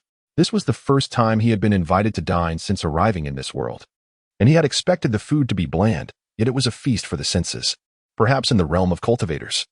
There were indeed those who had discovered special seasonings akin to MSG. Throughout the meal, Wu Yun remained silent, while Su Fenghua and Kadongshue did not engage in overly familiar conversation, merely offering brief comments when introducing the dishes. After the meal, Su Fenghua turned to Wu Yun, his tone tinged with curiosity. My friend, I see you are a solitary wanderer. Are you a loose cultivator? Not at all, Wu Yun replied succinctly. I am a disciple of the Baiyun sect. A look of realization crossed Su Fenghua's face. I suspected as much. Formidable loose cultivators are indeed rare. My father shares a close friendship with an elder of the Baiyun sect, who has guided me as well. Thus, I could also be considered a half-disciple of the Baiyun sect. We are, in a sense, fellow students. Indeed, Wu Yun responded nonchalantly. Then you may consider yourself my senior brother. Su Fenghua chuckled heartily. A few years my elder, I shall relish this title of senior brother. Very well. Is your purpose in Jing'an City to investigate that malevolent fiend? Su Fenghua shifted the topic, his tone growing serious. One could say so. That wicked cultivator is exceedingly brutal. He slaughtered without mercy in Foluo City, sparing neither the young nor the old. His methods appalling. I have come here to pursue him as well. Do you have any leads? Wu Yun inquired tentatively. Not yet. Su Fenghua shook his head, his expression grave.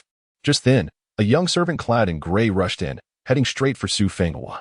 After a quick glance at Wu Yun, he hesitated before speaking. Lord Su, this is my fellow disciple. Speak freely. Su Fenghua interjected with a frown.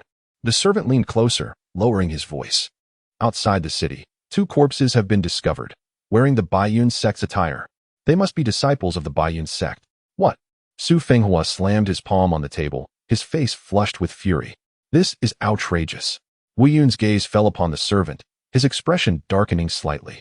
Junior brother, come with me to take a look. Su Fenghua turned to Wu Yun, his intentions clear. I do not wish to witness such a scene, Wu Yun replied flatly, devoid of emotion. You may return and inform me of the situation. Very well, Dongshue, let us depart. Su Fenghua seemed somewhat taken aback by Wu Yun's reaction but said nothing further, promptly leading Kadongshue away. As he watched them vanish at the staircase, Wu Yun slowly rose to his feet. Within him, a surge of power began to circulate. Beneath his garments, a life mark glimmered softly. As the life mark stirred, a robust man seated at a nearby table, who had been drinking, suddenly stiffened. The color drained from his face, cold sweat beaded on his forehead, and terror gripped him as he glanced around. As if something had seized his heart with a vice-like grip, it was him. The dark clouds advanced purposefully, a frigid hand resting upon his shoulder. Friend, come here for a moment. What's wrong? The man's voice trembled. There is something. The dark clouds fixed him with a gaze as cold as a profound abyss. I haven't finished my drink yet. You can drink later. An irresistible pressure emanated through the man's shoulder, causing him to feel a chill run down his spine as he was involuntarily pulled from his seat by the dark clouds, leading him to a secluded alley nearby. Deep within the alley, silence reigned supreme. A faint, chilling sound of sucking echoed, followed swiftly by the horrific noise of a body rapidly desiccating. The man's eyes bulged in terror, his throat producing only raspy gasps as his once robust form shriveled like a deflated balloon, skin tightening against bone. In the blink of an eye, a grotesque, Withered corpse collapsed to the ground. The blood quality is dreadful. The dark clouds frowned at the half-drop of dark red, viscous essence that had coalesced upon his hand. His tone frigid. Only half a drop. However, this is far simpler than laying waste to an entire city. After disposing of the body, the dark clouds did not return to the tavern to await Su Fenghua. Instead, he proceeded to a nearby blacksmith shop, selected a hefty long knife, paid for it, and set off with the weapon in hand. He then ascended the towering walls of Jing'an City, standing behind the parapet, gazing into the distance at several figures beyond the city. Su Fenghua's blood must be exceptionally potent. After refinement, it could yield a drop of perfect essence. And the woman by his side is undoubtedly a cultivator as well. On the city wall, a biting wind howled. The dark cloud's gaze was tangible, greedily sweeping over Su Fenghua outside the walls. Outside, beside the two corpses clad in the garments of the Baiyun sect, Su Fenghua meticulously examined the bodies before rising. His expression grim. The manner of death is reminiscent of the situation in Foluo City. They too were drained of blood, but these two were completely exsanguinated. Even the marrow within their bones is gone. He cast a glance at the desiccated finger bones. It seems their identities have been exposed, leading to a brutal response against the cultivators. Ku Dongxue nodded, concern etched upon her brow. Indeed. Is there truly someone practicing such a sinister method of nourishing blood with blood? Hasn't it long been proven that this leads to severe rejection? In the end, one either goes mad or bursts apart. A fellow disciple of mine once. Indeed, Su Fenghua interjected with a hint of derision. This method originates from the demonic path. It is a shortcut, but the price is one's life, a desperate quenching of thirst with poison. Should we continue our investigation? Su Fenghua shook his head, a peculiar smile curling at the corners of his mouth. What is the rush? This path of blood drinking will inevitably lead to self-destruction. When the time comes, even the tribulation will seem light, and retribution will come for him. But Ku Dongxue hesitated, her heart heavy. Many more lives will be lost. Su Fenghua glanced at the mortal guard standing not far away, his eyes cold and unfeeling. What is a mortal's life worth? Like wild grass igniting spontaneously. I fear disturbing the Wang dynasty. Should His Majesty become enraged, it could implicate you. At that point, we could easily pin the blame on some careless cultivator. Moreover, those who have perished are from the Baiyun sect. They will surely be incensed and conduct a thorough investigation. Far more urgent than us. Indeed, Ku Dongxue nodded. The exposure of his disciple's corpse outside the city was a significant disgrace. The pressing matter at hand was to stabilize the ominous cloud. The lifeline inscribed upon him was undoubtedly extraordinary. If I could seize his essence as a catalyst and ignite my own lifeline through secret arts, my power would undoubtedly surge. There was a fervent tone in Ku Dongxue's voice. On the city wall, the distance was too great, and their conversation was reduced to mere lip movements. The actual syllables scattered by the wind. As the sun sank lower, the sky darkened ominously. Indeed, the disciples from the Baiyun sect had arrived. A formidable beam of light descended, accompanied by a dozen disciples, crashing down beside the corpses. The elder leading the group, with his hair standing on end, gazed upon the two shriveled, contorted bodies, his fury boiling over. How outrageous! How utterly outrageous! Master, can you trace the killer's aura? An eager disciple inquired. The elder, suppressing his rage, unleashed his perception to meticulously investigate, his brow furrowing deeper. Strange. The aura has completely dissipated? Not a trace remains? Unthinkable, even for a master. Why would one go to such lengths to slay two disciples? Send a command. Instruct all disciples of the floating cloud hall and the clear wind hall outside to exert their utmost efforts in tracking down the murderer. We shall unearth him even if we must dig 3 feet into the ground. Yes, retrieve their bodies and return them to the sect for a proper burial. The elder's voice was tinged with sorrow. Understood. At that moment, the ominous cloud atop the city wall shifted its gaze as if struck by a realization. He swiftly discarded the borrowed soldier's armor, donned his own attire, and leapt off the city wall, just as the Baiyun sect disciples were preparing to gather the bodies. The ominous cloud emerged from the shadows, hastening towards the furious elder, kneeling on one knee. His voice low yet tinged with an appropriate excitement. I am the wandering cultivator Feng Hanwei. Honored to meet you, esteemed elder. I have spent several years cultivating alone in the wilderness, wasting precious time, and my progress has stagnated. He then raised his head, his gaze fervent as he looked at the elder, having long admired the illustrious reputation of the Baiyun sect. I wonder if your esteemed sect would still welcome a disciple. I implore you to grant me an opportunity. I am willing to dedicate my life and efforts to the Baiyun sect. Chapter 27. The White Cloud Sect, Part 2. The crowd halted their movements, their gazes fixed upon the suddenly appearing dark clouds. Elder Bai Zhanyang of the Floating Cloud Hall narrowed his eyes, his sharp gaze sweeping back and forth across the clouds. After a moment, he spoke slowly. You have witnessed my disciples of the White Cloud Sect suffer such treachery. Our sect is currently in a perilous situation. And you still wish to join us? The voice of the dark clouds rang clear and powerful. To sacrifice oneself in the eradication of evil is noble and heroic. Which sect can rival the White Cloud Sect in its fearless defense of the populace? When this tale spreads, it will become a cherished story in the realm of cultivators. These words struck a chord with Elder Bai. Although the loss of 2 ordinary disciples was regrettable, it would be an even greater shame if word got out. Yet, through the lips of the dark clouds, their demise transformed into a martyrdom. Not only did this afford Bai Zhanyang ample prestige, but it also granted the deceased disciples a glorious reputation. His furrowed brow relaxed involuntarily, a sense of satisfaction blooming within him. This individual possesses a way with words. Feng Hanyue, what is your cultivation level? Bai Zhanyang's tone softened. Second realm of human law, perfected, replied the dark clouds. And your age? 20.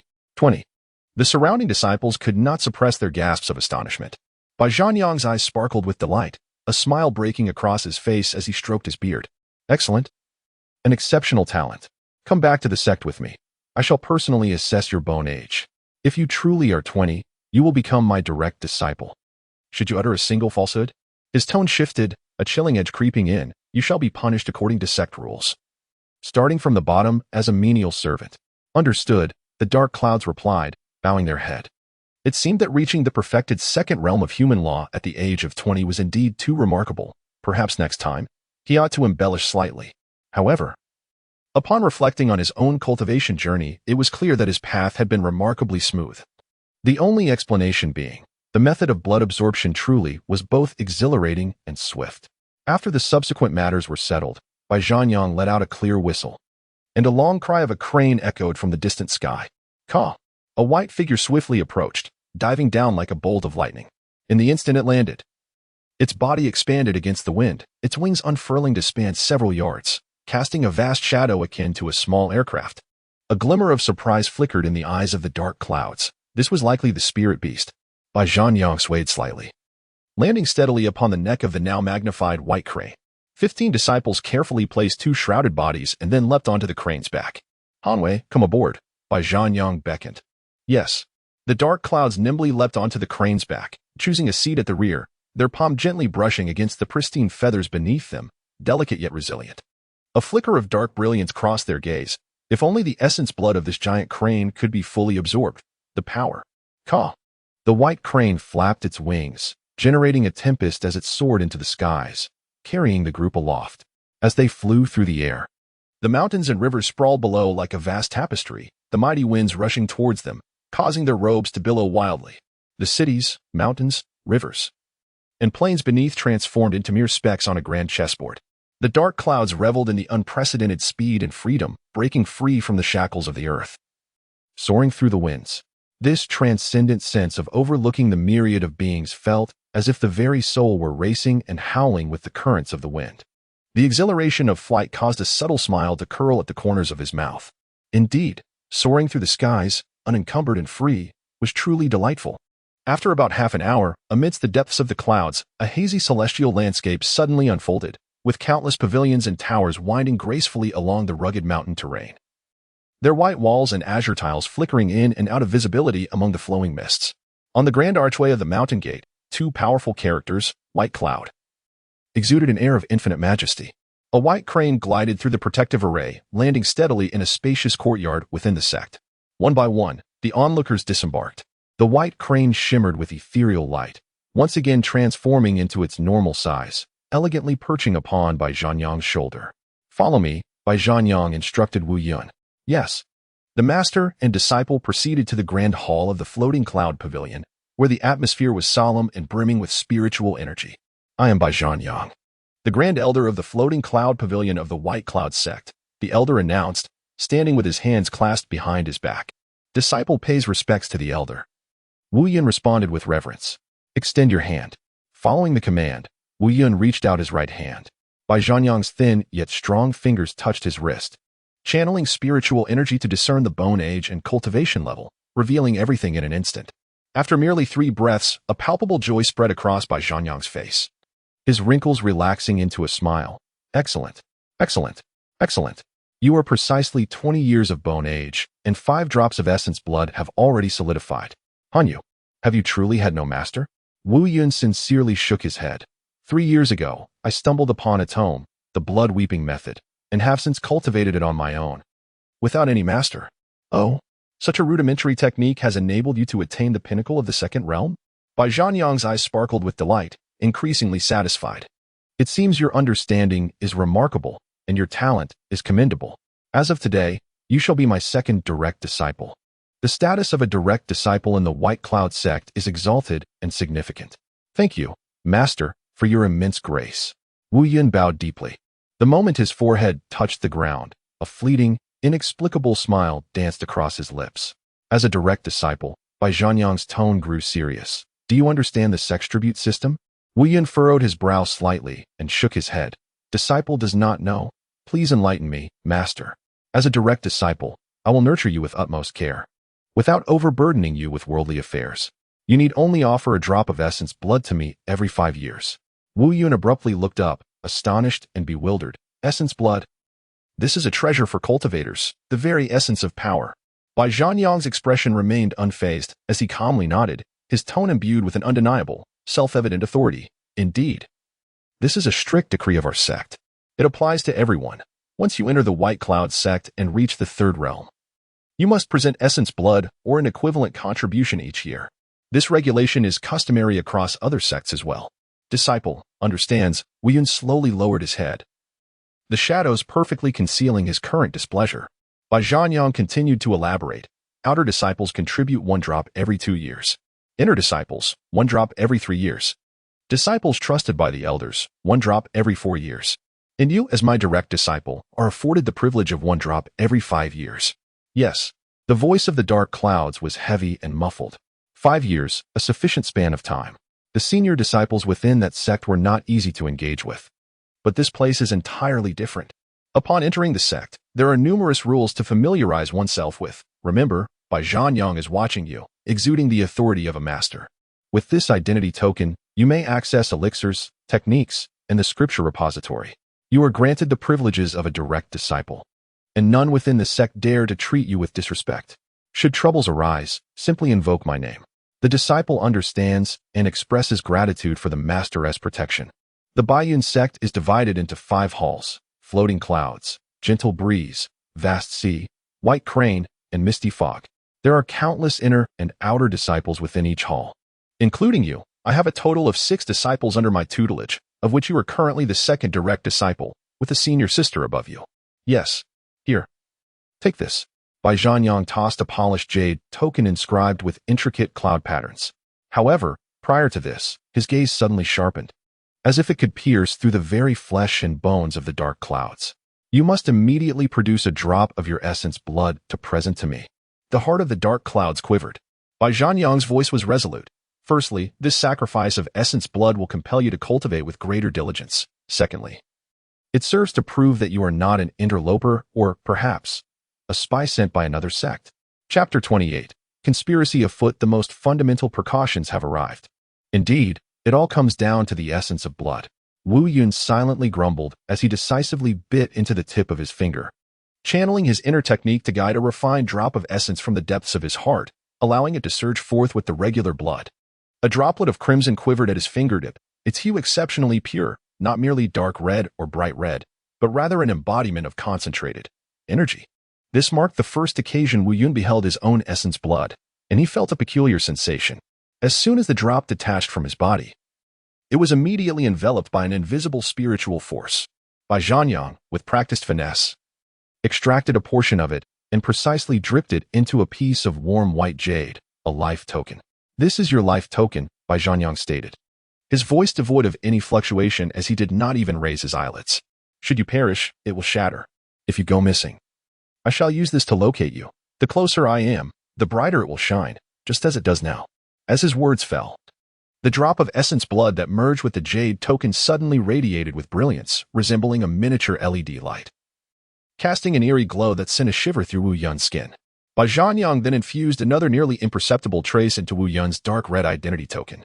The remaining portion I shall keep in safekeeping. With that, he carefully stored the rest of the essence blood in a jade vial. Understood, Wu Yun's complexion paled visibly, not faint. The weakness that accompanied the loss of a drop of essence blood felt akin to having one's marrow extracted. His blood flowed sluggishly, lacking vigor, leaving him feeling utterly drained. Take this nourishing blood pill, consume it, and after a few days of recuperation, you shall be well. Bai Zhanyang tossed him a reddish-brown pill. Your residence is room 3 in the Floating Cloud Hall Disciples' Quarters. Turn left and walk straight. Room 2 belongs to your senior sister. Should you have any inquiries, seek her out. Wu Yun accepted the pill, suppressing the malicious urge to drain the old man's vitality, and nodded woodenly. Thank you, master. I take my leave. Go on. There are many disciples in the outer hall. You may forge connections and friendships there. They know more about the inner workings of the sect than I do. Understood. Clutching the pill and identity token, Wu Yun departed the grand hall with a somewhat unsteady gait, eventually locating his room 3. Upon opening the door, he was greeted by a lavish 2-story loft, yet he paid little heed to the surroundings. He swiftly consumed the nourishing blood pill and settled cross-legged on the soft bed, channeling his inner technique. As the pill took effect, a gentle yet unmistakable warmth spread throughout his body, weaving together the gaps within and revitalizing his languid blood. The results were indeed remarkable. As the sun dipped below the horizon, Wu Yun decisively concluded his practice and reclined comfortably. Late-night cultivation? Absolutely not. One's body is the foundation of all endeavors. Little fish, are you tired? Wu Yun lay on his side, extending a hand to naturally stroke the gently curling hair of the ethereal figure beside him. Little fish nestled quietly against him, a segment of her snow-white collarbone exposed outside the thin blanket, glimmering with a pearl-like luster in the dim light at the head of the bed. She gently shook her head, her hair brushing against Wu Yun's fingers, cool to the touch. Not tired. Her voice was languid, imbued with a unique authenticity that belonged solely to her. I have truly entered the White Cloud sect, little fish. How wonderful. The hollow eye sockets of the little fish seemed to turn towards him. Do you like it here? Or will you leave soon like before? The dark clouds tugged at the corners of his mouth, and his gaze deepened in the dim light. No, this time is different. I want to stay. In my own way. He paused, his voice lowered but tinged with suppressed excitement. I will savor this group of cultivators, piece by piece. All right, the little fish replied cheerfully, as if recalling something. Just remember to chew slowly. Don't be like the last time when I gnawed on that deer leg. It was too tough, and I nearly broke my teeth. The juices burned my mouth. Rest assured, I will slice it thinly and enjoy it slowly. The dark clouds chuckled softly, laced with an indescribable malice. You must join me in this feast, all right? Yes, together. The little fish's voice brightened with laughter. When you become powerful, take me flying. Indeed, I will soar with my sword, the dark clouds solemnly assured, as if making the sweetest promise. At that time, I will hold your hand and we will fly high. All right, I love you. The indistinct whisper seemed to echo in his ears. The dark clouds felt the cold, hard touch of the fish's bone gently brushing against his lips, producing a faint scraping sound. After a moment, he carefully placed the bone back beside the little fish and closed his eyes contentedly. Yet, after closing his eyes, he suddenly opened them wide, gripping the bone tightly. Little fish, I fear you might be taken away by someone else, so I hid you.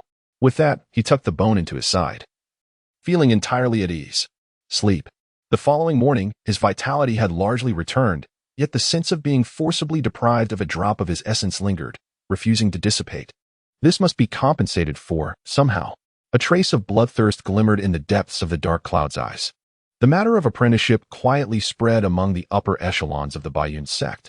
It was not particularly surprising that the Grand Elder accepted a personal disciple, as he held that authority.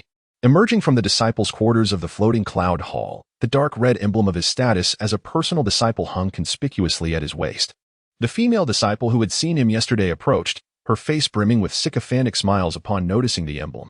Good morning, Brother Feng. Congratulations on becoming the Grand Elder's personal disciple. Did you rest well last night? Are you getting accustomed to the sect? Dressed in a blue skirt, she appeared quite pleasant to the eye, but the dark clouds cast her a blank glance. In his face blindness, no matter how appealing one's exterior, it could not stir the slightest ripple, far less enticing than a drop of vibrant essence. He let out a grunt through his nose. A flicker of joy flashed in Yiping's eyes. Brother, you just arrived yesterday. I suppose you are not yet familiar with the various places in the sect. I happen to have some free time. May I have the honor of guiding you? Guiding.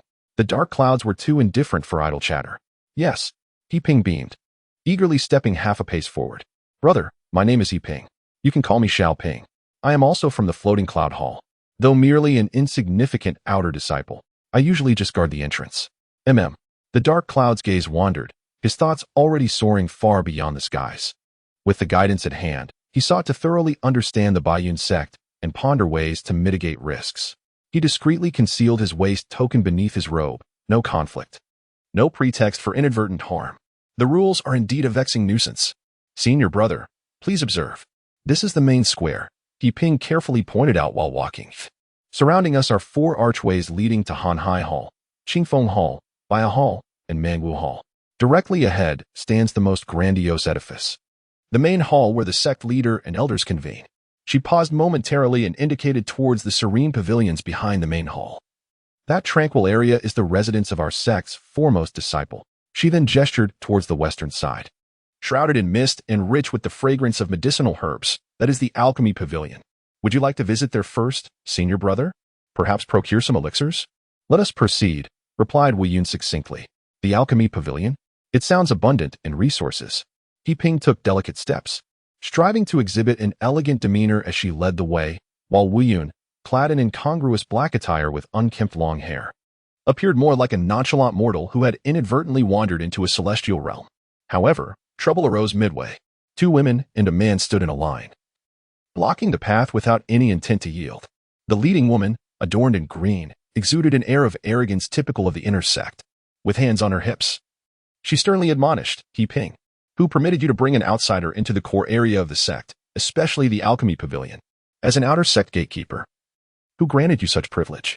Yiping trembled in fear, instinctively glancing at Wu Yun, but seeing his indifference, she quickly lowered her head and weakly explained, It was senior brother Feng who expressed a desire to see. I was merely guiding him. Smack.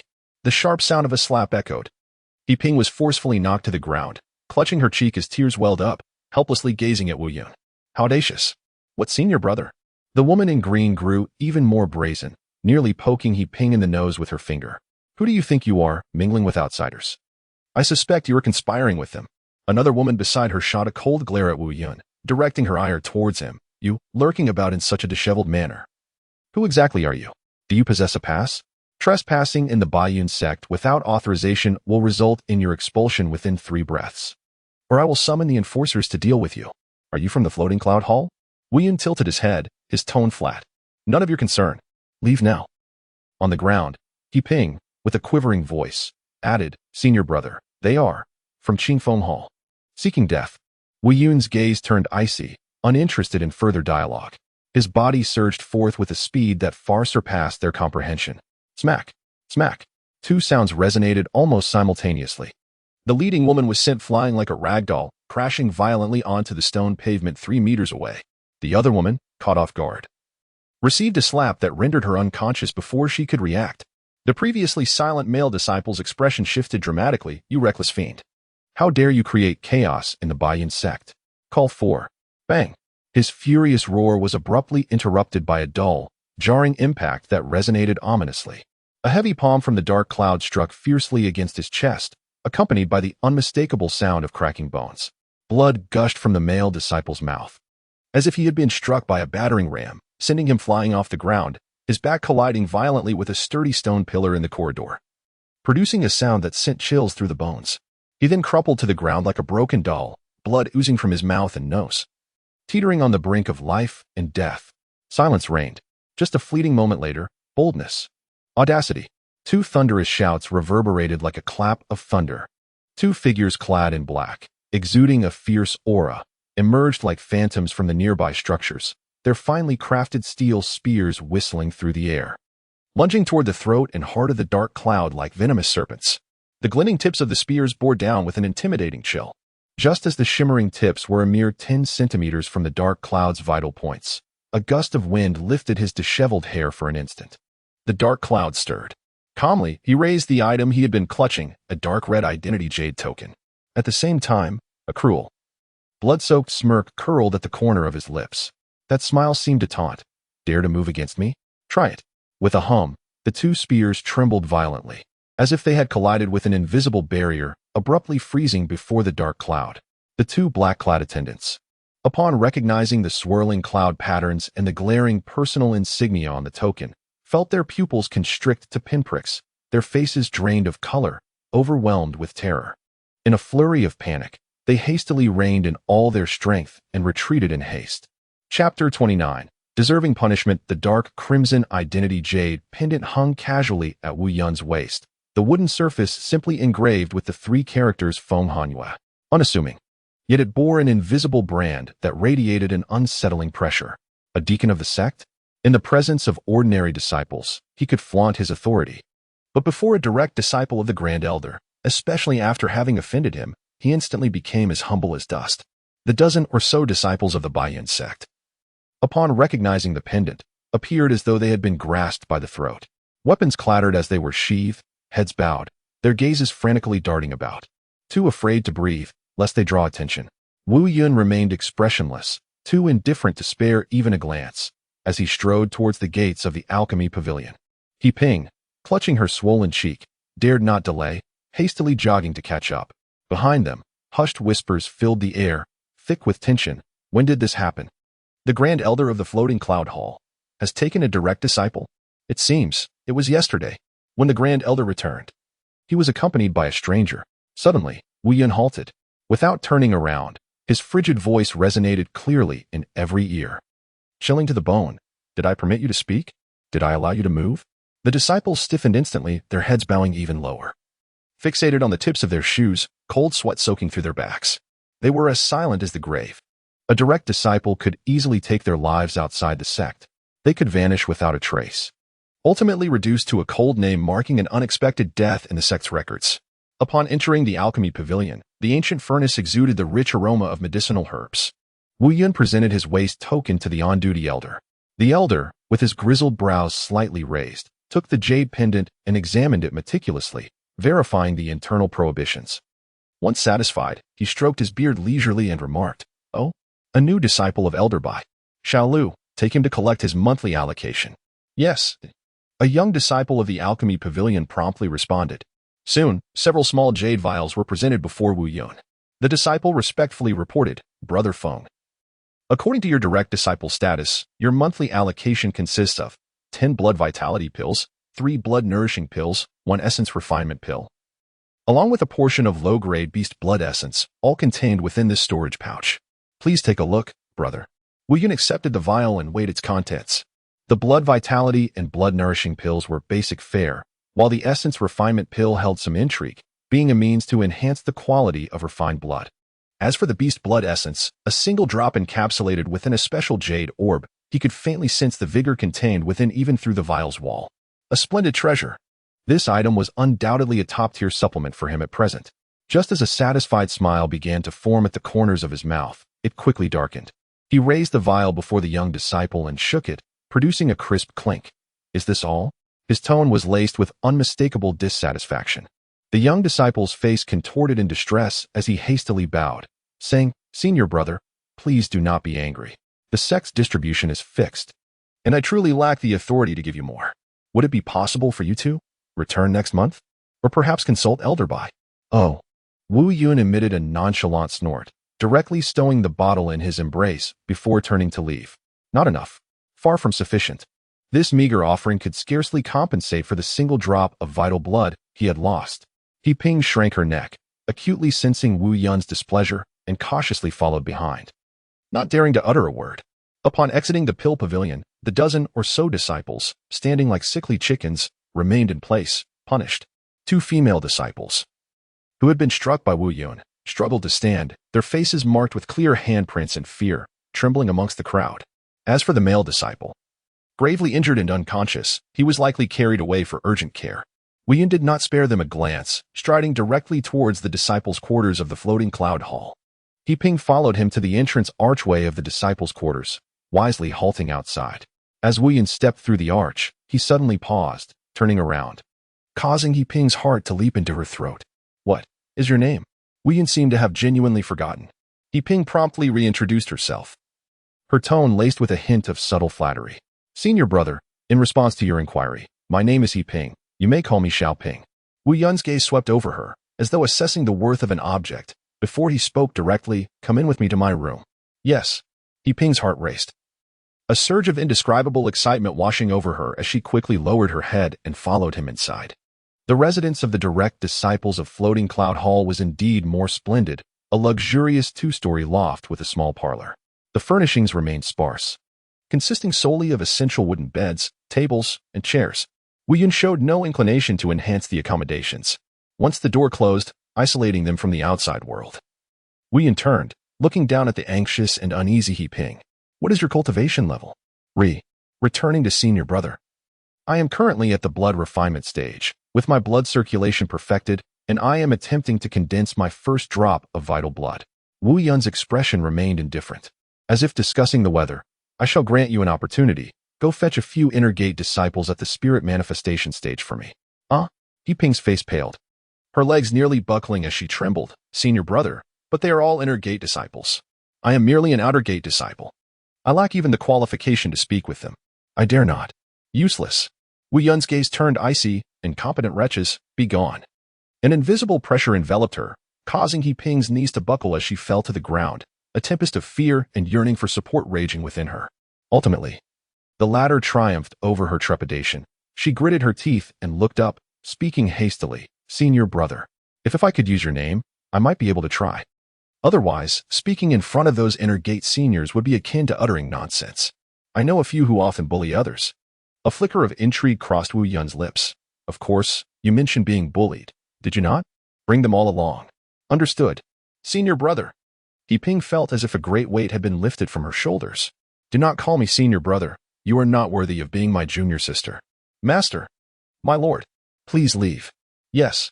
He Ping scrambled to her feet, retreating respectfully and anxiously to the door before turning to exit. The moment the door closed behind her, He Ping leaned against the cold pillar, exhaling a long, deep breath, her chest heaving violently.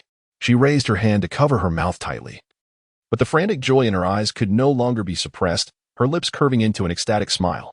She had succeeded. She had truly ascended. Regardless of whether he was a direct senior brother or a master, as long as she clung to this mighty tree, who would dare to bully her in the future? An invitation from senior brother Feng Hanyue was her greatest authority. Straightening her somewhat disheveled attire and hair, He Ping held her head high, stepping out of the disciples' quarters of the Floating Cloud Hall with newfound confidence. Her gaze was sharp as a blade, piercing directly towards the group of dejected disciples standing in punishment and the two stewards. Counting them, along with the two stewards, there were precisely 13 individuals. Clearing her throat, she endeavored to make her voice sound cold and firm, mimicking the indifferent tone of dark clouds. "Everyone." The crowd instantly lifted their heads in unison. He Ping stood tall, her eyes sweeping over each person. "I am He Ping, the direct disciple of the Grand Elder of Floating Cloud Hall, senior brother Feng Hanyue. The very one you have just offended. He is currently waiting for all of you at Floating Cloud Hall, by the order of my senior brother. All must arrive before sunset." The air thickened momentarily. Despair and terror flickered across the faces of the crowd.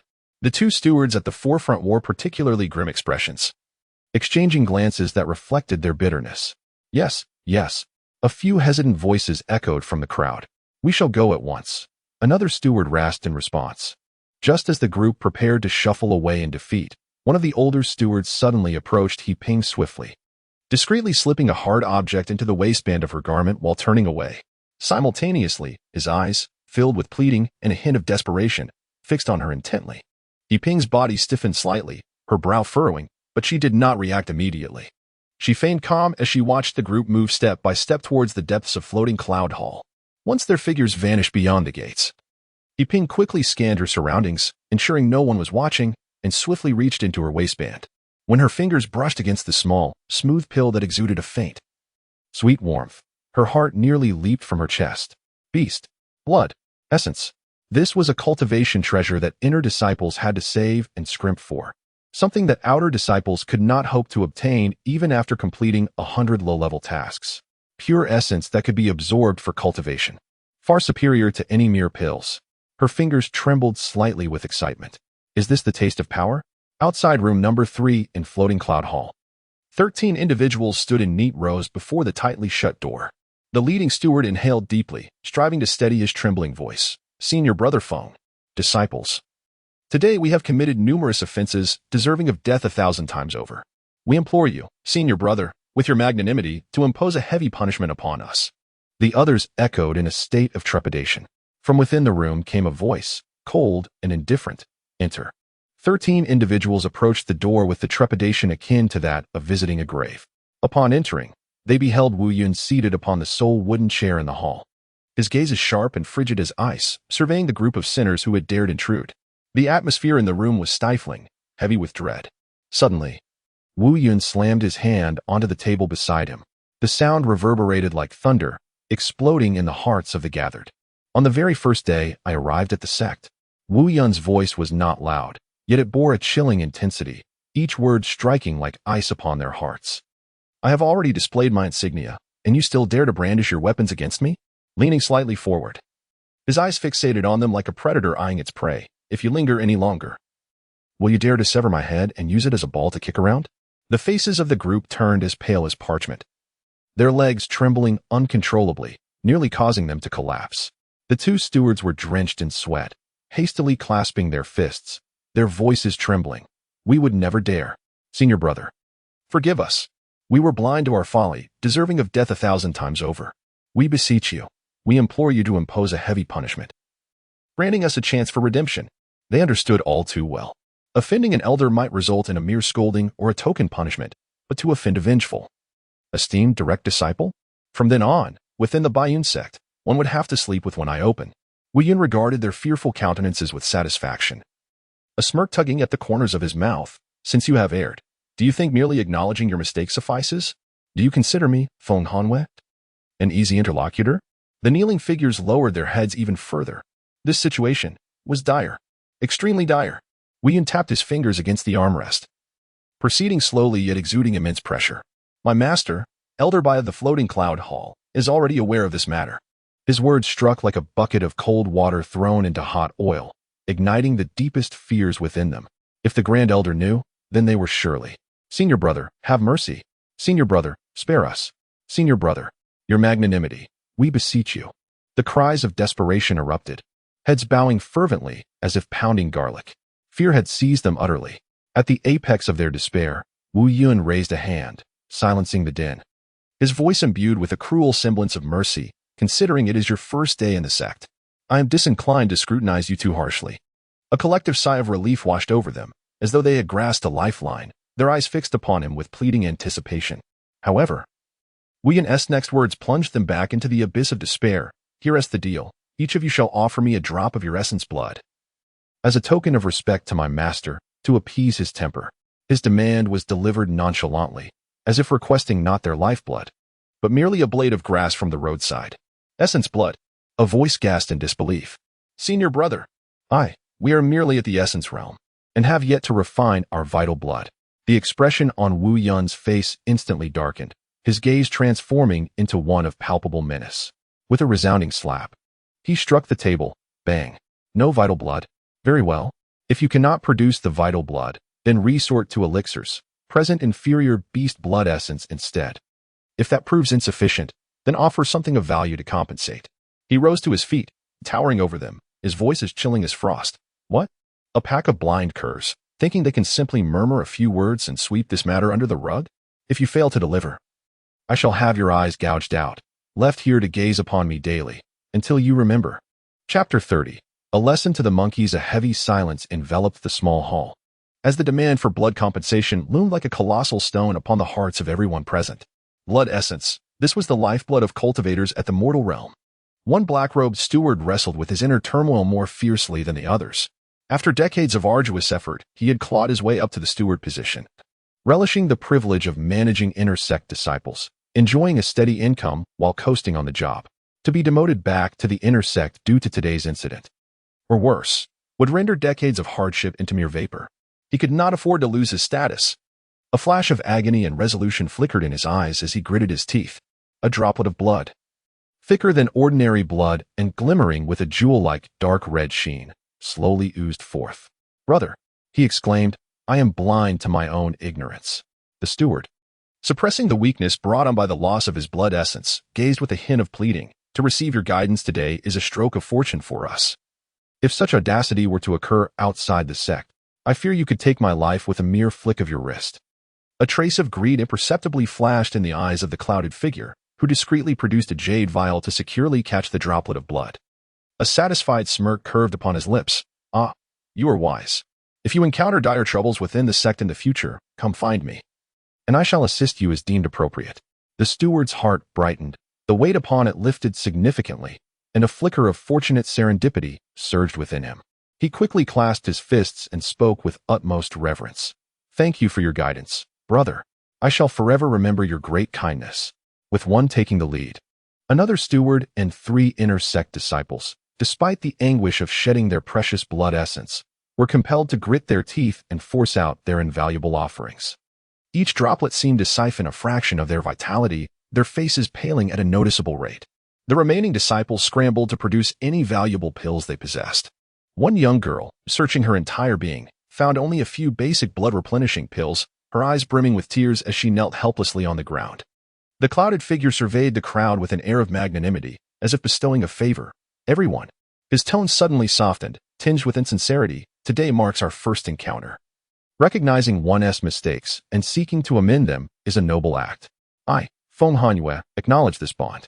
He cast a meaningful glance at each individual. "In the future, should you find yourselves in life-threatening predicaments within the sect, remember to seek me out, Feng Hanyue. I shall do my utmost to preserve your lives."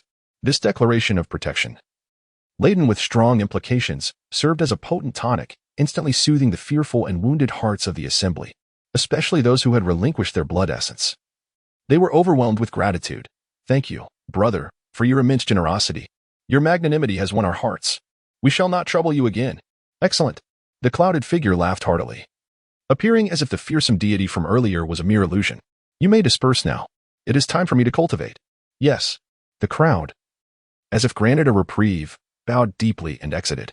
Only the girl, unable to produce anything and possessing the lowest cultivation, remained kneeling in tears, uncertain of her next move. "You." The clouded figure's icy voice struck like a whip against the back of the girl who had just considered slipping away. The crowd halted in their tracks, their eyes casting fleeting glances filled with sympathy or indifference upon the young girl, yet none dared linger, nor plead for her. The hall door closed once more, severing ties with the outside world, leaving only the desolate girl and the expressionless shadow looming above her. "Senior, brother." The girl trembled like a leaf in the wind, her voice quaking as she stammered. I promise to deliver the monthly elixir to you next month. I have nothing left." The shadow slowly approached her, darkness enveloping her, as he gently caressed her head, inquiring, "What is your realm?" I just ascended to the inner sect. I am in the spirit refinement stage, and I have yet to condense my essence." She choked on her words. "An inner sect disciple, do you possess a life token?" "A life token?" The girl abruptly lifted her head, terror consuming her gaze. That was a privilege reserved for the elders' trusted confidants and the elite of the inner sect. How could she, having just ascended, be worthy of such a thing? I, she stammered, her eyes locked onto the abyss of his dark pupils. Suddenly, a realization dawned upon her, akin to grasping at a final straw. She lunged forward, clutching his leg, casting aside all shame as she cried out, "Brother, spare my life. I can serve you. I can warm your bed. I can do anything you desire." Impatiently, he interrupted her, his voice devoid of emotion. "Then there is nothing left. And no, brother, I still have my parents, my family. I have worked so hard to reach this point. I have never harmed anyone. I beg you, spare me." The coldness in his gaze deepened. Silence. The 2 words fell heavily. With a swift motion, he pressed his left hand upon her head, his fingers claw-like. The blood extraction technique activated instantaneously, a violent pull erupting from his palm. The girl's scream was abruptly silenced, transforming into a sound of excruciating agony. Unable to even cry for help, her body visibly shriveled at an alarming rate, her once vibrant skin losing its color and luster, turning waxen and slack. Only her once bright eyes remained, now filled with profound terror and disbelief, brimming with reluctant tears as they bore into him. The pure essence was forcibly extracted, surging into his body, instantly replacing the emptiness left by the loss of vitality with a newfound strength. He gradually withdrew his hand, deliberately moderating the force this time. The girl did not entirely wither into a lifeless husk. Rather, she appeared as a being caught between the realms of the deceased and the dying, her barely audible breaths rising and falling with great difficulty. In this manner, her demise would not be so conspicuous, avoiding associations with certain notorious techniques of legend. He gazed into her hollow, unblinking eyes and leaned slightly closer. His voice as chilling as the winds of the netherworld. Do you know why I have chosen to end your life? The girl's lips moved as if to articulate something, yet only a faint breath escaped, and she shook her head vigorously. It is not because you have offended me. The ominous clouds twisted into a ghastly grin, devoid of any humanity. Your weakness is so profound, akin to that of an ant, that I require no justification to extinguish your life. With a chilling snap, the cloud's right hand expertly crushed the delicate neck of the girl, severing her final breath. Disposing of her like refuse, the cloud nonchalantly kicked the warm corpse into the shadowed corner of the room. Adjusting his sleeve, he approached the door, his voice returning to a calm demeanor, tinged with an imperceptible satisfaction. He Ping. Master, did you call for me? He Ping's voice immediately echoed from outside, laced with a hint of anxious eagerness. Enter. Cautiously, He Ping pushed the door open. The sight of the recently deceased girl, frail and emaciated yet not entirely lifeless, sent a jolt through her. Her face turned ashen. Master! Master! Instinctively, she took a step back, her heart racing. The cloud gestured toward the corner, his tone indifferent. This junior sister refused to heed discipline and defied punishment. I have taken care of her for you. Dispose of her. A chill coursed through He Ping, penetrating her very core. She recognized that face. It belonged to a junior sister from the inner sect, of modest standing, with whom she had conversed just days prior. Now, she lay lifeless, merely for failing to pay a fine, for daring to oppose. Fear tightened around her heart. Yet a more complex and twisted emotion began to fester. Accompanying a master who regards human life as inconsequential, was it a descent into an abyss or a step upon a ladder? Your servant understands. She clenched her teeth, suppressing her terror, and nodded vigorously, realizing she had no alternative. He Ping swiftly turned to exit, procuring a sufficiently large bag, forcing down her nausea and fear as she dragged the warm, heavy corpse inside, securing it tightly upon her shoulder. Having taken just a few steps with the bag, a voice, cool yet scrutinizing, unexpectedly pierced the silence. He Ping. She trembled violently as though struck by an icy spear, freezing in place, cold sweat saturating her back. What lay within the bag? It was her. The esteemed chief disciple under the grand elder of the floating cloud hall, the senior sister of room 2. Shen Qingying. He Ping's mind went blank, terror reaching its zenith. If the bag's opening was not securely fastened, what would happen if that deceased face were to be seen? She felt as if her throat were being tightly constricted, her voice trembling uncontrollably. Emma Master. Sister. Just as she teetered on the brink of despair, the door creaked open. The cloud leaned against the frame, his gaze calm as he looked over. A woman in purple stood quietly at the entrance to room 2, 10 paces behind He Ping. The deep purple skirt accentuated her skin, which gleamed like fresh snow, while the dark vine embroidery seemed to twist and writhe as if alive. Her hair was loosely gathered with a simple white jade hairpin, with a few strands cascading gracefully down her neck. Her brows were delicately arched and slender, resembling distant mountains shrouded in mist. A pair of almond-shaped eyes, strikingly clear in their black and white contrast, possessed naturally upturned corners that exuded an air of fierce determination. A soft sword, entwined with silver threads, hung gracefully at her waist, its tassel adorned with a weathered, tarnished bronze bell. Her gaze rested momentarily on the terrified He Ping before shifting to Wu Yun, imbued with a hint of scrutiny and curiosity. Are you the new junior disciple taken in by the master?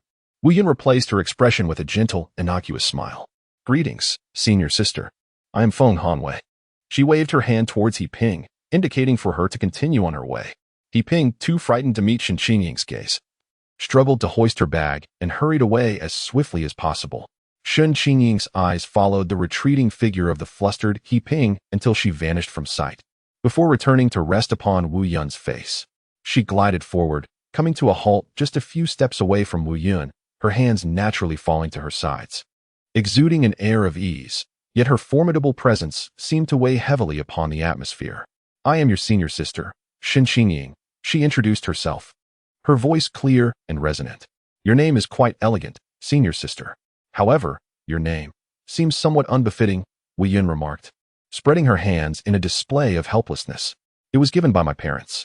Senior sister, if there is nothing else, I shall take my leave. She crossed her arms. Her gaze directed towards the direction He Ping had vanished, her tone cooling slightly. Let your lackey carry the dead away. Do you truly consider this nothing? Wu Yun was not merely aiming to set an example. She sought to ascertain the repercussions of having eliminated a fellow disciple. Her expression remained unchanged, even as her smile widened slightly. Senior sister, you exaggerate. It was merely an unobservant, lowly disciple who bumped into me. Her tone feigned nonchalance, laced with a hint of familiar disdain. It would be rather unfortunate for our brotherly bond if you were to concern yourself with such trivial matters. Shen Qingying's gaze sliced through Wu Yun's playful facade like an icy blade. Junior brother, you would do well to remain composed and not disrupt my tranquility. I have no desire to intervene. Her eyes suddenly sharpened. However, should you choose to exploit the master's name for unscrupulous deeds? Her right hand brushed subtly against the silver-threaded soft sword at her waist, causing the tarnished bell to quiver slightly, silently emanating an intimidating aura. I shall ensure you learn the proper conduct befitting a disciple. Very well, senior sister. I shall dedicate myself to my training and not disappoint the master. Indeed, she replied. What level of cultivation have you attained? The first realm of the earth method. Impressive. Could you offer me some guidance? Apologies, but if you seek guidance, you should consult the master, Shen Qingying responded, turning on her heel and departing with measured steps. Chapter 31. 10 drops of essence blood. The door to Shen Qingying's room closed silently behind her. The deliberately maintained warm smile on Wu Yun's face instantly evaporated, transforming into a chilling gloom. He returned to his chamber, shutting the door behind him, isolating himself from the outside world. The atmosphere grew heavy, seemingly thickening with the shift in his mood. 5 drops of fresh essence blood, along with a collection of elixirs. Without hesitation, Wu Yun settled into a meditative posture, his mind delving deep within. The myriad source blood extraction record operated at full capacity, unleashing the 5 drops of blood imbued with profound life essence. As if they were droplets of water plunged into boiling oil, exploding within his body. A torrent of frenzied energy surged through his meridians and blood vessels, causing his blood to boil and accelerate. What typically required over 10 seconds for a full circulatory cycle was completed in a mere 9 heartbeats, a violent whirlwind of power. An overwhelming sense of strength coursed through his limbs and bones. Greedily, he channeled this torrent back to his heart's core. 1 drop, 2 drops. His own essence blood, completely within his control, was refined anew. As the 5th drop solidified, within the depths of his heart's core, 9 rounded, lustrous drops of blood, resembling rubies, hovered silently, exuding a powerful aura of life and strength. This was the thrill of plunder. Absorbing a drop of another's blood would convert approximately 70 to 80% into one's own source of power. Such a pace of cultivation was nothing short of madness. He reflected on those ordinary disciples, toiling away in meditation, struggling with meager shares from their sect. A cruel satisfaction curved the corners of Wu Yun's mouth. He recalled the ancient text describing the essence soul realm. Condensing the life pattern essence required a substantial foundation of essence blood, ranging from 150 to 300 drops. The road ahead was long, but he had already embarked on the swiftest shortcut. Refining 5 drops of essence blood had unwittingly consumed an entire day. Wu Yun showed no signs of respite, his gaze fixed upon a small jade vial. He retrieved a pearl-sized beast blood essence. The rich, tempestuous aura of beast blood surged forth, igniting a restlessness in his very veins. He swallowed it whole, complemented by 2 invigorating blood pills. The explosive energy erupted violently within him, the wild force contained within the beast blood far more fierce and unruly than human blood, sending tremors through his muscles and bones, eliciting groans of overwhelming strain. Guide, suppress, refine. A day and night passed. Wu Yun remained as still as a statue, his body radiating heat, beads of sweat forming on his brow. At long last, the 10th drop of essence blood began to take shape, slowly swirling into existence. At the moment the 10th drop was perfected, an invisible wave of energy subtly radiated from Wu Yun, granting him a newfound interconnectedness of power throughout his body. A pure sensation of strength filled every inch of his being. 10 drops of essence blood, the initial stage of the essence soul realm. He gently clenched his fist, the joints producing a series of crisp cracks. As he felt the surging power within him, akin to a raging river, a flicker of crimson flashed in his eyes. He deliberately restrained the fluctuations of his power, causing the faintly visible dark red life pattern, emblematic of the extraordinary, to recede. According to the ancient texts, the more essence blood condensed within the essence soul realm, the greater the amplification of pure strength. The first drop increased his strength by 100 pounds. The second drop would yield 110 pounds, the third 120 pounds, and so forth, gradually ascending in increments. As the adept Shen Qingying, who had already stepped into the realm of the earth law, contemplated the potential strength that could be gained from her vital essence, a whisper of ambition escaped from Wu Yun's lips. "I feel stronger." A voice beside him resonated with unwavering encouragement. "Then continue.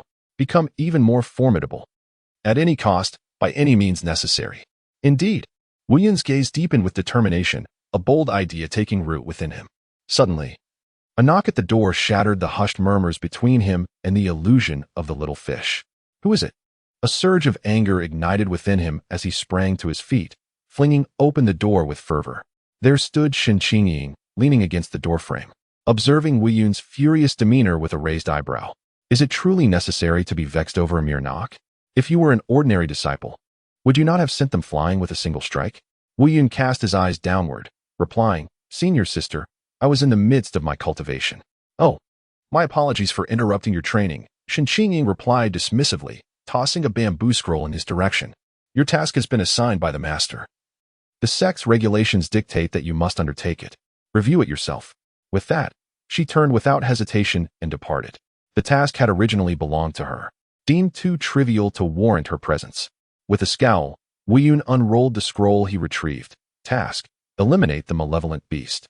Location: Qingyou Village, approximately 500 miles west of Baiyun Sect, at the foot of Funyo Mountain, marked on the map. Objective: exterminate or capture the beast that threatens the villagers. Deadline: complete within 7 days. Reward: 50 contribution points to the sect. 7 days? Wu Yun closed the scroll, a smirk of disdain gracing his lips. That is more than sufficient. He swiftly changed into a more agile set of attire and strode with purpose out of the disciples' quarters of the floating cloud hall. Senior, brother, He Ping, stationed at the entrance, hurried toward him. "Where are you off to?" Wu Yun paused, turning to her. He reached out, affectionately ruffling her hair, his tones softened deliberately. "Be a dear and help me find some subordinates over the next few days." He Ping's body stiffened momentarily, then she nodded vigorously, surprised and elated. "Understood, senior brother." Disciples passing by cast envious or odd glances at the scene. Previously, whispers of He Ping's connection to the favored disciple had lingered in uncertainty. But this affectionate gesture solidified the rumors. She had indeed climbed the ranks. Wu Yun even turned back to offer her a bright, sunny smile. "Well done, junior sister. Wait for my return. Senior, brother, be careful on your journey." He Ping's heart raced as she watched Wu Yun's figure vanish deep into the sect. The moment Wu Yun disappeared, the atmosphere shifted dramatically. The disciples of Floating Cloud Hall, both outer and inner sect members, surged forward. "Junior sister He, you seem quite familiar with senior brother Feng." "Senior sister He, I recently obtained a." "Junior sister He." In an instant, He Ping became the center of attention. Taking a deep breath to quell the tumult within her, she endeavored to maintain a stern expression, exuding a semblance of authority. She returned to her unremarkable post as a gatekeeper, standing firm. Yet, her posture was straighter than ever before. A humble chick transformed into a phoenix? Perhaps. However, she understood that this fragile radiance hinged upon a fleeting thought, and she must seize it with unwavering determination. "Everyone, please step aside. Do not block the entrance." He Ping's voice was deliberately steady. Yes, we shall make way." From the crowd, a fellow inner disciple approached briskly, a flattering smile plastered across his face. "Ishimi, standing all day must be exhausting. Today I happen to be free. Allow me to take your post for a while. You should rest." Such overt flattery was previously unimaginable. He Ping's mind raced, and without hesitation, she nodded modestly. Then, "I appreciate your kindness, Shi Xiao." She gracefully moved to a stone bench in the adjacent corridor to sit. An opportunity. Seize every chance to grow stronger. More people surged forth. And He Ping cleared her throat, her gaze sweeping across the assembly, a hint of intentional reserve in her demeanor. Ahem, Shi Xiangfeng has expressed a desire in recent days to recruit some capable confidants. She paused deliberately, observing the instant greed and yearning that ignited in their eyes before continuing slowly. Those with commendable abilities and eagerness may approach me. I will consider recommending you to Shi Xiangfeng. I. He shimmy, choose me. I possess strength. I am at the essence refinement stage. He shimmy, may I have a word? To align oneself with a direct disciple, to become their trusted associate. This was an immense opportunity within the sect, signifying a solid backing, protection, and potential access to greater resources. In an instant, whether they were self-assured inner disciples or ambitious outer disciples, they flocked to He Ping with fervor. Throughout the afternoon, she was inundated with visitors.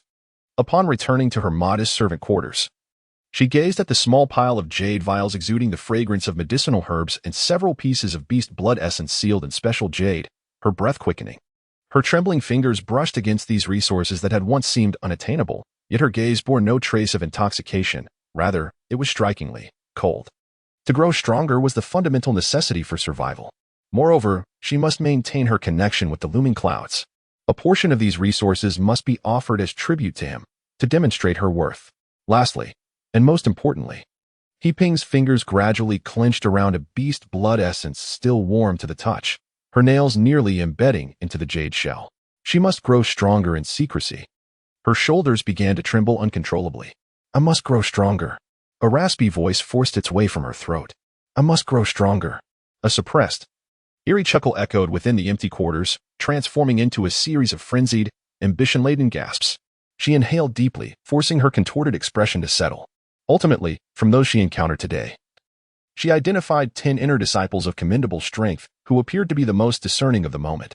Chapter 32. This task is beyond my capability. The following day at the entrance of the floating cloud hall, He Ping stood guard. A subtle transformation had undeniably taken place.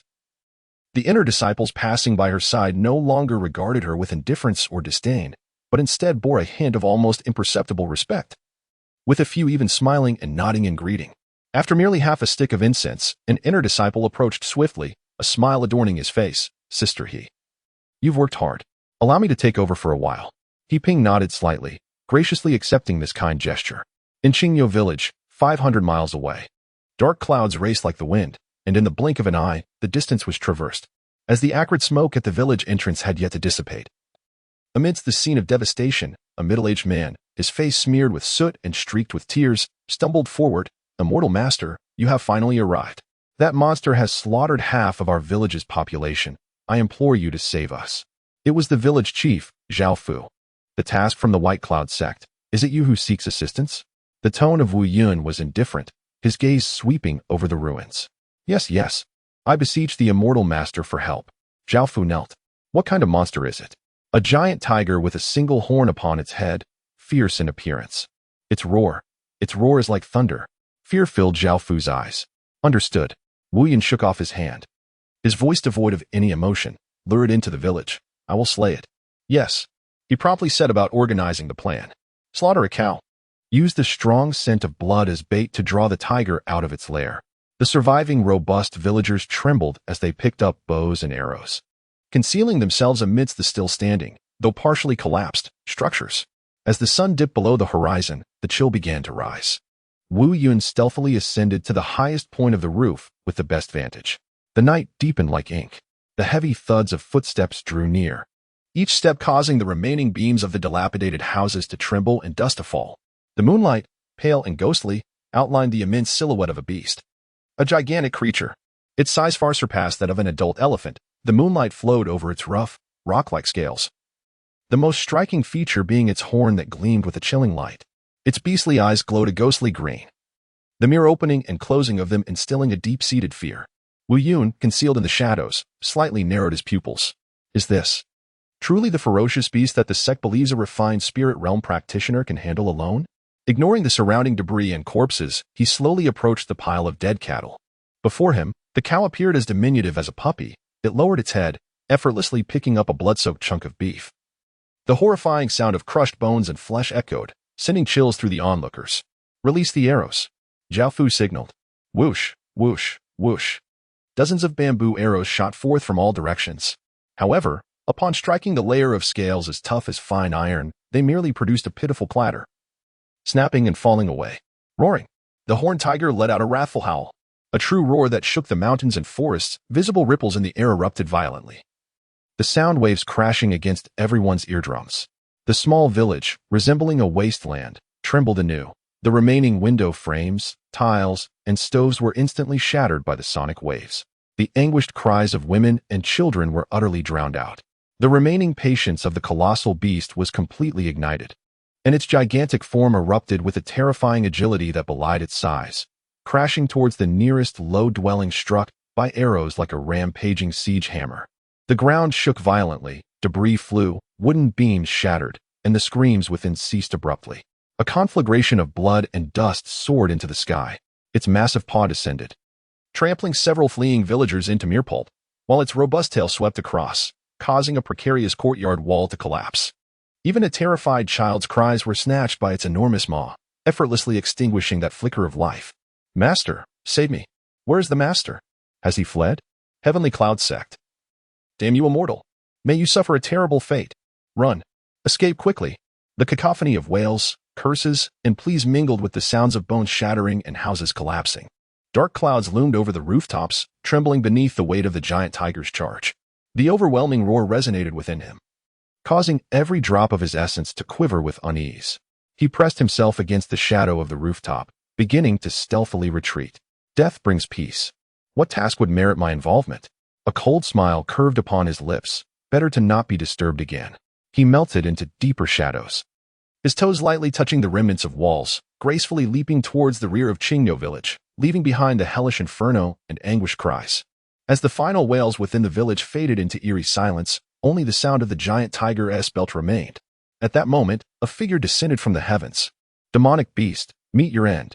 A silhouette clad in moonlight, imbued with resolute murderous intent, thrust fiercely towards the satiated giant tiger. The earth trembled with a thunderous roar. The cloud shifted as he crouched low on the hillside, squinting to see more clearly. In but an instant, the cacophony of thunderous impacts, roars, and the clash of swords abruptly ceased. The dust began to settle, and moonlight illuminated the devastation at the village's edge. The titan-like figure of the tiger seemed to crouch down, but not in death, in labored breaths. Then, suddenly, a staggering figure burst forth, heading straight for the hillside where he concealed himself, moving at a sluggish pace. Closer it came. It was an exceedingly disheveled young cultivator, one arm severed at the shoulder. The wound a gruesome mess, blood gushing forth. His complexion was ashen. Upon spotting the figure hidden behind the stones, he grasped at the chance for survival, hoarsely calling out, Fellow practitioner, save me." Suppressing the shock and elation that surged within him, he replaced it with a facade of concern. Leaping forth to steady the swaying body, "Fellow practitioner, did you slay the giant tiger?" His gaze fixated on the identity token at the young man's waist. Xiao Chun collapsed onto the ground, his breath erratic as though he were a broken bellows. "No, it wasn't he, a ferocious beast. It seems to be a spirit beast. I burned 50 drops of essence blood, sustained grave injuries. It barely endured." "A spirit beast? I am Xiao Chun of the Qingwan sect. Fellow practitioner, should you escort me back to the Qingwan sect, you shall be richly rewarded." "The Qingwan sect? I am honored indeed. Rest assured, my friend," he began, but before he could finish, the warmth in the eyes of the stormy figure vanished in an instant, replaced by a fierce and chilling glare. With a swift motion, a hand seized the identity jade pendant at Xiao Chen's waist. In a brutal twist, another hand, imbued with overwhelming force, plunged through the gaping wound of his severed arm, penetrating flesh with precision to grasp his heart. A heart-wrenching scream echoed through the skies, a sound of pure anguish. The excruciating pain ignited Xiao Chen's last reserves of strength. With instinctual ferocity, his remaining left fist crashed into the stormy figure's abdomen. The impact sent the figure reeling back, blood spewing forth as a gaping hole the size of a fist opened in his midsection. Coughing and sputtering blood, the figure fell several yards away, yet his gaze remained fixed on the still-beating heart clutched in his hand. Acutely aware of the life essence it contained, 10 precious drops of blood. Give it back to me. More."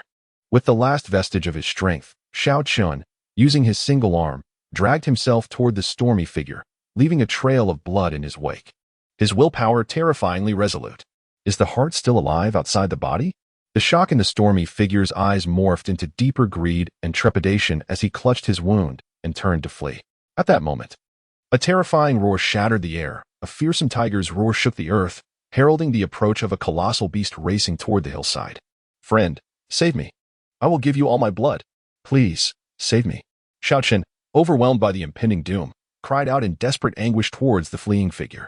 The stormy figure, not daring to look back, felt death closing in, and despite the agonizing pain in his abdomen, he ignited a drop of his essence and accelerated his flight. His strength surged like molten lava through his exhausted veins, propelling him forward with unprecedented speed into the depths of the ominous forest. Suddenly, a bone-crushing sound echoed from behind. Unable to resist a glance, the stormy figure saw, illuminated by the moonlight, the monstrous horned beast pouncing toward Xiaochen, devoid of mercy. With a single snap of its massive jaws, it seized the remnants of Xiaochen's body, tossing him into the air as if he were mere scraps of flesh. The beast's mouth gaped wide, and the figure still struggling in midair was swallowed into the abyss, his final cries silenced in his throat. In the next moment, piercing emerald eyes locked onto the frenzied figure ahead, relentlessly fleeing in a desperate bid for survival. The roar echoed once more. Chapter 33. The awe of the life pattern. A colossal tiger lunged forth, casting a shadow that enveloped the darkened clouds completely. With no retreat possible, the clouds bellowed fiercely, their garments torn asunder by the sudden eruption of blood energy. Moonlight poured down like liquid silver, illuminating his chest and limbs, revealing the intricate and otherworldly life patterns of the gluttonous beast. The crimson lines writhed as if alive, exuding a savage aura that seemed to devour all in its path. An astonishing spectacle unfolded. The charging unicorn tiger, upon catching sight of the gluttonous life patterns, was instantly gripped by a primal fear deeply rooted in its very bloodline. Overwhelming its ferocity as though it had encountered an invincible nemesis, it forced itself to twist midair, its massive form losing balance and crashing heavily to the ground less than a yard from the clouds. Boom! The earth trembled, and several trees, as thick as a bowl, were shattered in half. The tiger struggled to rise, no longer emitting roars of rage, but rather a series of mournful howls.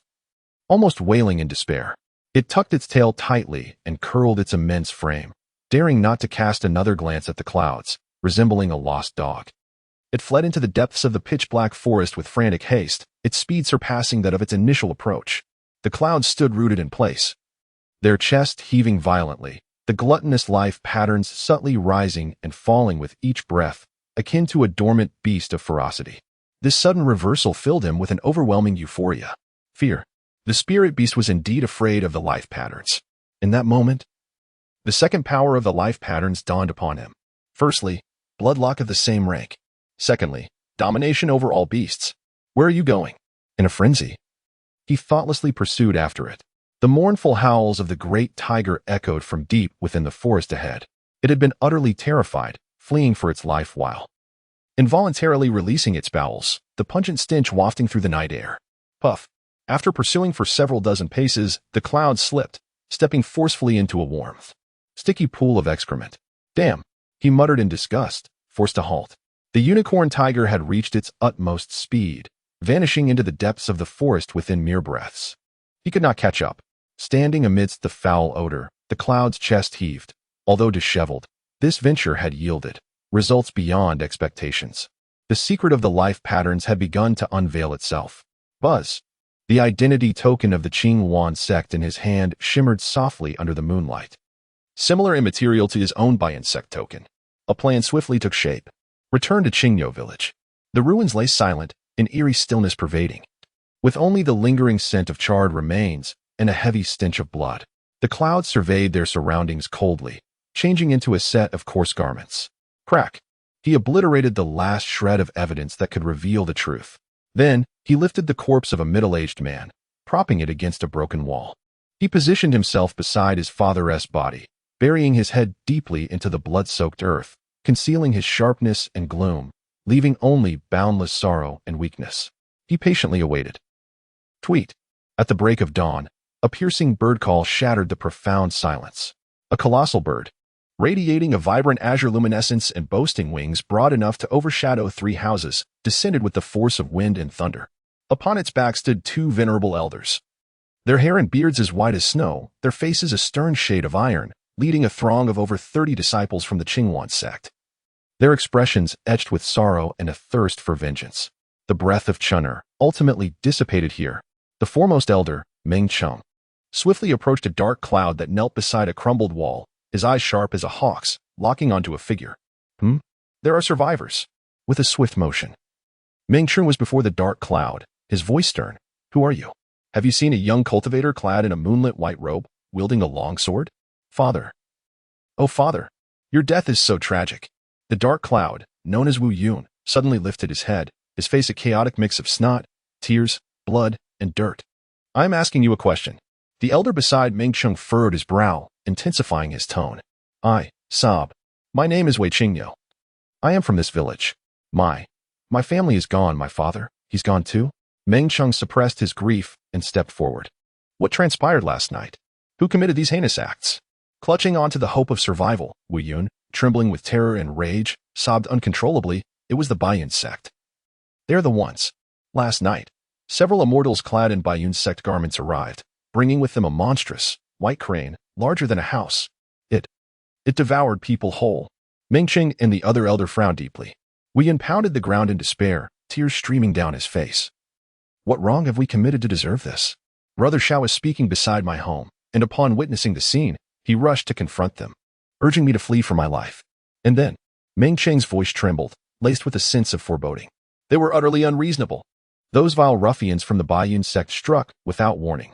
Brother Xiao, to protect me, faced them alone, engaging in battle with that demonic crane. I only dared to look back after fleeing far away, and there I saw that demonic crane swallow Brother Xiao whole. Chinner. Meng Cheng staggered as if struck, his form swaying precariously. Elder Wu hastily supported him, their faces a portrait of sorrow and fury. Wu Yun, trembling, retrieved a bloodied identity jade token from his bosom, raising it high above his head. Before being swallowed, Brother Xiao entrusted this to me. He said if he perished, I must deliver it to his master for vengeance. Meng Cheng grasped the token, his eyes instantly reddening. A primal roar escaping his throat. Baiyun sect, how dare you? The Baiyun sect, with their wolfish ambitions and a history of malevolence, return and report to the sect master. From this day forth, the disciples of Qingwan sect, should they encounter any members of the Baiyun sect, Elder Wu's eyes blazed with an unquenchable hatred. Kill. Without mercy. At the opportune moment, Wu Yun lifted his dirt-stained shirt, revealing a horrific, blood-soaked wound in his abdomen. Thud. Kneeling before Meng Cheng, he implored, Elder, I beseech you to save me. I only ask to bury my kin and then slay a few disciples of the Baiyun sect. Should I fail to personally dispatch any, I, Wei Qingyo, vow never to be human again. The fervor of hatred in his eyes was pure and intense. Meng Cheng, gazing into those eyes filled with boundless wrath and desperation, felt a twinge of compassion for a fellow mourner. He retrieved a pill from his robe and tossed it to Wu Yun. This is the Qingyuan Life Extension Pill, which can stabilize your injuries and prolong your life. If you have nowhere else to go, you may come to my Qingwan sect. Wu Yun caught the pill without hesitation and swallowed it. Then bowed deeply to Meng Cheng, exclaiming, Thank you, Elder, for your great kindness. Observing the figure consumed by vengeance. Both Meng Cheng and Elder Wu were left with a heavy heart and a sense of helplessness. They exchanged no further words and turned to leap onto the immense Qingwan bird. You, and you. Meng Cheng scanned his disciples and pointed to 3 of them. You 3 shall remain here to assist young friend Wei in burying the deceased. Once the task is complete, return swiftly. Understood. The 3 disciples of Qingwan leaped from the bird's back, their expressions solemn and filled with indignation as they surveyed the grim scene. The Qingwan let out a mournful cry and took flight, stirring up a whirlwind of dust from the ground. Wu Yun toiled painfully to dig graves and enter the bodies. This endeavor consumed an entire day, during which there was little dialogue between him and the 3 disciples. Brothers, we have finished tidying up. We shall take our leave now. Indeed, be cautious on your way.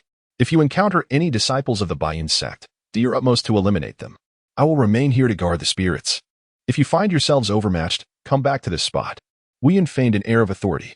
Very well, knowing that he was a friend of Xiaochen. They assumed he possessed considerable strength. After bidding farewell, they departed. Wu Yun silently trailed behind the 3. As they entered Jing'an City, they soon emerged with 2 cheerful disciples clad in the Baiyun sect's robes. Just 2 miles beyond the city, the stage was set for confrontation. The 3 disciples seized the opportunity to grievously wound one Baiyun disciple, while the other, realizing he was surrounded, produced a blood explosion talisman. Boom! A deafening explosion ensued.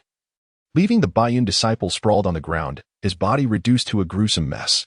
The 3 Qingwan disciples sustained injuries as well. One, positioned too close, lost his upper body entirely. The injured female disciple fled for her life, and the remaining two Qingyuan disciples took a moment to recuperate before departing. Wu Yun refrained from intervening, recognizing that these individuals possessed formidable combat experience and executed their moves with a swiftness beyond his perception. Any speed he could not discern with the naked eye signified his inability to contend.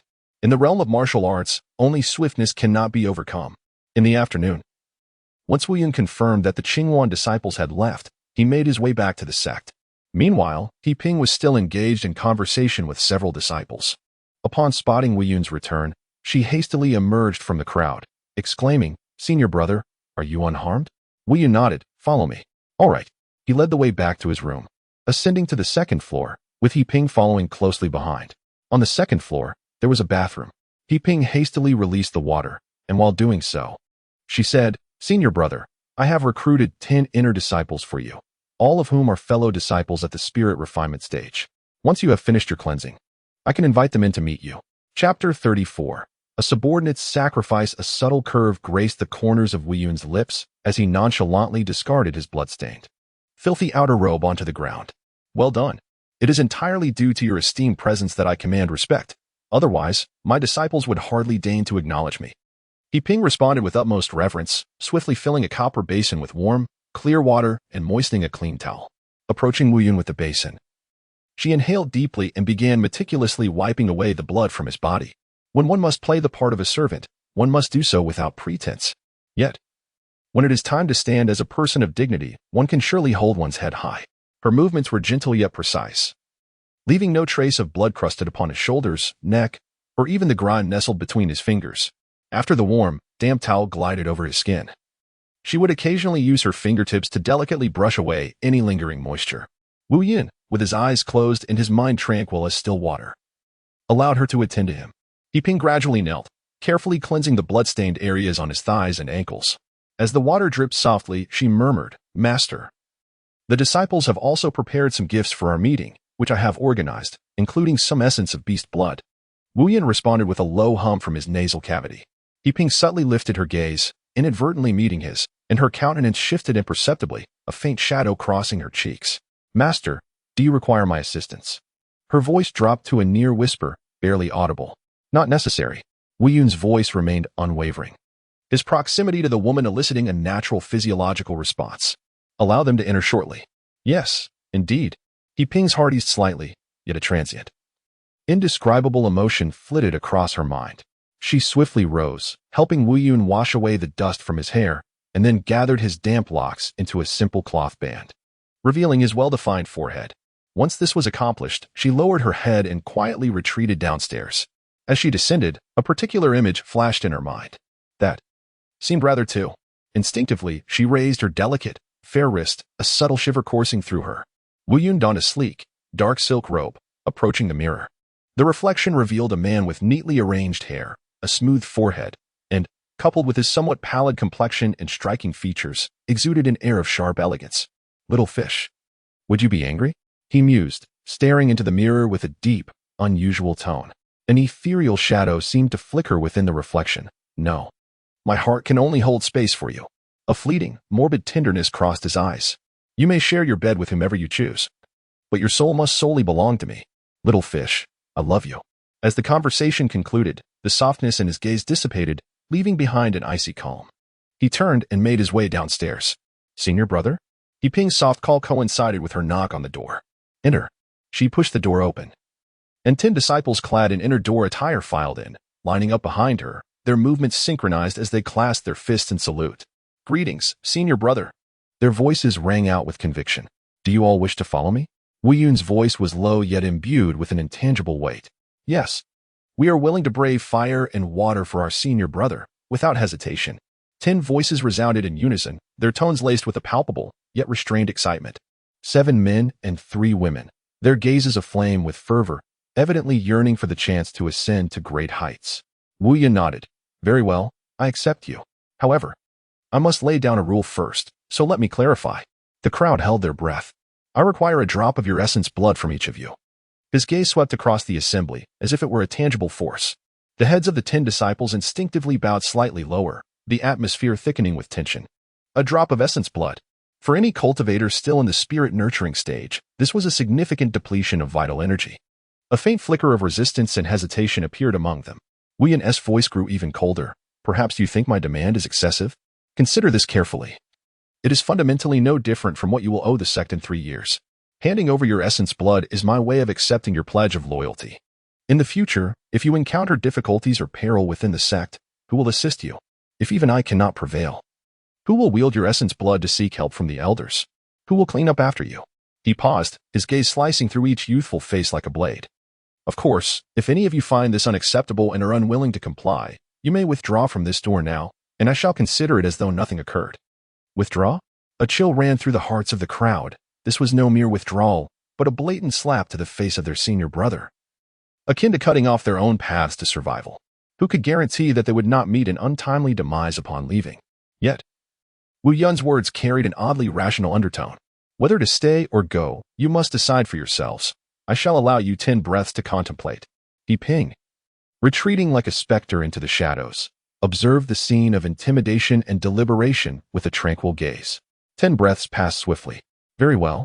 A robust male disciple suddenly lifted his head, his gaze resolute. I, Sun Wuliang, am a man of my word. Having vowed to brave fire and water for my senior brother, I shall not hesitate to offer a drop of essence blood as a testament of my sincerity. With one leading the charge, the remaining 9 felt no further hesitation. We too are willing to offer our essence blood. Please acknowledge, senior brother. The 10 no longer wavered, forcing forth the essence blood nurtured within their bodies, their complexions paling instantly, their breaths growing shallow. 10 glistening crimson droplets of blood were meticulously collected by Wu Yun into a prepared jade vial. Excellent. Wu Yun gazed at the vial filled with blood light. A barely perceptible smile gracing his lips. I recognize you now. Should any matters arise in the future, inform her first, and she will relay them to me. He gestured towards He Ping, who lingered in the shadows. We shall heed your command, senior brother.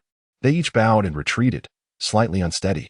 Once the last person had departed, He Ping swiftly approached, producing several small jade boxes and porcelain vials from her sleeve. Master, here are the gifts I have prepared. 5 portions of beast blood essence, 10 medium-grade blood nurturing pills, and 3 rare high-grade essence refining pills. Wu Yun cast a brief glance at the tray of elixirs, his brow arching slightly. Is this all? He Ping's fingers curled subtly, her determination hardening as she met his gaze. Yes. Next time.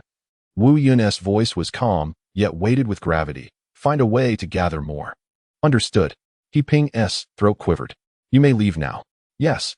As the door closed behind He Ping, the faint smile at the corner of Wu Yun's lips abruptly transformed into a malicious grin.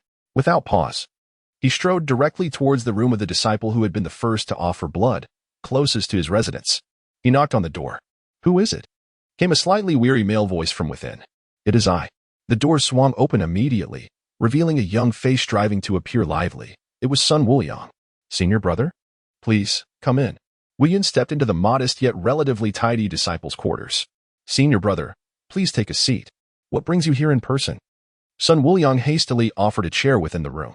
Not at all. I merely wish to see you. Wu Yun sat down, his gaze piercing as he assessed the young man before him. You are Sun Wuliang? Yes, senior brother. Sun Wuliang stood with his hands at his sides, feeling somewhat awkward. Wu Yun cut straight to the point. How much vital blood do you possess? The disciple, feeling a twinge of shame, replied honestly, currently, at most. I have condensed 36 drops. He had just offered 1 drop, leaving him with 35. The rest had been expended. 35 drops. Wu Yun's pupils constricted sharply, akin to a ravenous beast catching the scent of delectable prey. 35 drops of pure vital blood, if he could seize them all for himself, would allow him to refine at least 15. No, 20 drops of potent blood belonging to him alone. Chapter 35.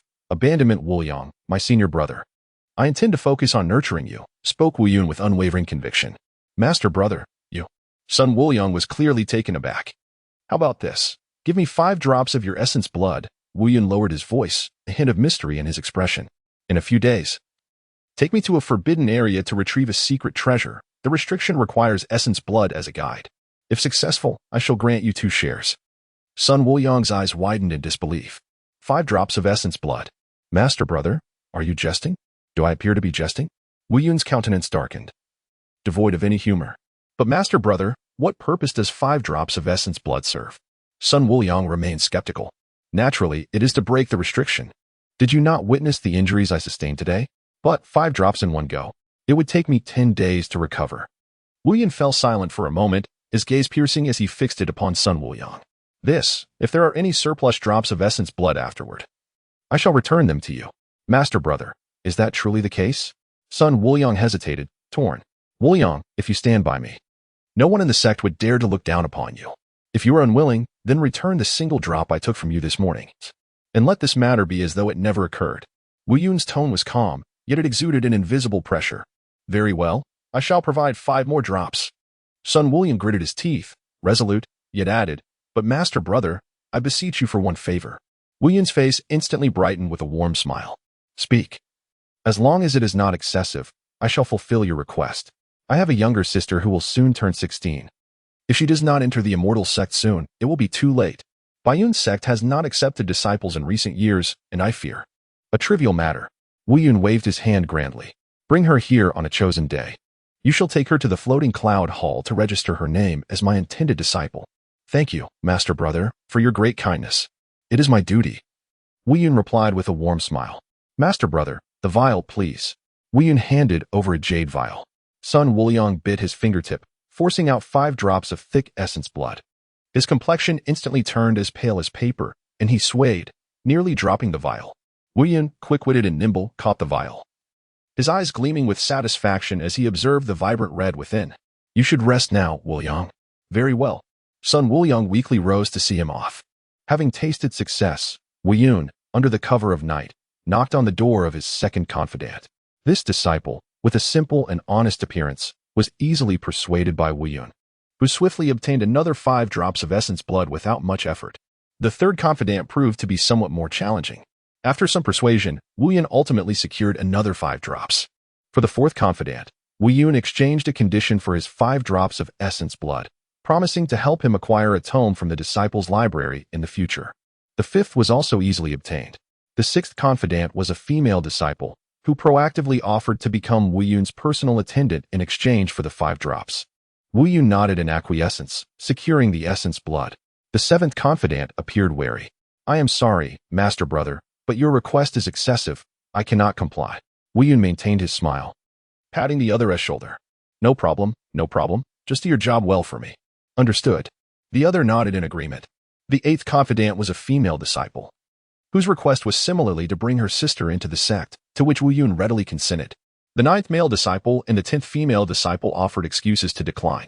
After this nocturnal visit, along with the 10 drops collected during the day, the small jade vial was now filled to the brim with 45 drops of essence blood. Wu Yun was in high spirits, his steps light and buoyant as he skipped back to his chamber. The newly appointed maid, Su Kexing, elicited no particular feelings from him. She was merely passable in appearance, a fact he acknowledged with indifference. Ultimately, she sought to emulate Yi Ping, aspiring to become a figure of prominence within the floating cloud hall and the entire Baiyun sect. For the moment, Wu Yun had not taken her back to his quarters, as she was struggling to stand straight after offering 5 drops of her essence blood.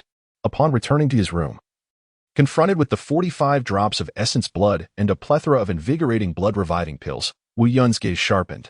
Without hesitation, he tilted his head back and poured the entire contents into his mouth. The essence blood entered instantaneously, instead of being swallowed into his stomach. It was directly channeled into his bloodstream through the devouring method of the Wanyuan blood absorption record. The potent energy of the blood-reviving pills combined with the furious essence of the 45 drops ignited the blood coursing through his veins, causing an astonishing surge in circulation speed and a dramatic rise in body temperature. Beneath his skin, the intricate and bizarre markings of the devouring beast manifested uncontrollably, appearing and vanishing in rapid succession. The 11th drop, the 20th drop, the 30th drop. A total of 31 drops of essence blood were successfully distilled, bringing the total within him to an astonishing 41 drops. As the process progressed, the quantity of essence blood consumed increased, yet each moment of successful distillation felt like a minor but vivid rebirth. Unbeknownst to him, a layer of viscous, dark impurities began to seep from his skin, which he casually wiped away, revealing an even smoother and more luminous complexion beneath. The process of refinement consumed an indeterminate amount of time. Suddenly, the door creaked open. At the threshold stood 2 figures. One was He Ping, her head bowed, her demeanor forlorn. The other was the newly appointed Su Kexing, striking a deliberately coy pose. Su Kexing stepped closer to Wu Yun, a hint of provocation in her smile, and raised her hand to gesture toward He Ping. Brother Hanwei, I am now your personal maid, am I not? So what does she count as now? He Ping's body trembled ever so slightly as she suddenly knelt, her forehead hitting the floor with a heavy thud, her voice trembling. Master, I am your servant. I will do whatever you ask of me. Ha! Su Kexing scoffed derisively. Brother Hanwei, this woman lacks strength and essence blood. Keeping her around is merely wasting your space. Wu Yun's expression remained indifferent as he nodded. Indeed. He Ping, transfer all your duties to her, and then you shall have no further relevance. These words struck like thunder. As He Ping abruptly lifted her head, the color draining from her face, her eyes filled with despair. Without a second thought, she lunged forward, clutching Wu Yun's leg, crying out in desperation, Master, please do not cast me away. I am useful. I was the one who brought you those trusted confidants. And Su Kexing was also my recommendation.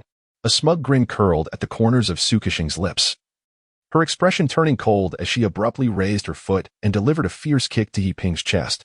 He Ping let out a pained cry as she was forcefully kicked back, soaring over a yard before crashing heavily onto the ground, spitting out a mouthful of blood. Worthless. Indeed. Su Kexing swiftly approached, ruthlessly placing her foot with precision upon He Ping's calf. A sickening crack echoed in the air. He Ping emitted a heart-wrenching scream. Ah, humph. Su Kexing's gaze was filled with disdain, as if she were observing mere refuse. You are utterly useless, He Ping. You are but a dog guarding the floating cloud hall. And Han Yu only happened to bestow his fleeting favor upon you. Do you truly believe such a worthless being can remain by his side indefinitely? Awaken from your delusions. Insect. He Ping curled up on the ground, tears streaming down her face as she gazed at the figure that once dictated her fate. Despair mingling with her final plea. Coughing, Master, I can also be of service. I beg you, do not forsake me. Sobbing. The clouds darkened, a frown creasing the brow, eyes icy and voice laced with impatience. Annoying. Did you hear that, wretch? With the command given, Su Kexing felt no further reservations. She bent down, roughly seizing He Ping by her long hair. Disregarding the excruciating pain in her leg and the blood seeping from where she had been trampled, dragging her across the ground like a dead dog, until she was unceremoniously flung outside the gates of the floating cloud hall. Thud. He Ping landed upon the hard ground like a discarded rag. The passing disciples cast shocked and bewildered glances. Was this not the once glorious senior sister He Ping? A disciple with whom He Ping shared a slight acquaintance instinctively stepped forward, wanting to assist. What are you doing? How can you treat her like this? Su Kexing stood on the steps of the floating cloud hall, looking down with an elevated chin, her voice resonating clearly across the open space. Listen well, everyone. This wretched servant is utterly unworthy of serving by Han Yu's side from this day forth. I, Su Kexing, shall be his sole personal attendant. Should there be any matters, come to me first. Upon hearing these words, the outstretched hand that sought to assist He Ping froze instantly, retracting as if shocked. The gazes of the surrounding disciples transformed from astonishment to reverence and flattery. Sister Su, does the senior brother require more loyal followers? Indeed, he does. Su Kexing proclaimed authoritatively, but from now on, only male disciples will be accepted. Understood. The crowd responded in unison. Sister Su, do you find it convenient at this moment? I have no time. Su Kexing waved her hand haughtily, for I must return to serve Han Yu. Should you have matters to discuss, wait outside my courtyard. Yes, Sister Su. Chapter 36. Training. Su Kexing hurriedly returned to the room and immediately clung to Wu Yun's arm, her face adorned with a sweet and endearing smile as she ingratiated herself. Brother Hanwei, you look so handsome. From now on, I will accompany you and ensure that you are happy every day. At that moment, she genuinely wished to curry favor with Wu Yun. How long have I been in seclusion? Wu Yun, not rejecting Su Kexing's closeness, slowly settled back into his chair. Almost 2 months. Upon hearing that nearly 2 months had passed, Wu Yun could not help but furrow his brow. Previously, the absorption of essence blood could be quickly refined and condensed. But now, as the essence blood within him increased in quantity and potency, each drop required a longer period to settle. Su Kexing, quick-witted, immediately turned to brew some tea, respectfully presenting it to Wu Yun before carefully moving behind him to knead his shoulders. During that time, did anyone come looking for me? Yes, Su Kexing hurriedly reported. Sun Wuliang, Zhang Shui, and several others came to find you. However, since you were in a critical stage of seclusion, I took the liberty of sending them away. Did they bring anyone with them? Indeed, she nodded. Sun Wuyang and Zhang Shui each brought a young lady, claiming that you had previously promised to admit their sisters into the sect. However, the paperwork from the personnel department has not been fully processed. So the young ladies are only allowed to do some menial tasks for now, she tentatively suggested. Shall I go to the personnel department now and speak on their behalf to expedite the matter? Wu Yun's lips gradually curled into a smile. Go and inform Sun Wuyang and Zhang Shui that each of them must present me with 5 drops of essence blood, and I will immediately allow their sisters to become official outer disciples. 5 drops of essence blood? Su Kexing expressed her surprise, the words escaping her lips. Brother, why do you need so much essence blood? What is your name? Wu Yun's voice suddenly turned cold. I am Su Kexing, she stammered, a slight tremor evident in her voice. Do you truly understand what it means to be a proper maid? Wu Yun abruptly stood, without warning, reaching out to grasp Su Kexing by the nape of her neck. A surge of powerful force erupted. With a heavy thud, Su Kexing was swiftly thrown to the ground, her neck experiencing a terrifying dislocation, rendering her body below the neck instantly numb. Lying on the cold floor, she coughed painfully, blood seeping from the corner of her mouth. Cough, cough. Brother, I was wrong. I shouldn't have asked. Cough. I want he dared to ask again. Wu Yun mercilessly placed his foot on her face, grinding her distorted visage against the ground, his voice chilling like ice. Su Kexing, if you cannot discern what you should or should not do next time, I will simply break your neck and throw you back to He Ping, so she can properly deal with you. With a soft whimper, Su Kexing trembled in fear, her voice barely a whisper. I won't dare to speak out of turn again. Brother, I am truly sorry. Tears mingled with the dust on the ground as she wept. The dark cloud slowly lifted its foot. After a considerable pause lying on the ground, Su Kexing gradually regained sensation in her body.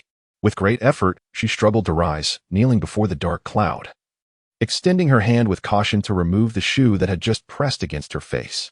Brother, your foot has become dirty from stepping on me. Let me warm it for you.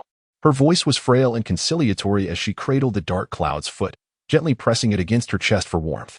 I require essence blood to nourish my master and prolong his life, the dark cloud informed her, as if bestowing a secret. I understand. I comprehend, brother. I shall not utter another word of inquiry, Su Kexing hastily declared, eager to demonstrate her worth. Brother, I willingly offer you another 3 drops of my essence blood. Very well, the dark cloud replied with a smile of satisfaction. Despite her overwhelming fatigue, Su Kexing bit her fingertip, forcing out 3 precious drops of essence blood and presenting them to the dark cloud. Once this was accomplished, she was utterly depleted. Collapsing onto the floor as if her bones had been extracted, gasping for breath, her complexion pale. Indeed, Kexing, you understand me well. The dark cloud's expression shifted dramatically, a facade of disconcertingly gentle warmth replacing the earlier fury, as if the violence had never transpired. Brother, I shall remain utterly loyal to you. Rest well. He gently lifted her and placed her upon the bed before striding out of the room. The dark cloud first collected his monthly share of elixirs, then proceeded to the library. Ascending to the 5th level, a realm reserved for personally taught disciples, he encountered a robust disciple engrossed in a book, who nodded in acknowledgement upon his arrival. Junior brother, he greeted. And you are? The dark cloud inquired. Zhao Tianpeng from Qingfeng Hall. I am Feng Hanwei of Floating Cloud Hall. The dark cloud reciprocated the greeting. No need for pleasantries. Make yourself at home, Zhao Tianpeng replied, returning to his reading. Without further exchange, the dark cloud delved into the vast sea of texts, having only learned a rudimentary technique, the Divine Fury Fist, from the old man, while remaining oblivious to other methodologies. The human law realm offered little variety, primarily focusing on physical refinement and essence blood condensation. It was only upon reaching the earth law realm that one could genuinely harness spiritual power and execute diverse, splendid techniques. Ultimately, he selected 2 foundational techniques, Fierce 9 Blades and Swift Wind Steps, which appeared exceedingly practical. After 2 hours of concentrated reading and memorization, he committed the essential principles to memory, preparing to return and diligently practice. Simultaneously, he recalled the needs of his subordinate and noted a suitable technique for him before departing the library. By the time he returned to his dwelling, the sun had set. Su Kexing had regained some strength, holding a jade vial in her hands, respectfully waiting at the door. Within the bottle lay 10 drops of warm essence, and in a bid to ensure their sister's smooth entry into the outer sect, Sun Wuliang and Zhang Shui both endured the pain of sacrifice, each offering 5 drops of their precious blood. Of course, the seeds of resentment towards the ominous cloud within their hearts took root even deeper. Upon the return of the ominous cloud, Su Kexing promptly presented the jade bottle with both hands. The cloud, in a gesture of feigned affection, lightly patted her head, praising, "Kexing, well done, you are truly obedient." "Is my brother no longer angry with me?" Su Kexing inquired cautiously, her eyes reflecting a blend of hope and trepidation. "Not anymore. As long as you continue to be this obedient. Naturally, if you can assist your brother in gathering more essence, I shall reward you handsomely." The cloud once more spun a grand vision. "All right, I will strive even harder." Su Kexing nodded vigorously, seizing upon the opportunity in the cloud's words. She added with a hint of dependence, "Brother, could you please not abandon me? I will always collect essence for you. Indeed, as long as you can manage. You shall be my most beloved sister." "All right." Su Kexing nodded earnestly, her face alight with joy. The cloud maintained a cryptic smile as it retreated to its chamber. "Brother, may I warm your bed?" Su Kexing suggested playfully. "No need." The cloud declined directly, gesturing towards the second floor where there were empty rooms, before retiring to rest. "Very well, brother." The cloud lay upon the familiar bed. After an extended period of seclusion, fatigue washed over him, and he yearned for a deep, restful slumber. "Little fish, they are truly easy to manipulate. Then you must extract every ounce of their value, and subsequently, discard the useless detritus. That is precisely my intention. You understand me well.